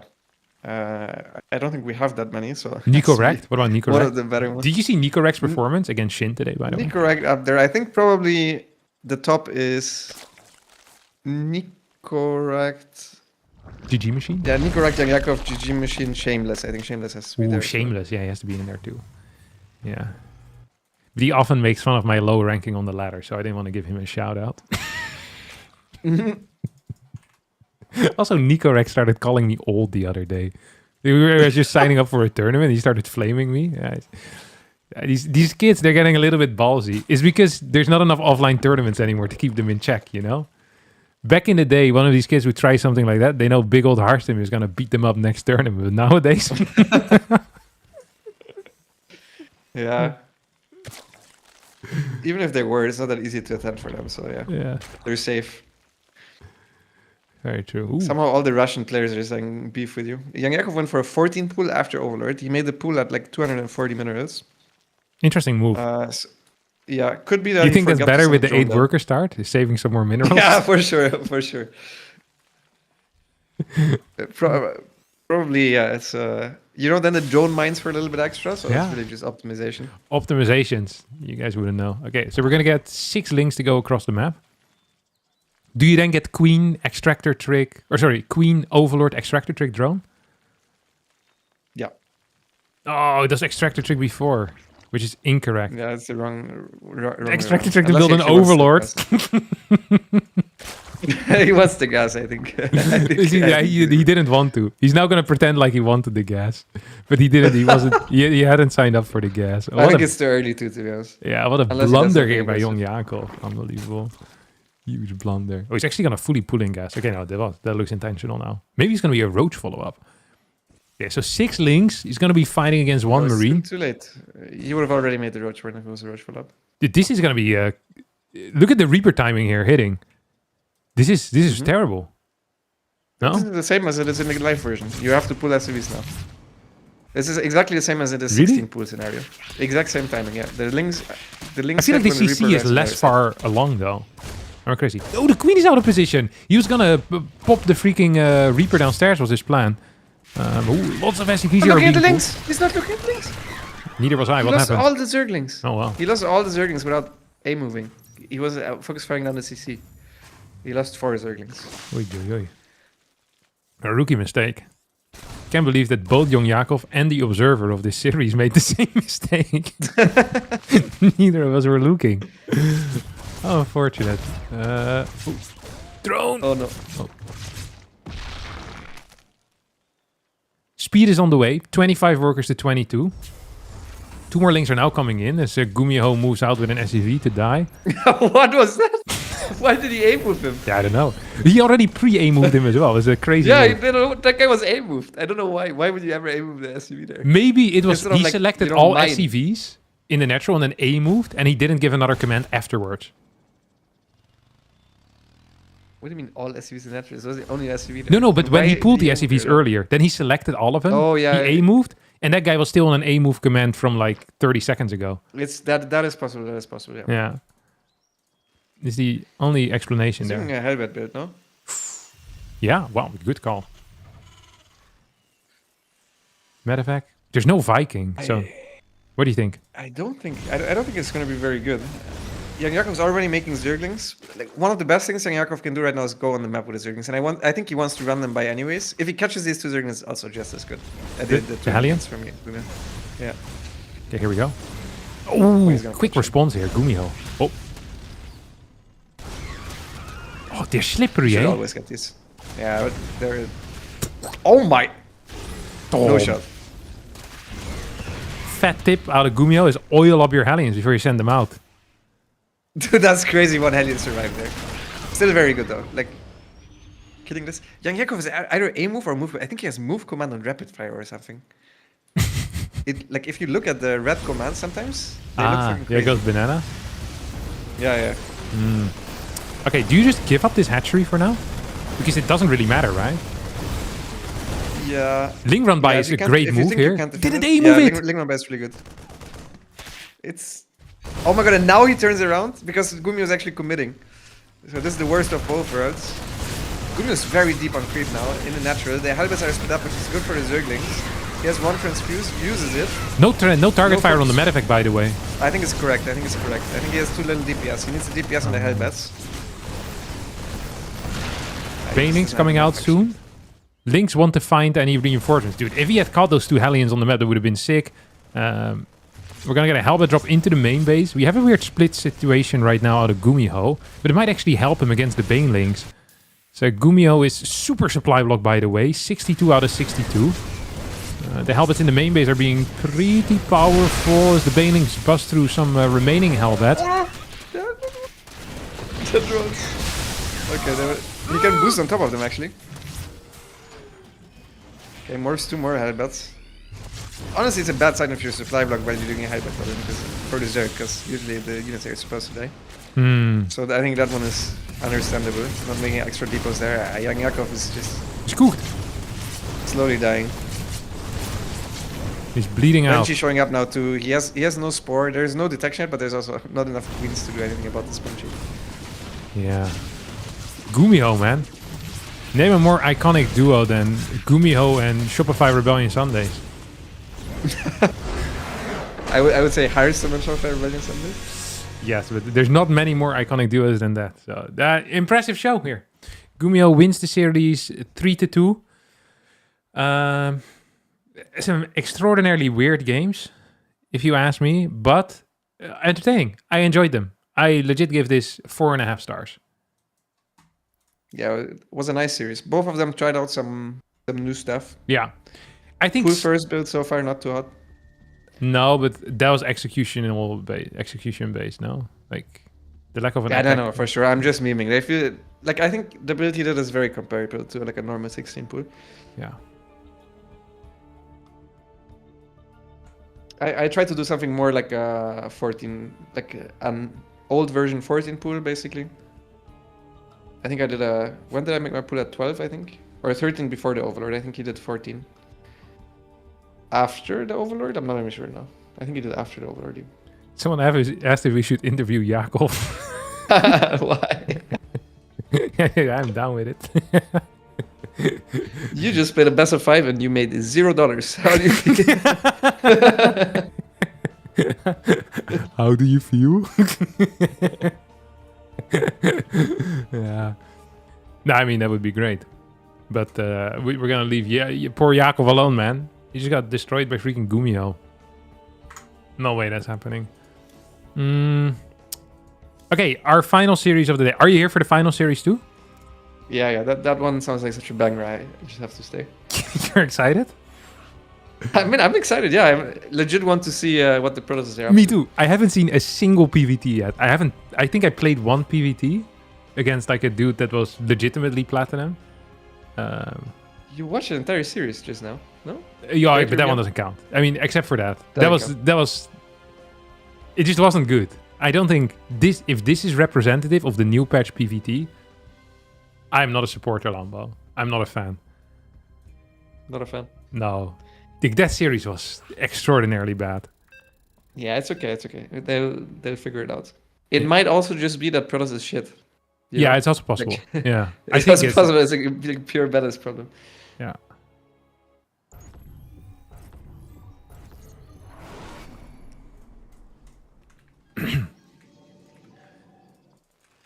All right, friends. Welcome to the final series of the Shopify Rebellion Sundays. And I know a lot of you are looking forward to this all day, you know, slaving away at your white-collar job, sitting in your chair for days on end, looking forward to the weekend where you can sit in your chair and watch some StarCraft 2 instead.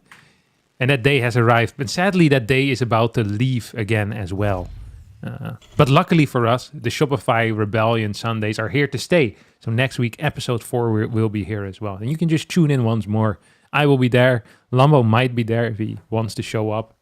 And otherwise, we'll just do it by ourselves and with you guys. What the hell is ByuN doing? Is this proxy racks? Yeah, looks like it. Has to be Reaper, right? Did the Clem went for a chrono boost before the first pylon? Is that Bad. correct? No, bad, I think. So there's two reasons why I think it's bad. Because you have to cut workers very aggressively. So it's just bad, like, economical policy. But also, then you still want to definitely chrono boost after you build your gateway. And then you don't have a chrono boost if you need a zealot, you know? Or like a stalker chrono boost. So it leaves you less safe and it's not good. So it's like, I don't know.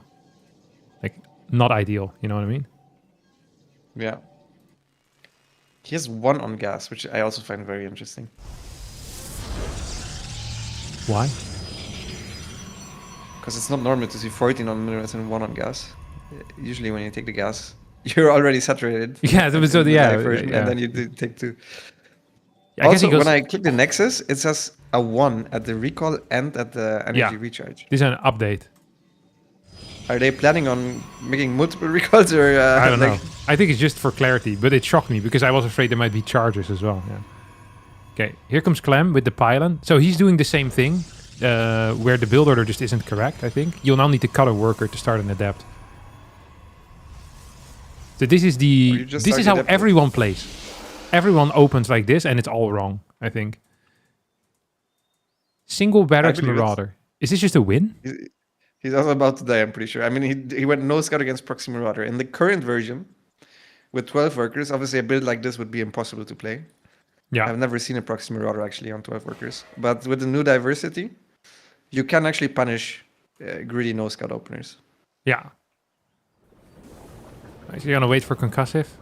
So this adept is going to be halfway across the map, and then the pylon will fall, and Clem is going to be significantly supply blocked. Gonna get a full worker pool here. Adept goes back home. It's indecisive, no? I guess he tries to catch them when they move up. Yeah. Oh, he See- mineral walked the wrong base. It had to be the third base. Yeah. He still tries to catch them. Yeah, that's quite tanky against Marauders. Barely doesn't get the full surround. Yeah, but they also deal no damage.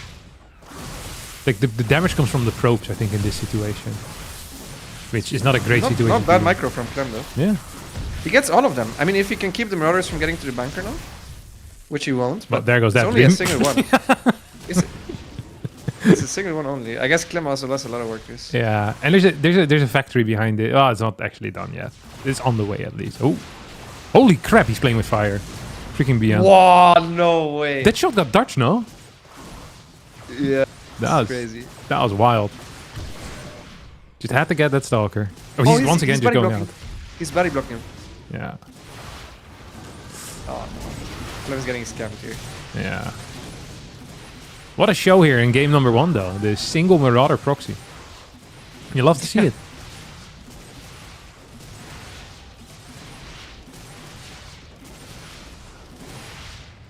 Yeah, this is rough. This is rough for Clem. Yeah, but I mean, He wants to go DT, I think, but like... Yeah, I mean, if he starts with Link now, Yeah. it'll be insane. GG. Wow. ByuN's gonna win game number 1. Wow, wowee.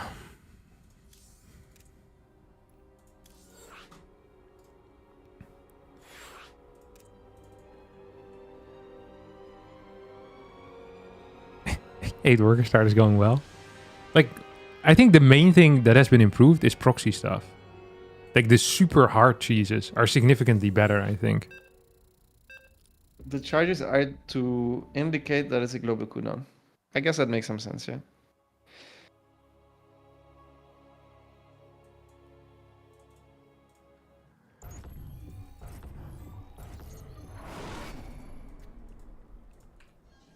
You're in the lobby, right?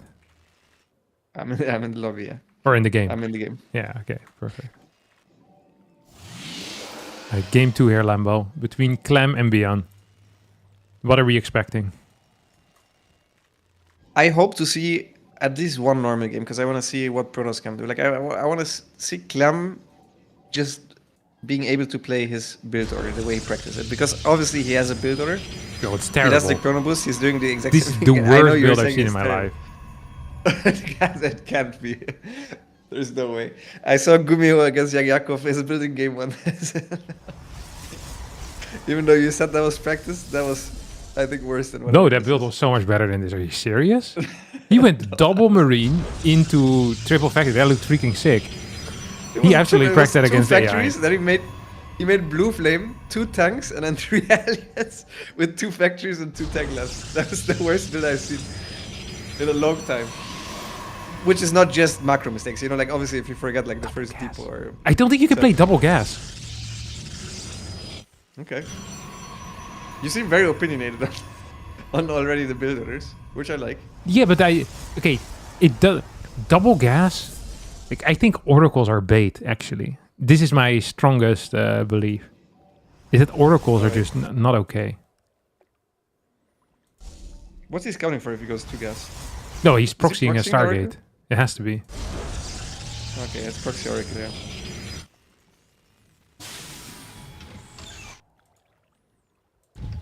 So any type of scout should just straight up win. And if you're not being scouted, there's other builds that are better, I think. Like the creator, like the proxy gate that he did. I think that looked at least somewhat stronger. We're gonna go Marine into Reactor. I would love if you just pulled out of gas with this, to be honest, ByuN that is. Just like get 50 gas for the Reactor and then full pool. I think that would be good. Depends on if he wants a factory, right? Yeah, Against I this don't... build for sure it would. Yeah, I guess it was. Oh my, he's gonna find the probe. No, he's not! If Clem is fast, he can dodge. Oh. He didn't really go through the bush. Yeah. Yeah, now ByuN knows. Well, that's really bad. And he has a factory early. Yeah, it's doubly bad. Actually, that Auric is super fast. It's gonna arrive before any factory units can be out. But it's gonna be probably what... Is it gonna be more than 3 Marines? That's gonna be super fast. Actually, it's really fast. I am surprised how quick it is. Maybe 2 gas is powerful. I take back what I said about 2 gas. What? This looks insane.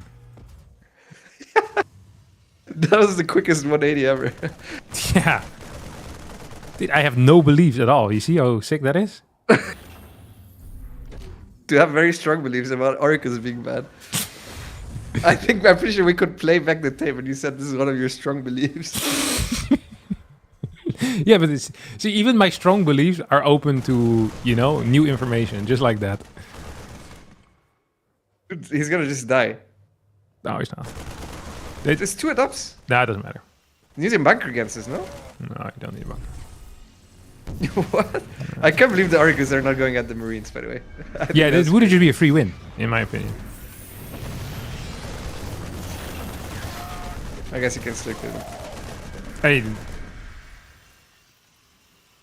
I mean, it's very committed. He still doesn't have a Nexus, but that was good damage so far. He didn't lose any units yet, Clem that is. Second And he has a orbital's 3rd gonna adept go. on the way. Yeah. Second gonna orbital, be- cyclone, like all of this stuff is going to be hugely impactful, in my opinion. You go triple Oracle here for sure, no? And then you try to go whenever ByuN tries to defend his natural. Yeah.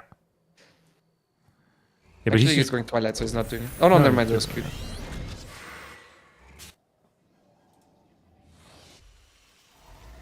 5 Marine, Cyclone. I think with 2 Cyclone, 7 Marine, you're freaking cooking though, honestly. And the eco is actually going to be great for ByuN right now. Is he cooking against 3 adapts, 3 oracles?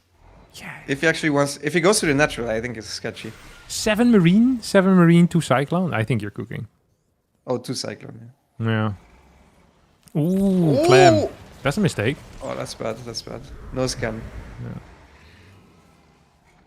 Quite a bit of damage though. 25 works to 27. Like Clem needs to do a crap ton of damage here, honestly. Well, that cyclone is dead.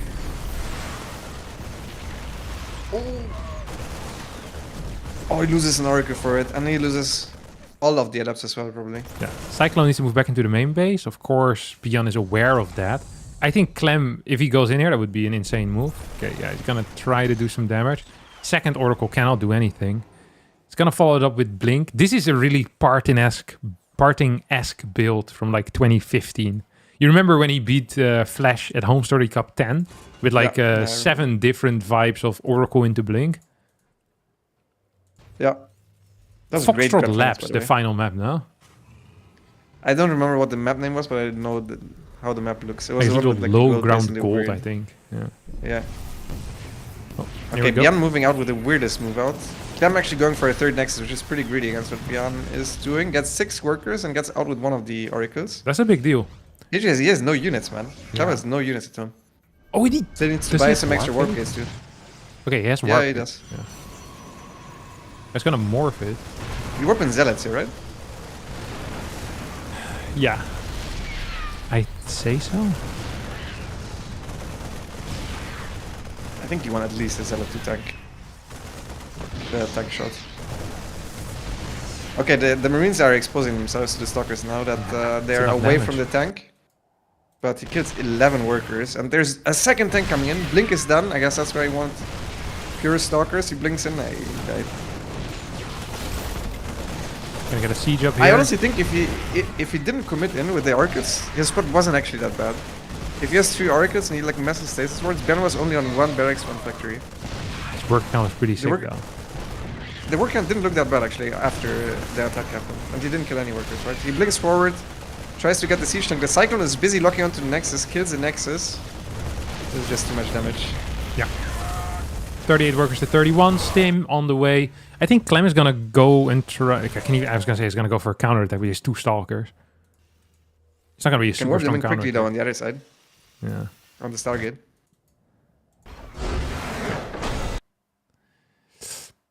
Not bad. That was interesting. I'm surprised how good Proxy Stargate was. Maybe I shouldn't have been because it was the same before. But it looked good. Yeah, it didn't look too bad. That was the scouted proxy Stargate as well, with like Yeah, a yeah, very exactly. perfect response. Well, it wasn't a perfect was response then, good. was it? I think it's... Yeah, I mean, a bunker would have been better. No, I meant Marine into Reactor into Factory is pretty good against it. Don't you- Like, if because this you- was Reaper, it would have been way worse, no? Yeah. What if you just give up your natural? Like you should, like you just go into your main, no? That's what you do. That's what I'm saying, yeah, you just go to the main. Yeah. Go to the main and then you're cooking. Yeah. But if you go for a Reaper, you still need a bunker, no? I think Reaper is Wait a bait. second. I said this already. I think Reaper is not a build. But I feel like you Reaper's also not- need to scout, so I don't know what you need to do. Yeah. I'm So early game seems to be tricky. yeah, early I would games. like to just see a mid game. Also, every Protoss is transforming their gateways into warp gates. which Isn't is the incorrect. cooldown now lower? Yeah, 18 seconds to 26. 24, 26, 22. So why do you guys all transform them right away? Hey. Don't put all of us in the same basket then. Okay, it's every Protoss I watched so far. No. Yes. Okay. Well. I watched half a YouTube video of you as well against Lambo. Yeah, but in the second half, I become better at it. To be fair, Okay. the freaking muscle memory of turning them into warp gates is still, it's active. I see How is them. it there? It hasn't been in the game for a long time. I still click it. I never stop Still clicking click it. Yeah. How is that? No shot, you click it. What I do? I absolutely click it. Even if they automatically transform, I still click it. It's just there because I always had to do it in the past, so I still click it. And I just see them there, and it bothers me. It's like, oh, they're in the same group. So I started splitting the groups now so that it doesn't bother me as much. This is actually true. But I started doing that today, so even if you would have watched the second part of my video with Lorimbo, you wouldn't have seen it. Yeah. Okay, let's see what we're gonna get out of ByuN and Clem here this time around.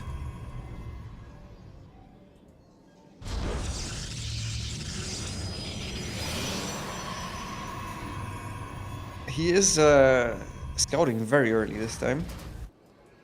I don't know exactly what he's scouting for so early. I guess he just doesn't want to be proxied again without knowing. Yeah. Didn't really get to play a single normal game yet, so I understand why he wants to be a little bit safer. Maybe this is the new normal. Actually, this seems like a pretty normal scout time again. That was just a gateway scout, right? But I think the Gateway Scout is way more expensive than it was before. Yeah, it is, for sure. If you want early scouts, they're always more expensive now. Yeah. Like, if you want to scout at the same time as you just do this, it's expensive. Safety is expensive. That's why in PvZ it actually feels really nice to scout, because it's not just a scout, you know? It's also... A cannon rush. Yeah, cannon rush or blocking dash. There's many things you can do with it. Yeah. Yeah, it doesn't feel like just a downside, you know? But right now, scouting does feel like just a downside. Yeah, it's Marine into Reactor again. And then a quick factory follow-up. This has to be something somewhat aggressive, right? If you want to mine gas the entire time. Yeah, I think so. Like, because gas is so expensive. You have to deal significantly more damage than before. Yeah, I would be surprised to see this just be a Widow Mine drop.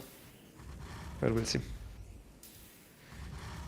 Oh, He skipped the SV for an extra Marine. Yeah, this I saw cannot that. be. If this is a Widow Mine drop, I lose it. This has to be a tank all-in or something from 2 base. Like a cyclone pressure or something.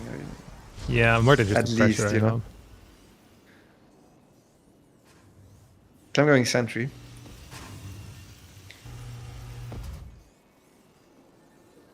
You don't even need to recharge it right away, right? Like, it's not...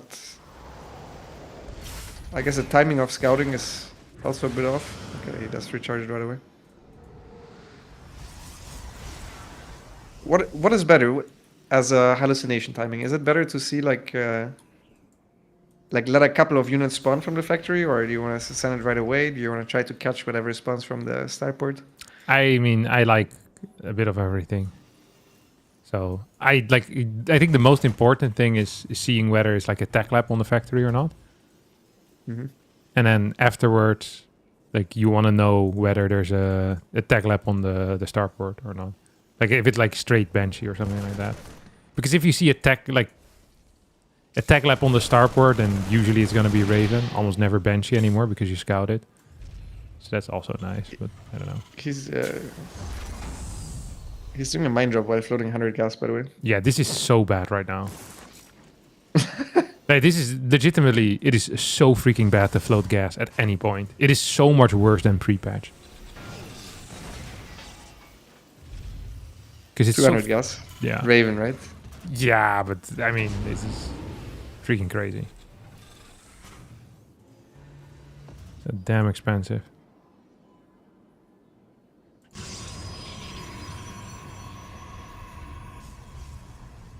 Do you see that gateway doing the animation? No, Is it's it above safe the for you? Twilight Council. It's to make it easier to see that it's researching. Oh, See, it's a line down. Yeah. it's an entire screen above, man. Okay.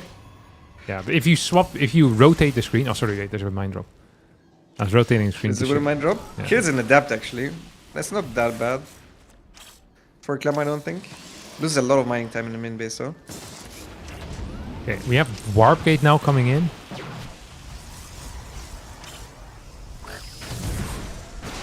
It doesn't save a single with a mine. That's a little bit annoying for ByuN, but he didn't have a lot of mining time, I would say. About even, that interaction. Yeah, Warp Gate, as you said, Blink.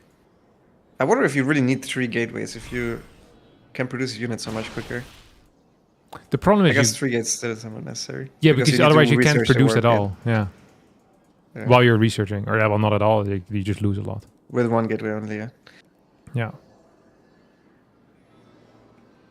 So far, Clem's macro seems pretty tight, which I think is not that easy because Protoss is completely different now. Yeah. Okay, here we go. Raven comes in. He's gonna kill a couple of workers here. Actually, he's not gonna kill any workers here. Stalker's going across. Going back home. Robobay. This looks very standard-ish. So the biggest mistake here would be, before it happens, quickly call it out, morphing every single gateway into Warp Gate would be a huge blunder here out of Clem. Actually. Oh, he's starting the Zealots Not doing it. before though, and then they have the old build time still. So all of them are 28. Even the Zealot that got built after because it got That's queued how up. it works? Yeah. No shot. That is stupid. It should just build quicker the moment you have it researched, no? Yeah, but percentage based? But even the guy that was Yeah, queued up is percentage-based. still the old Zealot. Oh, you gotta get The an moment attack. the research is done, it should be quicker. Yeah, I don't know how that works. Percentage-based of it. Yeah. This looks scary as hell, no? This push out.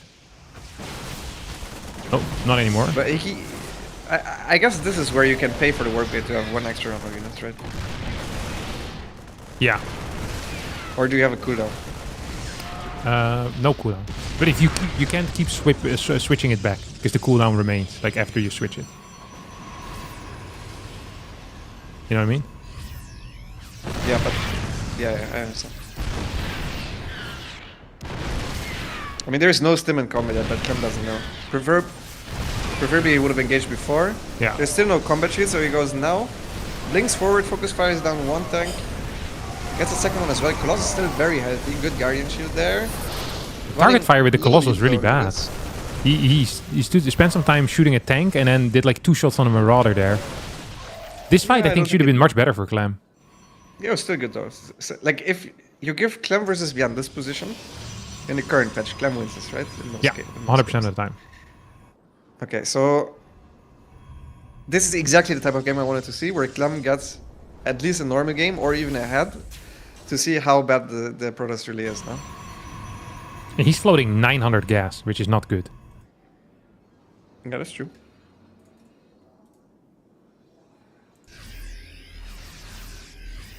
But what would be worse now about TOS?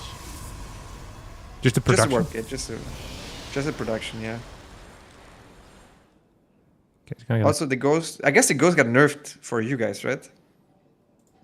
yeah, Against Protoss. yeah.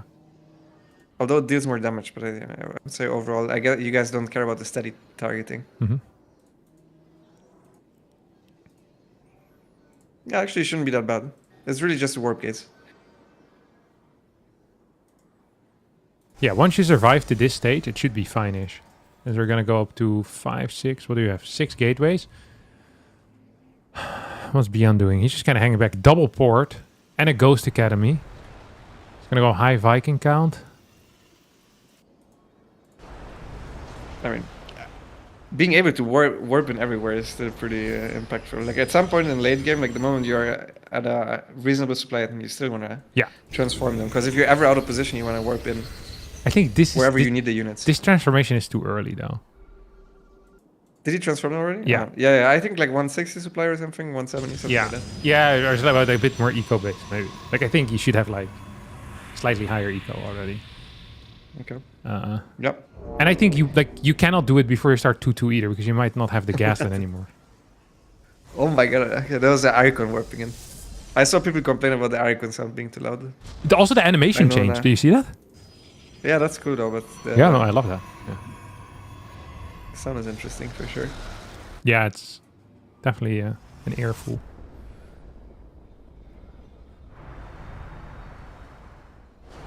Okay, get a Zealot warp in on the left side. At the same time, we get a bit of a move command through the middle. Clem needs to do a good job microing here. A couple of force fields perhaps to help out as these Vikings are pounding the Colossus right now. Zealot run by meanwhile also hits the natural of the opponent. This is not a good fight here for Clem. As, yeah, it's just not a good fight. Yeah, it's not a good fight. He's just straight up dying. The Zealot run by is dealing a lot of damage as well, but I mean, he needs still somehow needs to clear up ByuN's army on his own side of the map, and I don't see him being able to do that. Yeah. He still has a couple gateways that are also not, or at least one gateway that is not transformed. He's floating some money. Zealot's still dealing damage, but ByuN's army is just a little bit too big. Yeah, it's way too big. Lots of SCVs have gone down, but there's a 4 CC behind this too, so even that can turn into an orbital. This army is simply too large. There's a lot of cash in the bank for Clem. About 1,500. And he's not managing to spend it.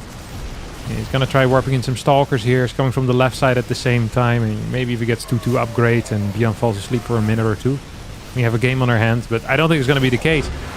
As this Shopify Rebellion Sunday ends with ByuN taking a 3-0 victory over Clem. Wow. I want to rewatch that fight. That felt weird to me, no? Was I misunderstanding? Yeah, I don't know. I think he was in a fine spot, but eventually it's just... even if this warp gate change, like the 50-50, it doesn't sound like that much. You want to at first have less gateways because of it, and they also produce quicker, and then at some point you want the extra gateways, but you also want to morph them, so there's a couple of supply you're missing. Yeah. And then you're also likely to miss some production because you wanted to play with a little bit less gateways. Yeah. So like in a live version, it could be like 20 more supply. Yeah, and then he lost like 10 supply at the start of the fight, like 4 zealots and a prism. I guess the prism doesn't matter, but yeah, all of it adds up. And the zealot runway was good, but doesn't matter. To be fair, freaking ByuN. Do you see that in the third? Are you still in game? No, I'm watching your stream though. Okay. The SCVs from the natural chased the zealots at the third just so that they could die. Freaking A moving. I was like, man, how did he get so many freaking kills? That's not a good look there, ByuN. What is a good look though is $200 in his bank account. Question. Well, that was for 200. Well, he won 2 series. Oh right, yeah. Man, you gave him 2 Protoss players. I want to play next week also versus 2 Protoss players in the PTR. A question from the chat. Is the Shopify Rebellion Sunday just a way to funnel money into the pockets of Shopify Rebellion players? It's a good question. Maybe true, maybe not true. But so far, this Shopify Rebellion Sunday was very good for Shopify Rebellion, wasn't it? $300 Renos. Yeah, Straight from the fund into your pockets. Yeah, you love to see it. All right. Is this it for today? I'm kind of sad that we're ending it now, Lambo. I'm sad as well, man. I would like to see some more Protoss plays. I want to see PVZs too. Okay, how about this? Instead of Shopify Rebellion Sunday, the entire week next week is Shopify week. And then we also do Shopify Rebellion Sunday. And we do like 1 show match a day between like different people. I don't know how smart that is from a streaming perspective. No, it's a terrible idea from a streaming perspective because viewers build. Exactly. Yeah, I gotta go too. I've been AFK for too long. I want to eat a bit. I didn't eat before this. It was a huge mistake. Are you gonna stream now? I'm not gonna stream now. Okay. I'll host Elaser then. He's gonna love that. Yep. Okay, it's gonna be it for me today. Thanks for watching. Thanks Lambo for being here as always. It's much easier to do these together. Yeah. So thanks. Yeah, my pleasure. And congrats. Thanks for $100. Congrats for the win, obviously. All right. Yep. See you next time. Bye bye. Bye.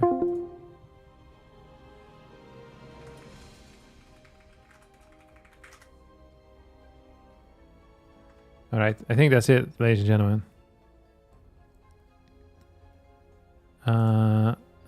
Let's see. I'll just host Elaser. Yeah. Elaser looks upset already. Lots of fun games on Selly Games. Love seeing the pros figuring out the patch. Thanks for the stream, Harstem and Lambo for joining. Yeah, and shout out to Shopify, of course, for sponsoring this event. Don't forget that. Also, everyone on YouTube. I know you guys always feel like I'm not giving you enough attention. But I appreciate all of you for being there. Yeah, I really do. It was fun to have you all here. It really was. Enjoyable.